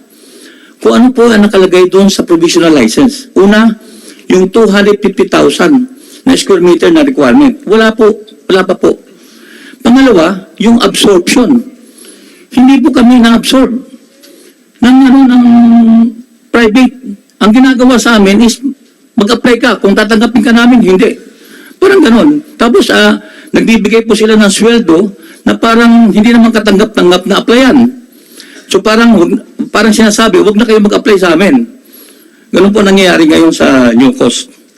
Kaya nga, I will file po a resolution, separate resolution, para i-question po yung wisdom ng PAGCOR na ipaprivatize itong mga remaining PAGCOR casino. Tama nga naman, nakikita ko yung sense ng sinasabi ni Mr. Alvarez na nasi-short change dito ang ating gobyerno, nababaliktad. Imbis dapat ang gobyerno natin mas malaki ang share, mas malaki ang share nung sa foreign entity o kung sino yung private owner at kung lumilit na lang yung share ng gobyerno natin. And plus, nadi-display sila, Mr. Salvosa. So, walang kasiguraduhan kasi they are asked to resign and then, of course, you're free to apply. Pero walang garantiya yun na i-absorb sila ng bagong owners na privatize na casino. Anong guarantee? Yung pong placement or yung paglipat ng mga empleyado namin sa bagong operator, that is also part of the agreement. And because, of course, our employees are experienced already and already actually working there, dun mismo sa casino na yun. Actually, yung nag-apply, lahat po na nag-apply doon ngayon ay 100% inabsorb. And then, aside from that, tumatawa si Mr. Samson. Mr. Samson is the VP. Good afternoon po sa lahat po nandito, especially po sa honorable senators and congressman natin. Una po, yung huling-huling statement po niya na sinabi na lahat daw po ng nag-apply in-absorb. Just to let you know po, ako po ang unang-unang nag-apply sa CF New Coast po. And as of now po, nakapasa po ako sa first interview, pero yung second interview po, hindi na po ako nabalikan. Marami na pong na-absorb, pero hindi pa po ako nababalikan ng New Coast. Ilan po yung hindi na-absorb, Mr. Samson? Sir, sa 938 po na nag-apply po, sa 938 po na tinanggal po nila, hindi po nila na-meet yung requirement po na mag-absorb ng 50%. And take note po, 50% lang? Opo, ang nilagay po nila sa provisionary license po kasi is 50%. So, New Coast is required to absorb 50% of the employees po who are existing na nagtatrabaho po sa New Coast, PAGCOR New Coast. Ngayon po, hindi po nila na-meet yun. Kasi po, hindi naman po, una po, hindi po kami na-absorb. Ano po natin, himayin po natin para mas maganda. Ang ginawa po kasi ng New Coast management is, pinag-apply po nila kami, imbis na in-absorb po nila kami. Magkaiba po kasi yun. So, ang nakalagay po sa PL is to absorb the employees. Ang ginawa po nila is pinag-apply kami.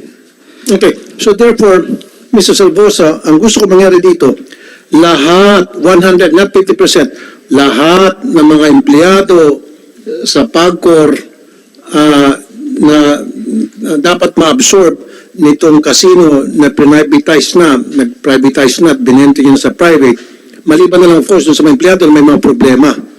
Okay? May mga administrative problem. Pero kung wala, dapat they all should be absorbed. Wala na application, dapat automatic na. Mr. Chair, kaya po may application yan kasi may tatlong option na ibinigay dun sa empleyado.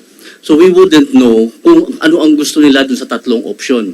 Yung tatlong option po kasi is mag-apply sila sa bagong operator, mag-apply ulit or magpa-placement dun sa mga natitirang position sa PAGCOR, or magtumanggap ng retirement or redundancy.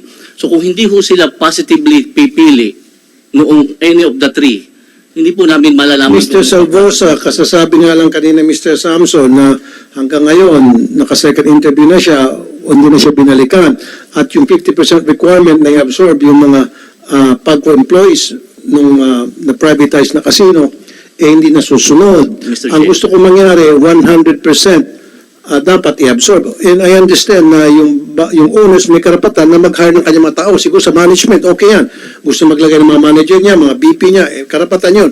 Pero dapat yung mga PAGCOR employees na matagal na sa work sa casino, meron silang security of tenure, respetuhin yun. Mr. Chair, kaya po hindi naabot yung 50% ay kakauntian nag-apply sa MSPI. It's not the fault of MSPI. Mr. Samson, kukunti lang daw nag-apply sa inyo? Yun nga po yung problema, Senator Raffy. Kaya po kasi konti ang nag-a-apply is hindi naman po ina-absorb yung employees. Ino-offeran po sila ng mas mababa dun sa tinatanggap nila. For example po, ang common salary po halimbawa ng isang empleyado or ang common income po, wag na salary, income po para makatotohanan. Halimbawa is 20,000. Ang ino-offer lang po ni MSPI is 10,000. Ay, So, ang layo po ng diferensya, Mr. kahit na sino tatanggi. Yes po. Kaya kumikita ko ng 20,000 no, dididimot mo ako. Tagal-tagal ko na sa pagkod, magdidimot ako 10,000 na lang. Hindi ako papayag. Kaya pala, hindi na nangyari yung kagustuhan nila na 100% absorb. Kayo, 50% nga, hindi nyo na kaya. At saka, Senator Raffy, correct ko lang din po yung mga sinabi ni attorney kanina. Sabi po niya, nagsimula daw po yung information drive niya during the town hall. Correct ko lang po yung hindi po totoo yun. Kasi po, so, ibig sabihin sinungaling to? Yes po. Yes po. Sinungaling ka pala, yes po. Salvosa. Kasi po, simula pa lang po yung briefing bago pa po magkaroon ng town hall, kino-condition na po nila kami na magpa-privatize kami. So, as early as... So, the town hall meeting happened or it did not happen? The town hall meeting happened, sir. Pero, again, prior to that po, kino-condition na nga po nila kami. Wala pa pong ano. Tsaka, sir, wala po silang nilabas na black and white. Puro po yan, verbal lang. Doon sa town hall meeting, meron ba yung exchanges of discussion? Sir, debates? eto po. Meron po kami exchanges of discussion. Hiningan po namin sila ng minutes of the meeting. Hiningan po namin sila ng mga requirements, yung mga PL, MOA. Up to now po, hindi pa po nila nire-release sa amin yun. Okay, so pinayagan mo ba kayo doon sa town hall meeting na magtanong? Yes, sir. Sinagot nila? Di po nila sinagot direkta. Kasi nga po, di daw po sila lawyer or ano. So, hindi kayo satisfied? Hindi po, sir. Hindi po talaga. So, bali useless po yung town hall meeting na yun, Attorney Salvosa. Your Honor, please, the whole board and the chairman was in the town hall meeting. It was the chairman who was presiding in the town hall meeting. I was there, Your Honor. I was answering questions of the employees. The HR was there. The licensing was there. So, I don't know why hindi raw sila pinayagang... Mr. Samson? Sir, tulad niyan, sir. Nandun po siya. Kung maalala po niya, tinanong po siya ng isang pit supervisor namin during the start of the session of the town hall. Tinanong po siya directly, can you assure us na magkakaroon kami ng security of tenure? You can ask him ano pong sinagot niya nun. Ano pong sinagot niya, Attorney? Ang sabi ko, Your Honor, merong trabaho para sa kanila. Hindi nga, can you assure? Ang tanong, dapat yes or no? Yun lang po ang sabi ko. Because I cannot... Siyempre, mag-a-apply sila, Your Honor. Hindi ko sasabihin na desisyon ng isang kumpanya. Pero dapat i-guarantee nyo, Mr. Salvosa, kayo yung pagkor eh. Kasi kung ayaw yung bigyan ng license yung nag-a-apply para ng casino, na private franchisee or franchise, magkaroon ng private franchise sa casino, pag yung ginawa, walang magagawa yun. Yes, Mr. So it's you call the shots. Pwede yung sabihin, sige, bago namin kayo aprobahan, kailangan i-absorb nyo certain numbers of employees. Yes, Mr. Pwede yung ilagay doon sa kontrata. Kasama ho At yun sa usapan. walang magagawa itong mga gustong mag-apply ng casino. Yes, Mr. Magkaroon ng Chair, but casino. Yun nga, we still give the new licensee the discretion to choose kung sino ang kanilang empleyadong i-hire. We cannot force them to do that. Nobody, I think, could force them to do that. No, sir. I beg to disagree. These people na matagal ang tatrabaho sa PAGCOR, as long as wala silang problema wala silang administrative case, at okay yung kanilang record, for me, dapat i-absorb sila 100%. Maliban na lang doon sa may mga pagkakasala, maliban doon sa mga tamad, siyempre may mga annual review, diba, yung mga employee, then ibibigay yun sa bagong gusto mag-apply para maging licensing, casino license sa PAGCOR. Tingnan niya. Okay, yung mga may record, huwag niya i-absorb, pero yung walang mga record, malinis, at 100% rate, kailangan ma-absorb yun.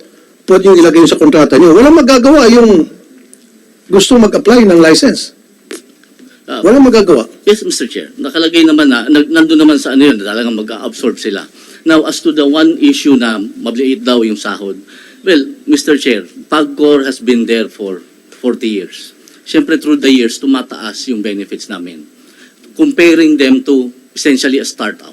Siyempre, yung parang bata yan, gumagapang pala ngayon, Your Honor, yung kumpanya. Actually, that is what happened with the Entertainment City. Noong magbubukas ng Entertainment City, naglipatan yung mga taga-PAGCOR. There was they did not take any mas malaking sahod. but they took the opportunity to be the pioneers of that operation. So, yun lang po. Yung sinasabi niyo po, Mr. Samson, na 20,000 ang kinikita niyo. Ano to? Plus tip? Sweldo? Sir, ano po, ano lang po yung hypothetical po, sir. Hindi niyo binibilang dito yung tip. Hindi po namin, kumbaga, Yung in-explain sweldo ko lang lang. po sa inyo yung difference. Hindi po yung exact figures kasi iba-iba po. Okay, yun. sige. Alam ba sa isang regular na casino employee, nagsisweldo ng 20,000? Bali sir, ano po, ako po, kasi napag-iwanan po yung sahod ko eh. Ang basic salary ko po is 10,598.98. 10,500? 10,598.98 po. Ganun po kababa. Wala sa minimum yan. Yes, sir. Yung At ang kinikita ng Pagcor, bilyones, tapos below minimum. Talo ka pa ng security guard. Yes, sir. Mas malaki pang sweldo ko sa kasambahay ko. Yes, sir. At driver ko. Mr. Chair. Ba't ganun? 10,500? Mr. Chair, that is the basic salary. But, as I said, through the years, may mga benefits na binibigay ang Pagcor. Ano po yung mga benefits, sir? Magkano ho ang apps niya? Nadodoble ho yan eh. Because merong nanggagaling sa Provident Fund. Merong healthcare.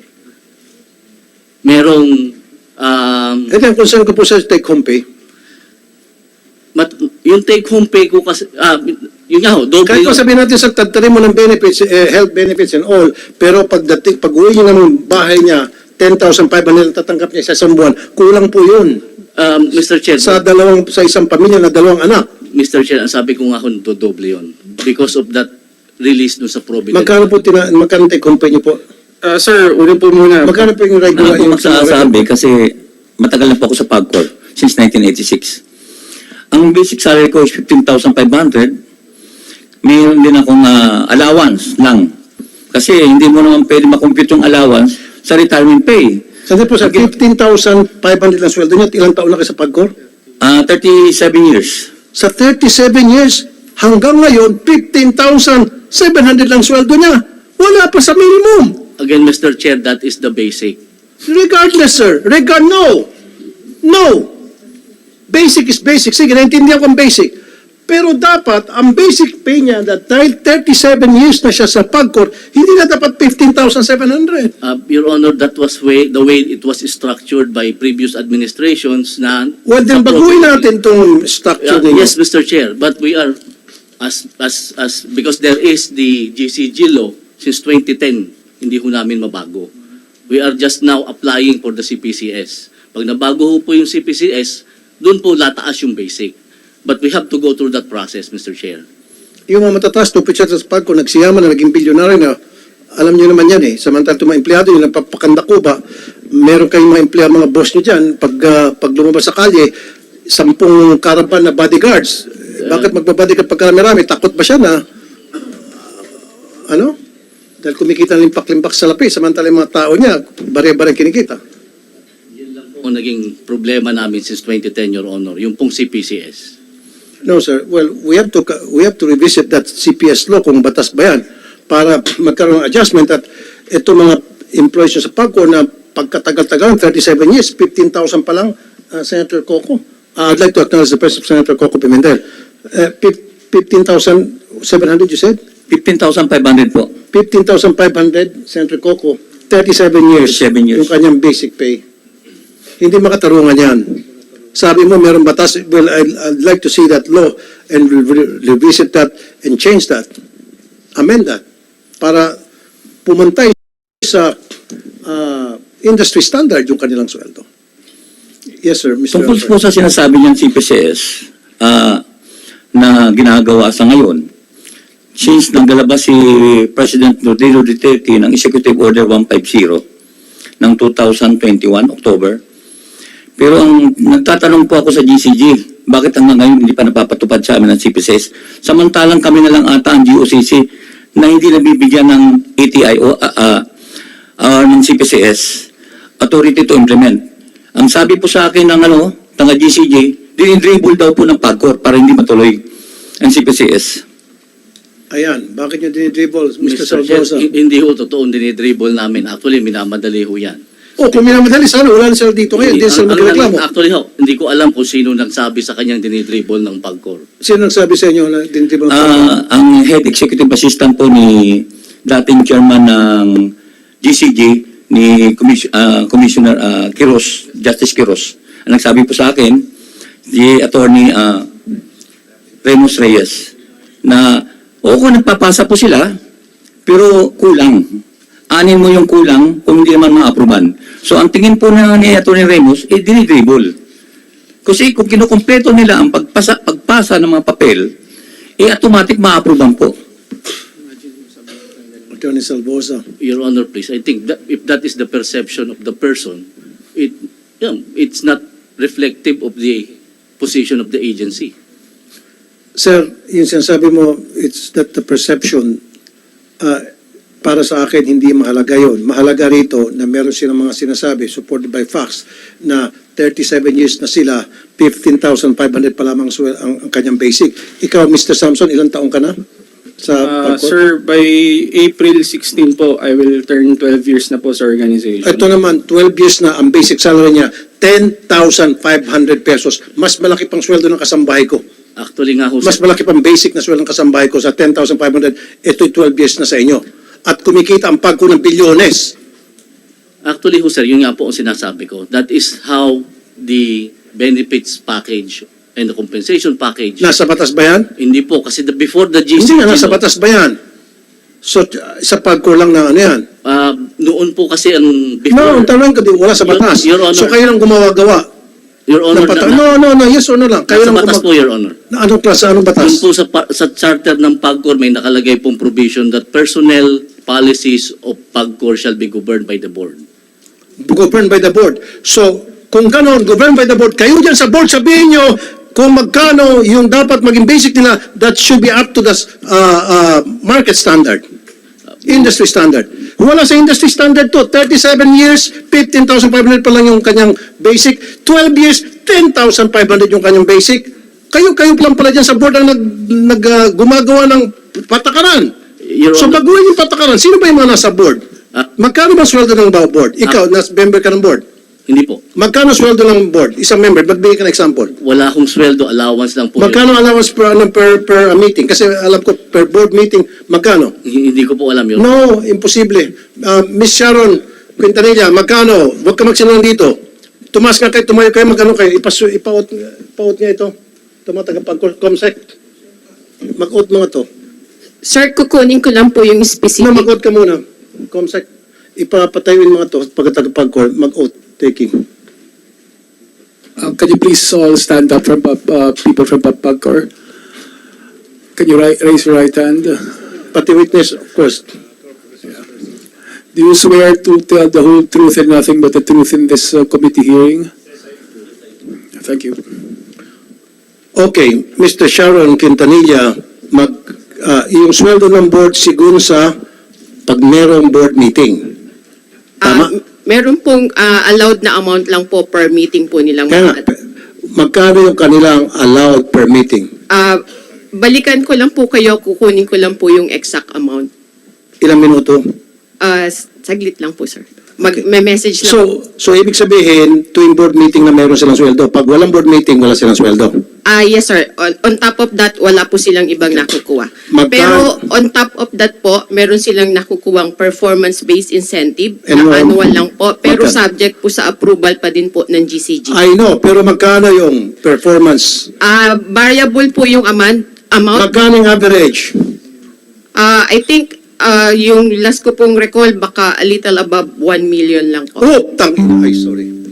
1 million performance? A year po yun, sir. Kaya nga, performance lang ito, pero pa doon sa per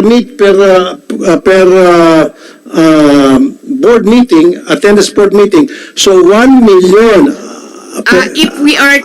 No, annually. Para sa kanila tinatawag na performance rating, na lahat naman sila nakakatanggap. Ay, depende po kung mamimit po namin yung requirements. Of course, mamimit yun, dahil kayo lang eh. Meron po kasing required na makakuha kami ng at least 90% i-divide nyo nga yung 1 million ng aming performance po. Ha?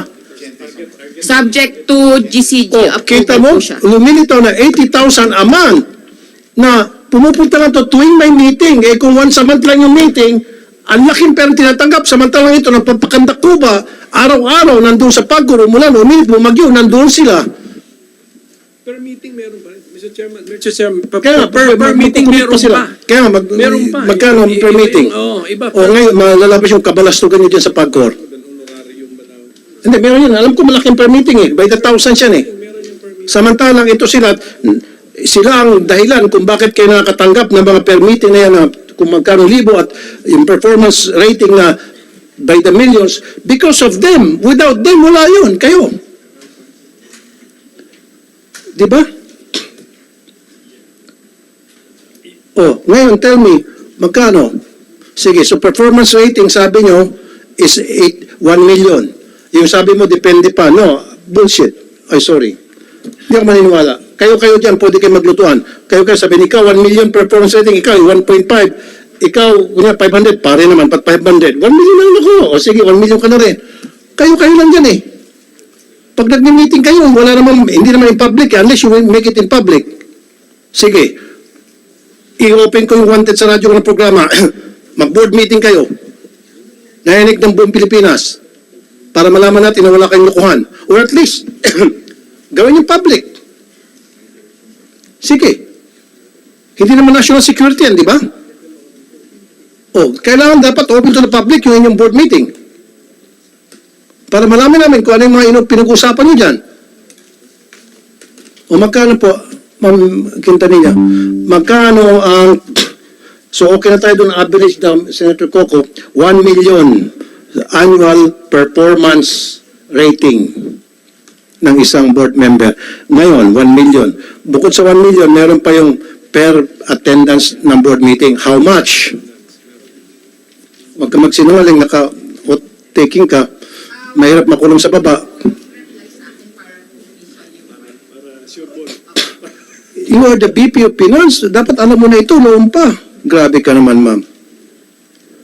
You came here not prepared. Dapat, ma'am, meron bilang po kasi finance, amount per meeting and then may maximum pong amount na kahit lumagpas po yung ilang meeting, may cap po siya. So just to be sure po, okay. kukunin ko po yung data po. So, gusto ko magkano yung natatanggap average per ilang bang meeting sa isang buwan? Ilang board meeting sa isang buwan?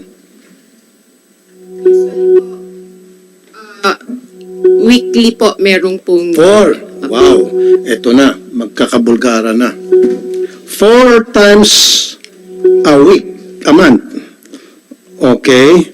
Ang tanong, magkano per board meeting? Ako, ulaan ko, 50,000 per board meeting yan. 200,000 a month. 50, hintay na. Pero ako hula lang to. 50,000 yan per board meeting a month. Napapatawa ka. Kung sa SSS ka, mas mataas pa. Kayo pa kaya? Sa mga SSS, hindi lang 60,000 pata sa SSS board members. O kayo sa Pagcor, mas malaki kasi sugal kayo pera kayo. Yes, Mr. Alvarez. Ang alam po namin ay twice a week sila nag-meeting. Hindi, sabi niya 4 times a week daw Hindi, 4 times a month. twice a week sa week. Kaya, Twice a week. So 8 times. opo. Oh. Yun ang alam po namin. 2 times. Naku. Milyones kada buwan ang kinikita ng mga to. Mr. Chair, 2 times a week. lang po talaga. Ha? Once a week lang po talaga. Okay. Sir, pa-clarify na lang po. Kasi hindi po kami nagkakamali. Tuwing Tuesday, may execom po na nangyayari. And then kapag Thursday naman po, board meeting. So, alam po namin. Sa Execom nandun yung mga board members? Yes po. Oh, twice a week. Hindi ho kasi board meeting yon. That's executive committee. Pero may bayad pag umatin sila ng executive committee. Meron yun. Imposible walang bayad. Of course, compensated sila. Come on. Pati ba naman ako lulukuhin nyo? May honorarium yun.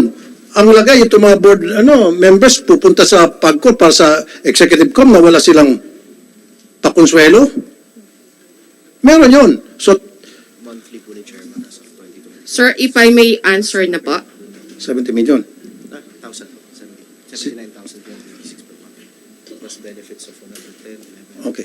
So, mamaya to si Chairman. So, Ito, for yung board. every EXCO meeting po, 24,000 po yung gross na per dime. 24. Pero in naman po, maximum... Ito, 24 per executive execom. Yes po, but So that's for 4 times. So in a month, 48 lang po kasi naka-maximum po siya ng 48 in a month. so 48 in a month. doon sa Execom. Yes Doon sa board meeting, And sa board po, sir, 40K per board with maximum of 80K per month. okay, sige. 80 plus 48? So, 28 po. 128 ang per month ng isang board member. Plus, yung 1 million a year, so, i-divide mo yan sa 12, 80,000. So, equals to 200,000 a month ang sweldo ng mga board members ninyo. Kahit na ito'y bago lang pasok, ka-appoint lang, na most of them were accommodations, na walang ka-experience tungkol sa pagsusugal, walang experience sa gaming, pinabili ng suka dyan sa sari-sari store at nakita ng padrino, halika rito, pasok ka sa Pagcor, pinasok, and niya tatanggap ng 208,000, samantalang ito, sila, then 27 years, 12 years, below minimum wage. Hindi ba kabalastugan yan? At kayo dyan sa board, ang nagde-decide pala. Kayo nang papakasasa sa pera na pinagpapagulan nila. Hindi ba kabalastugan yan? Sir, if I may answer din po, yun po kasing compensation ni Pagcor ay hindi po kami allowed na basta nagtataas. Subject po siya sa review at approval ng GCG and anong board? Other than the board po, plus meron pa din po tayong final na approval na kukunin sa Office of the President po. Kaya nga po, pero upon the recommendation of the board, kung ano yung recommenda nyo, papayag naman siguro ng Office of the President, hindi naman sabihin ng Office of the President, hindi, below minimum wage na lang habang buhay yung mga taga-Pagcor. It is you sa board na gagawa ng recommendation, kung yung tamang recommendation, para sa inyong mga empleyado. Pag sinabi nyo sa Presidente, Mr. President, gusto namin every year tataas yung sweldo ng ating mga empleyado at dapat hindi sila minimum wage, kundi dapat up to the industry standard ang dapat sweldo nila. And of course, sasabihin ng Office of the President, alam mo sabihin ng Office of the President, masyado malaki yan. Kailangan apihin natin yung mga empleyado nyo, gawin natin 12,000 lang, 15,000 lang, kahit 37 years, walang pakialam. Meron bang ganun klaseng Presidente pag-iisip? Wala. Kayo lang dyan sa board. If I may answer din po din, we tried requesting din po yung mag-request, but since nagkaroon po ng possible implementation po ng CPCS, as far as I could recall po, meron pong unang CPCS na EO203 na na-defer po siya and eventually naging EO150. Ma'am! So every time po, No, stop, shut up, sorry. Kayo po dyan sa board, pag nagkaroon kayo ng mga board meeting, pwede kayo magpasa ng board resolution na para itong mga below minimum wage earners ninyo na pagkatagal-tagal na, tulungan nyo na mapaganda naman yung kanilang kalagayan at mapaayos yung kanilang sweldo dahil wala sa tama. And then you submit that board resolution ninyo kung saan pa maayos ng gobyerno kasama Office of President, and I'm sure maaprobahan yan. Nasa inyo mag-umpisa yan.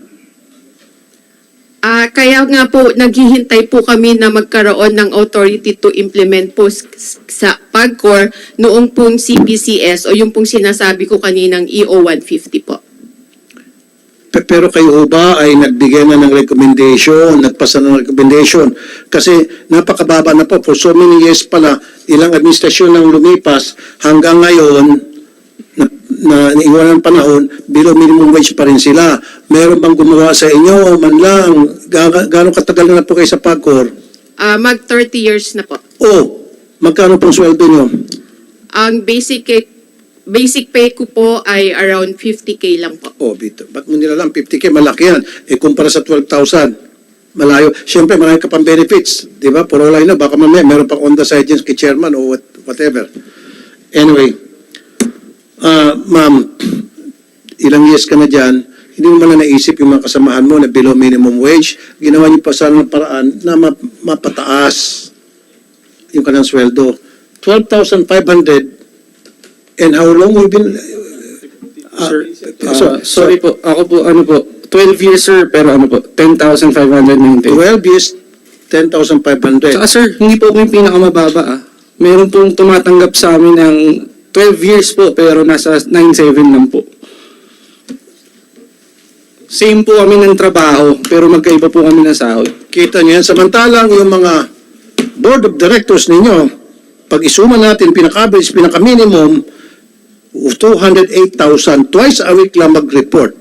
At karamihan sa kanila, I bet you, papaputol ko lahat ng daliri ko, marami sa kanila walang experience sa gaming. Accommodation lang, padrino lang. Inirekomenda ni Padrino Poncio Pilato Terodes.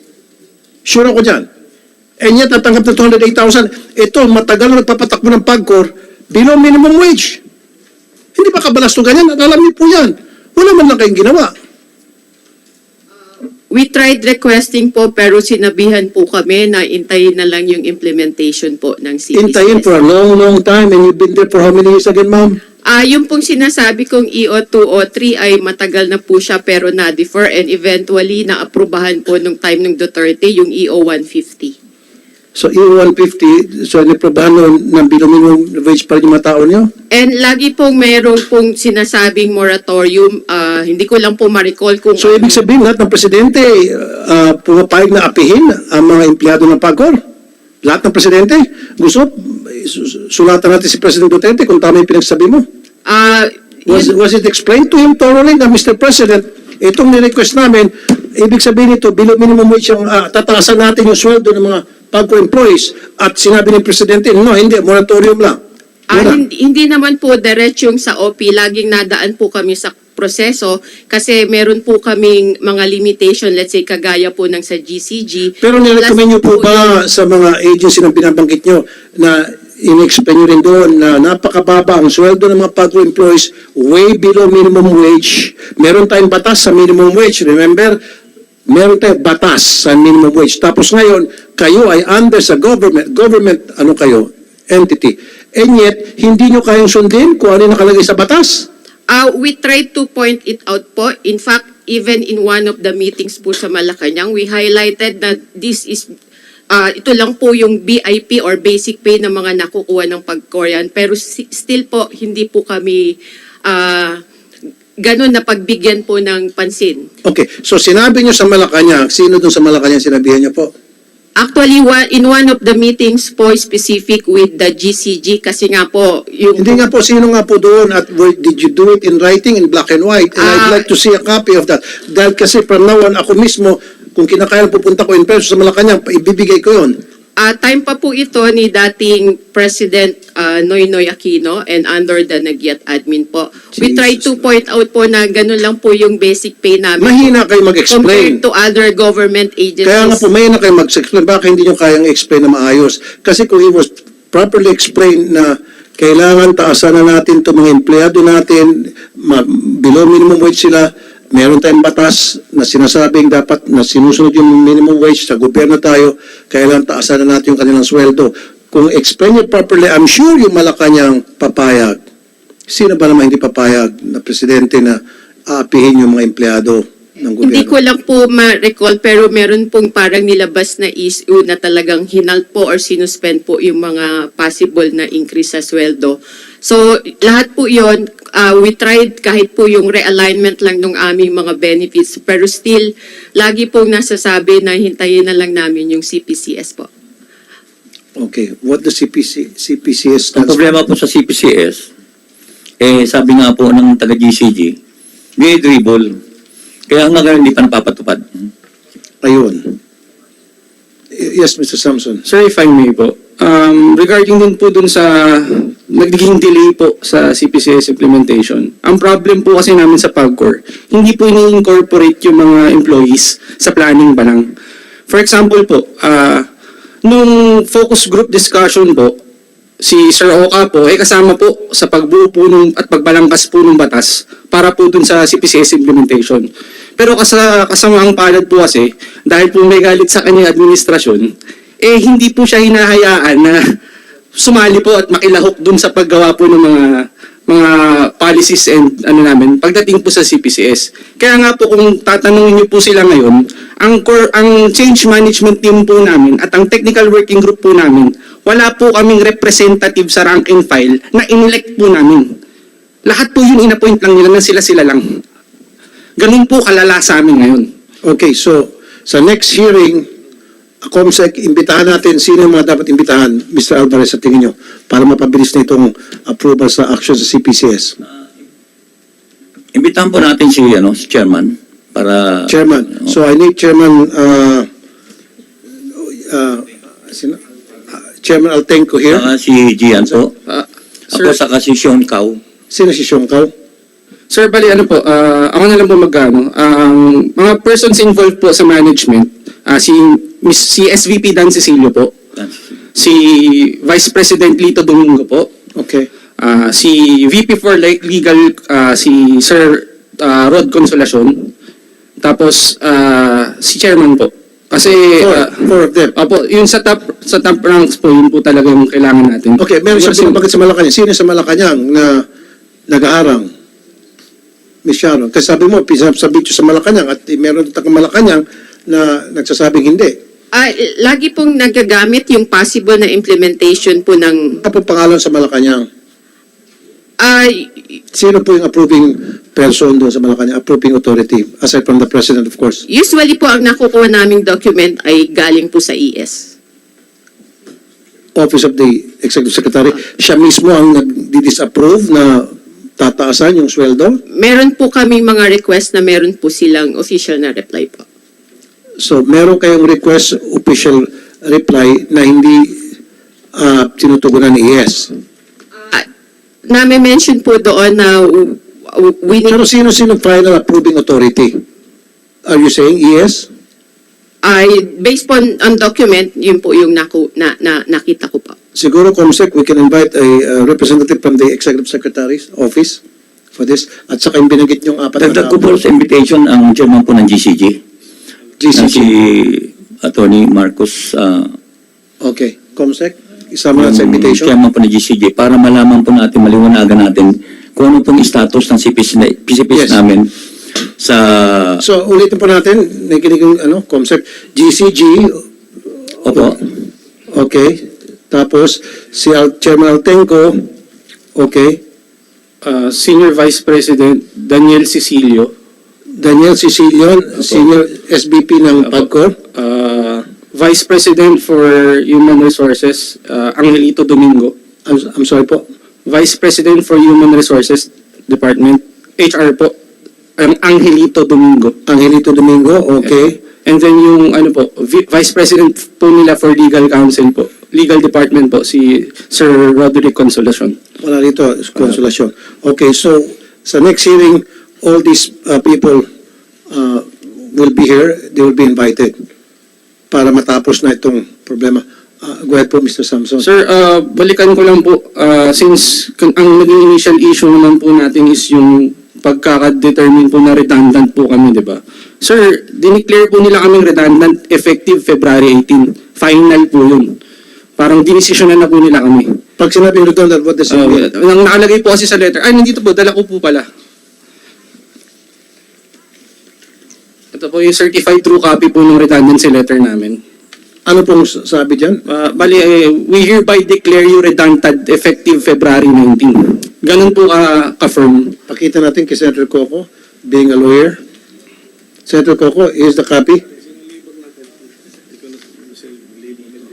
Okay. So, redundant means we don't need your services. Yes, sir. anymore. Parang dismissal letter sa ito.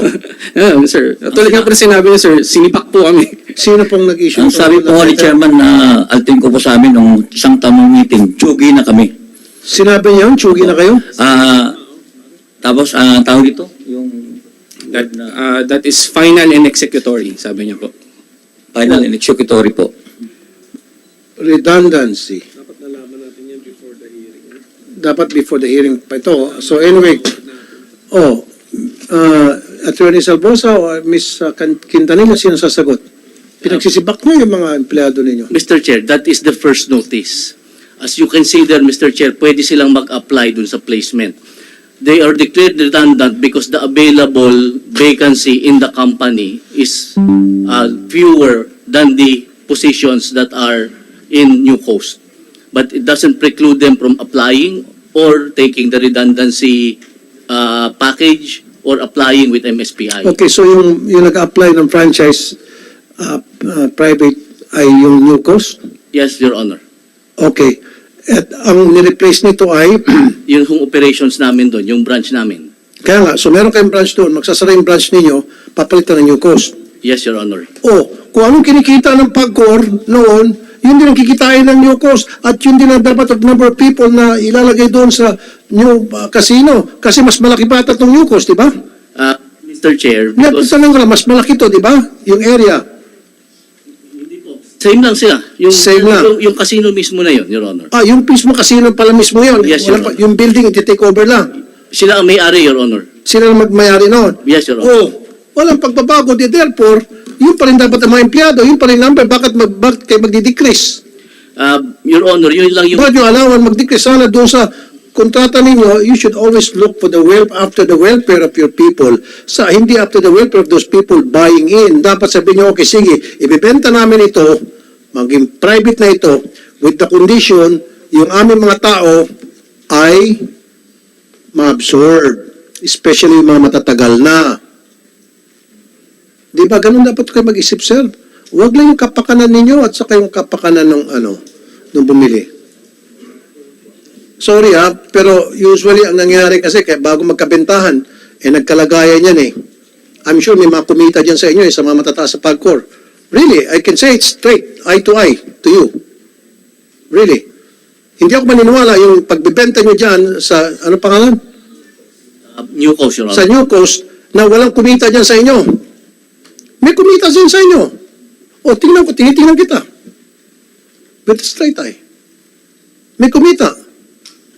Hindi nyo intindi yung paano yung mga empleyado, basta kikita yung bagong bibili at kikita ilan sa inyo dyan sa Pagcor.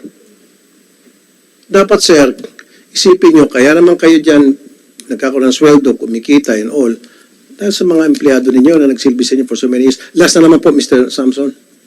Sir, as a request po in behalf of the 938 employees po na na-declare na redundant, magre-request po sana kami kung pwede po magkaroon muna tayo ng cease and desist order po for the redundancy. If pwede po natin gawin yun. That's something that we cannot issue, Senator Coco? Pwede ba sense of the committee?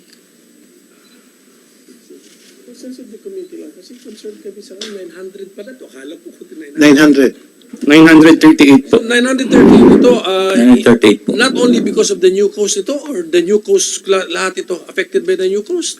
Sir, lahat po yun is employees po yun ng Pagcor na naka-assign po sa New Coast. Including po 938? Yes, sir. At hindi lang po yan, hanggang dyan. Dadantahanin po nila, pati yung iba naming branches, isasarado din nila. Okay. So, hindi cease and desist order ang tawag noon. Hindi nga cease and desist order because hindi naman tayo, pero we can have a sense of the committee, Mr. Chairman, na mag-express naman tayo ng concern dito. Hanggang doon lang po kami sa extent ng aming pwedeng gawin po, Attorney Salvosa, these are employees of Pagcor, Yes, right? Your Honor. So if Pagcor privatizes a certain casino, they were a branch. They're not employees of a branch. They're employees of Pagcor. Yes, Your Honor. That's true. Why all of a sudden? Yun nga Why po. all of a sudden, if the buyer of the branch cannot accommodate them, you will declare them redundant? Kasi po yung natitirang vacancy doon sa Pagcor mismo ay mas kulang doon sa mga empleyado ng New Coast. Okay, kasi ang ginagamit mong reasoning, si New Coast, ayaw na silang i-absorb, they may legacy cost sila. Ang bababa naman sweldo nila, so what are we talking about? Correct. Actually, Jose. At sana, bago sila bumili, kondisyon nyo, gusto nyo ba? Sa kontrata, kondisyon mo, dapat absorb sila. Kung hindi na ibibenta to. Dapat ganun ang diskarte ninyo. Yun nga po, sir, ang naging usapan doon. Kaya lang, yun nga. Ano kaya lang hindi? Pag nilagay sa kontrata, sige, ibibenta namin ito sa inyo, papayag kami na ma-privatize na itong kasinong ito, kayo magte-take over. Unang kondisyones, yung lahat ng empleyado ma-absorb, maliban na doon sa may mga record, pwedeng alisin nyo. Pero yung walang record, absorb lahat. Pag sinabi niya, payag kami, walang ifs, walang but, pipirma sila. Para pag nagkapirmahan na, hindi na sila pwedeng basta-basta matanggal. Hindi, sir. Hindi, sir. Hindi nyo tingnan yung kapakanan ng inyong mga empleyado. Tingnan nyo kapakanan nung bumili, nung pagbenta nyo at kapakanan ninyo, ilan dyan sa inyo sa Pagcor na kumita. Hindi natin maglulukuhan pa. Tuwing merong bentahan na ganito, may kumikita dyan sa inyo. Kung sino, I don't know. Diyos na lang nakakaalam. At kawawa naman itong mga pobre nyo empleyado. You see? Now, yung may tinatawag na sense of the committee, hindi yung cease and desist order. So that is something that you have to issue. Mr. Chair. Yung tinatawag na sense of the committee. Yes, Your Honor. So we, the senators pala, will vote on the issuance of the sense of the committee. At kapag napag-agrihan namin to, then status quo, walang matatanggal sa kanila. I cannot guarantee that, Your Honor. I'm not in the position to guarantee that. Well, then makukontem kayo. Ganon. I cannot answer for... Kaya nga alam na nga dito kasi kabalastugan yung ginawa nyo Hindi nyo tinangkapakanan ng mga empleyado ninyo Sana bago kayo nakipag-enter into agreement with this company who's the owner of New Coast? International Entertainment Corporation po, Hong Kong based. International Entertainment Corporation. Sino may-ari? Si Sir Howard Ho po yata. Howard Ho. International Entertainment, ano po? Entertainment Corporation.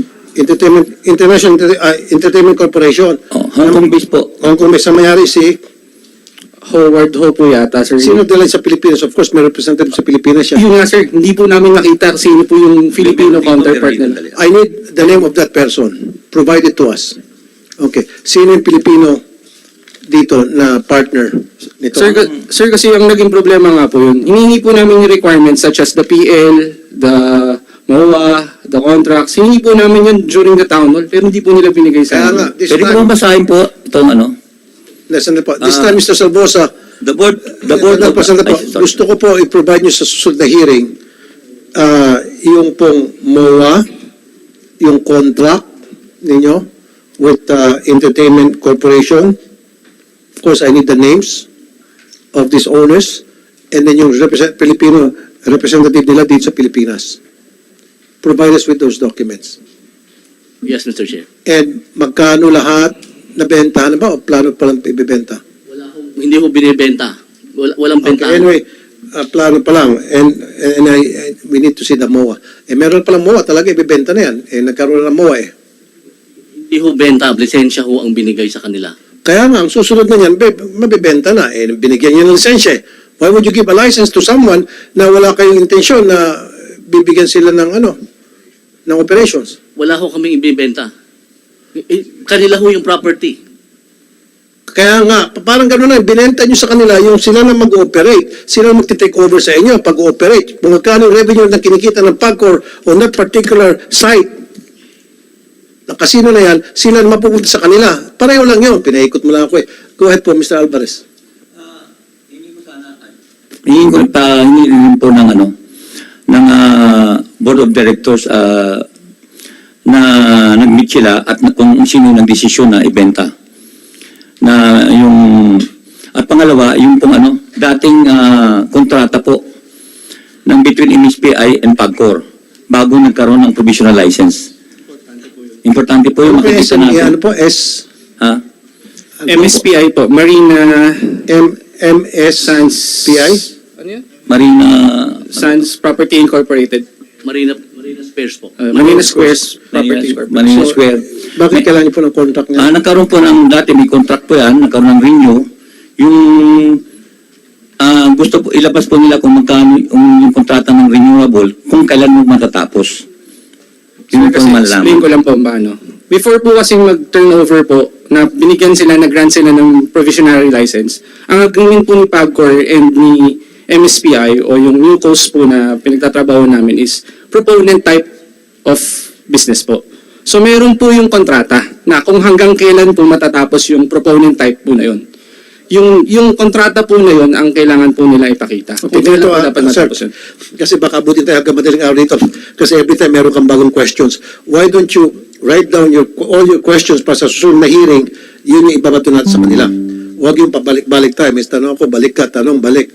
So, kasi bigla lang to sinalang sana bago to nasalang sila, prepared na lahat ng mga questions. So, sulat mo lahat ng mga questions mo, lahat ng mga hinayon nyo para sunod na hearing na pinatawag natin sila. Nandito na silang lahat. Pasensya na po, Senator, kasi ganyan lang kami nakattend ng hearing. First time po. And salamat po sa opportunity, Senator. So, we request those invited to submit their position papers to this committee, SB number 26-1. Yeah. So, isubmit nyo po lahat ng mga questions ninyo. Opo. And kayo dyan sa PAGCOR, alam mo, nag-init ang ulo ko sa inyo eh. Pasensya na. Not you guys personally, hindi naman kayo members ng board.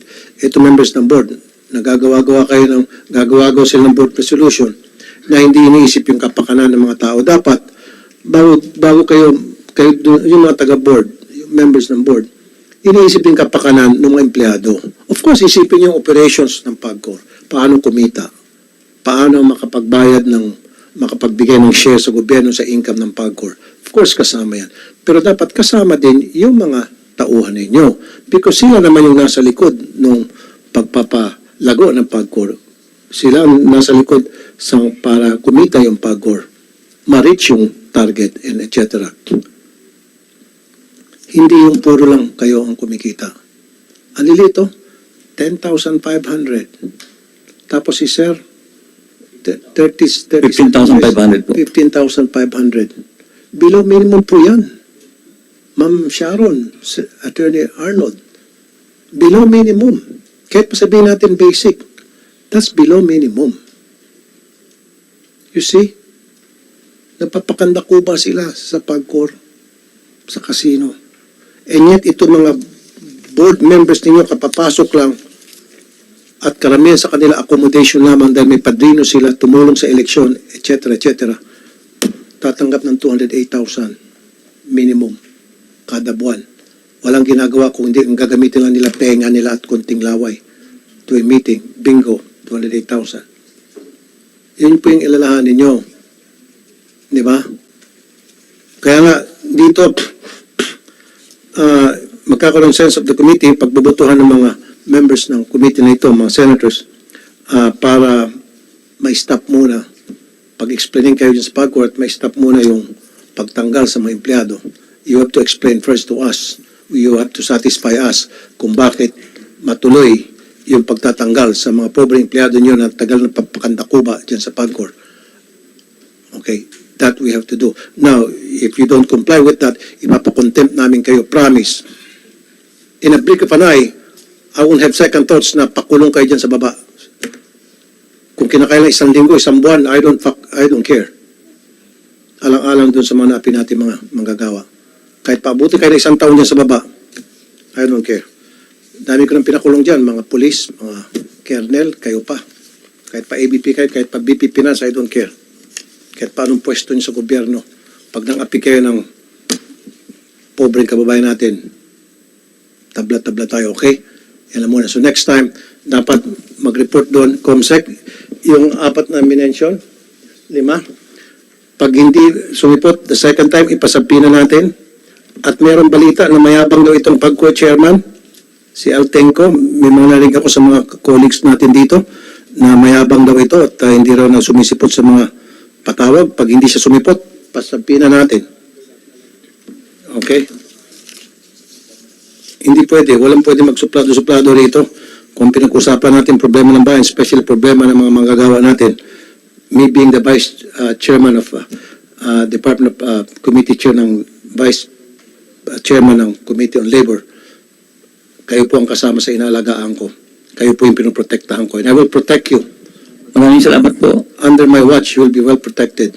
At itataya ko Kami po. pong mga mahigit 10,000 mga empleyado ng PAGCOR ay lubos ng papasalamat sa inyo at bigyan kami ng pagkakataon na makapagsalita.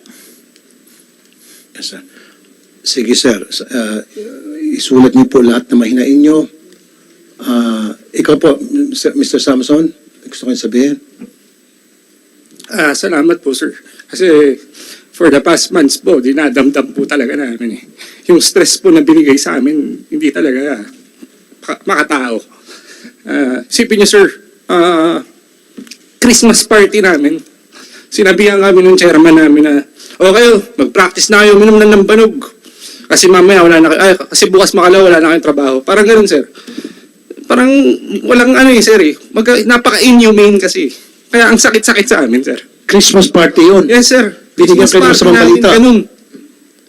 Buti nga sir, wala ako dun eh. Di ko mismo na-experience eh. Pero imagine niyo sir, di ba? Andun kayo para So, sino nakarinig noon? Marami sir. Sinabi niya po yun sa mic sir eh. Ganun po siya ka-inhumane sir. Ganun po sorry for the term sir, pero kawalang hiya. Kawalang hiya po yung chairman namin. Sorry for the term po talaga. Talaga pong ganun. Sobrang... Kung totoo siya sabi mo talagang walang hiya. Yes sir, pasensya na po kung yun po yung term, pero hindi ko po talaga kasi siya ma-describe bukod sa word na yun eh. Kasi talagang hindi niya po pinipigil yung sarili niya eh. Tapos Kung sa salitang kalye, tarantado yun. Kalye, hindi man tayo sa kalye. So walang hiya lang, okay na. Sige. And, okay, go ahead po, Mr. Samson. So yun sir, parang napakasakit po sa amin. Comsec, strike niyo yung salitang tarantado, pakialis sa record. Okay, sige po. Tsaka sir, I feel po na ngayon po na binigyan niyo po kami ng panahon, ng attention, ng aruga, pag-asa sir. Marami po sa mga empleyado ngayon ng malamang umiiyak o nagbubunyugi pa. Kasi sir, grabe po yung pinagdaanan namin sir. Ito po nung nakaraang buwan po. Ang dami po sa amin na gusto na magpakamatay. Gusto nang umalis ng Pagcor. May mga ganun sir eh. May mga medical, wag po kayo mag-alala sir, yung mga medical certificate po nila sir, ipe-present po namin sa committee na to para po malaman ninyo gaano po grabe yung ginawa nila sa amin. Ako sir, yung stress ko po sir, dahil po sa ginawa nila sa akin, dinudugo po ako. Ganun po kalala. Tumatay po ako ng dugo. Kasi po, hindi po talaga makatarungan yung ginawa nila. Yun lang po. Mr. Sabosa, nakita mo, kung ikaw po nasa sitwasyon nila for so many years, naging loyal ka sa Pagcor, ginawa mo yung narapat na gawin, trabaho mo, may family ka, umaasa sa iyo, and then all of a sudden, mababalitaan mo lang, masisibak ka na. How would you feel? Mr. Chair, kung ganoon ang situation, I would feel the same. Exactly. Di ba? Yan kasi, nagpapadalos-dalos kayo. Hindi niyo iniisip yung kapakanan ng inyong mga empleyado ang nagpapakandakuba dyan sa Pagcor dahilan para kumita ng ang Pagcor ng dipak-lipak na salipi. Think of your people. Think of your people next time. Nainis ako dito sa mga board members ninyo. Anyway, sa susunod na hearing, gusto ko yung 4 na binanggit nila, ma-invite at mapag-usapan to once and for all. Yung tungkol sa problema nila, and then magkakaroon kami ng botohan dito sa Senado tungkol doon sa sense of the committee na para temporary stop muna, and you have to explain to us bakit kailangan matanggal sila. You have to explain to us thoroughly, properly, mapaintindihan sa amin. At kapag hindi nyo ginawa yan, ipapakontempt ko kayo, ipakukulong ko kayo sa baba, kahit na inyong chairman pa. I don't care. Really. Walang binibaby-baby dito. Okay? Mark my word. Okay, thank you. Since, unless kung meron pang gusto magsalita, muna, are there some people here? Oh, magsasend ng position paper. Okay. Unless meron pang gusto magsalita, so everybody's invited to send their position paper. In reference to SB number 2061. So this hearing is hereby suspended.